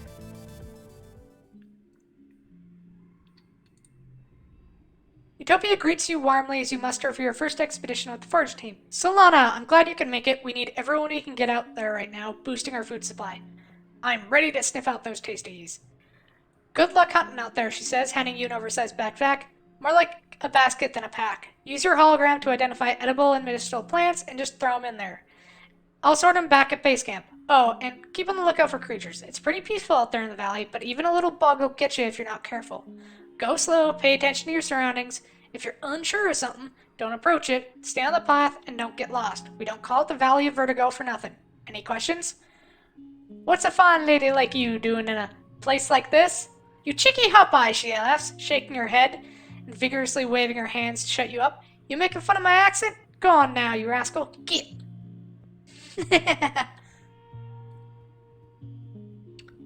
So just for anyone who really likes Utopia, it is possible for her as a romantic interest, but only after the game. I.e. after year 20.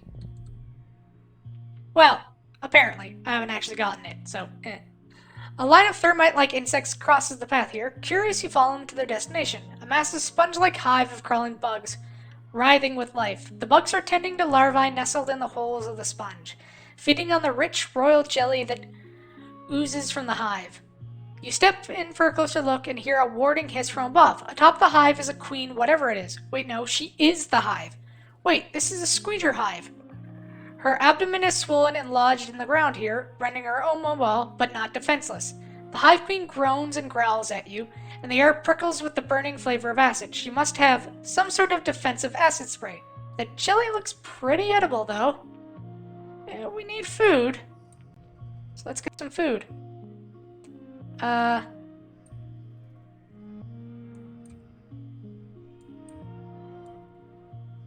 Let's save those and go with these. 3, 4.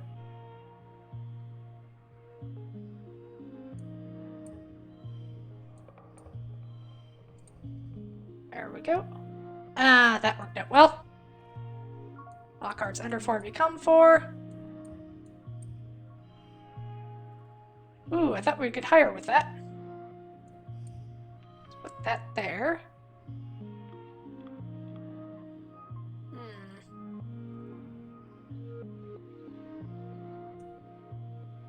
Well, that is why we have much wood. Why did that not go up? There we go. Push through for 5 stress.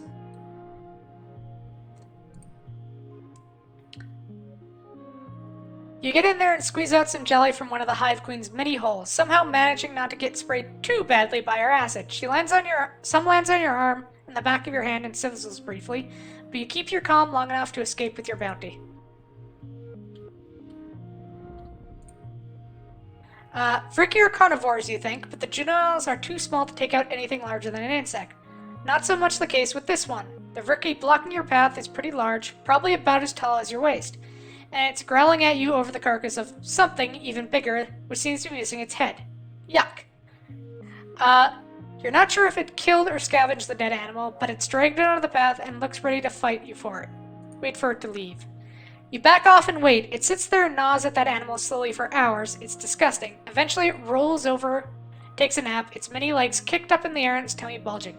You try to sneak by, but it wakes it back up with a hiss. It finally drags the carcass off into a tree, and you can finally pass.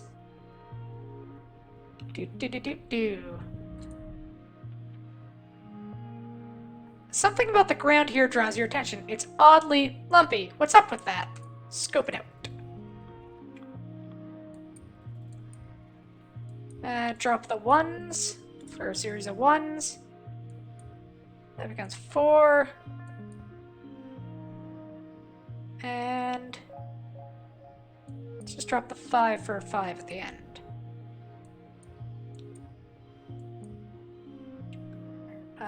This one. Ooh, not quite.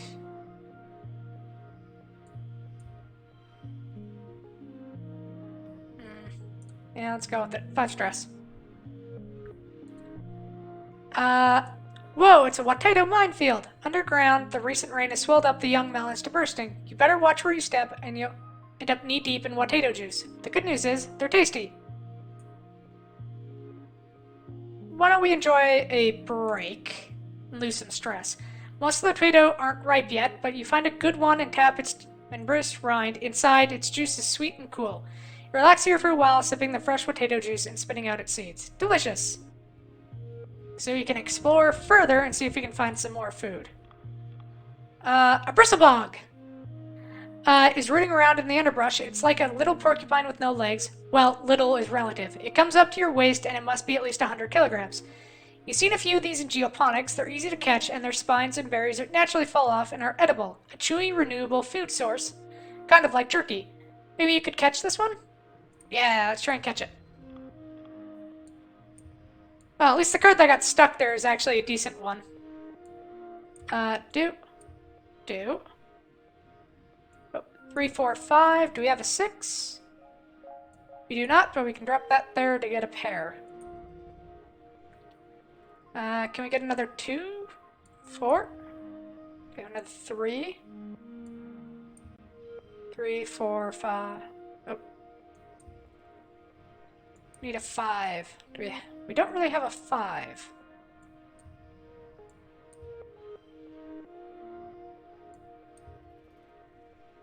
Oh, but the gem increases both of them, I see. Okay.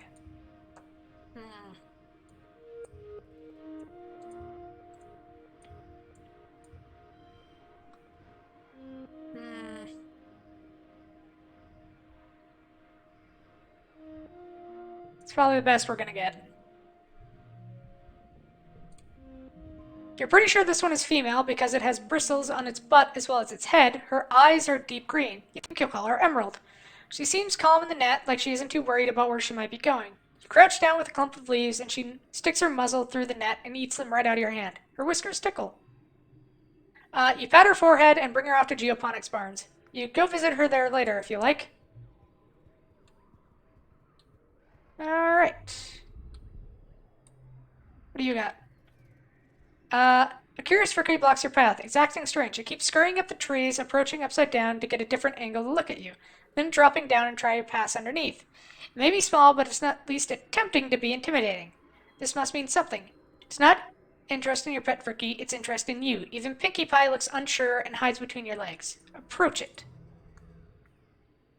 Card becomes a 3. Ooh. Card becomes a 3 plus 1, and we'll drop a 5 there.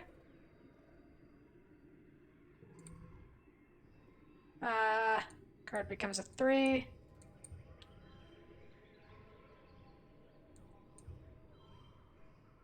Three, 5, 6. Good enough. I need 29.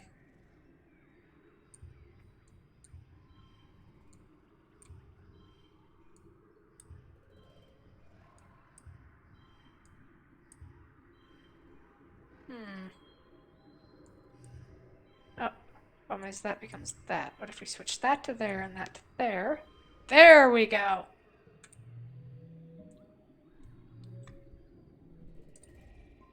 The Ricky runs up your leg. It's a giant spider thing, and it's got weird tentacles, and get it off. The urge to dance around and shake it off is almost uncontrollable, but you manage to keep your cool. The Ricky tastes you with its tentacle feeler legs, but doesn't look interested in causing you harm. It pokes at your backpack trying to get in, then gives up and scurries off. What the heck? Oh, this is one of those. You find a trippet, a large tasty plant. This one's huge. It's practically taller than you are. Harvest some stalks. Start breaking out the freshest and youngest looking stalks. The plant shudders. Analyze that shudder.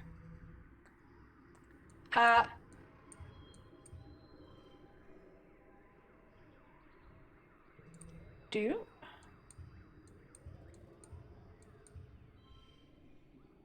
Chain of those. And we can get a red chain. Sort of going. 5, 4, 5, 6, 7. And drop that down on the end.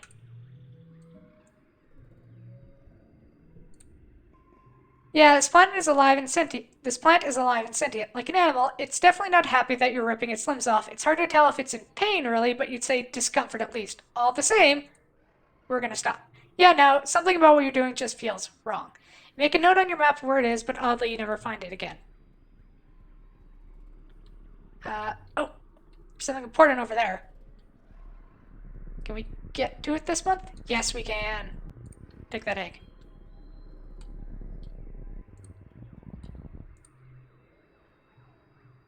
You might have almost missed this place, but for some reason you feel compelled to stop and look around you. There's something weird about this place, about this springy, spongy dirt.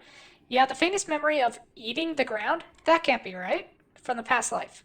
That's right, the ground is edible. You kneel down and feel the spongy texture beneath your feet. You pull out a chunk and brush some dirt off the dirt. Wait, what? It all comes back to you in a dream. In another life, you recall taking a sample of this porous substance, sponge cake, and studying it in the lab. You remember discovering that it's nutritious and can be easily cultivated.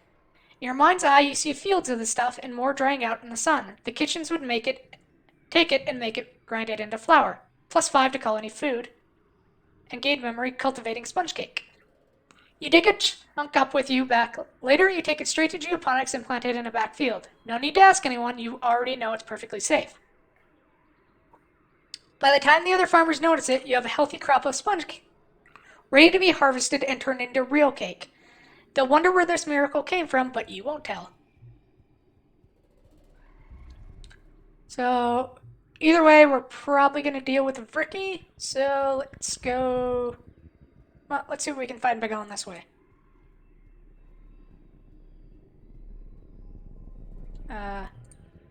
Bunch of eggs. An event we don't have to deal with, but an event we do have to deal with. An absolutely enormous tree forms part of the path here. Its roots cut natural stairs into the path, and its magnificent canopy of large flat leaves completely blocks out the sky. They arch overhead, almost on the ground on the other side. Walking under it is like going under a tunnel. The tunnel is dark and gloomy, unreasonably cool, and filled with the whispering of leaves. You get the sense that something is aware of your presence. Whisper back.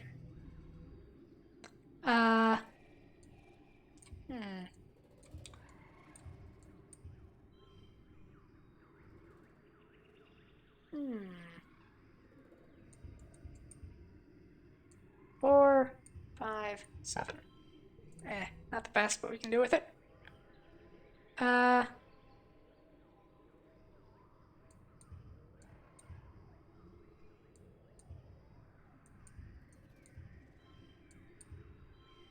Oh, we got a straight going, so that works.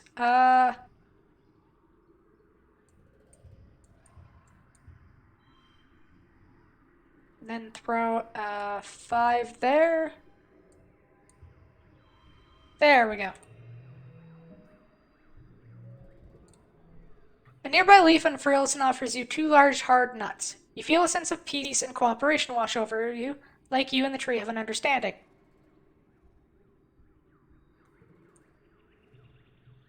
You are a forger, after all. Utopia can figure out what to do with these. Your tune wore out, so you go home. Prescription and biology. You're surprised when you wake up this morning and your mom and dad are both still in your quarters. Usually they're gone long before sunrise.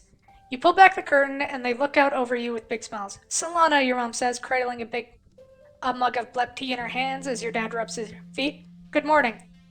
Good morning? Someone didn't hear the good news, your mom replies cheekily.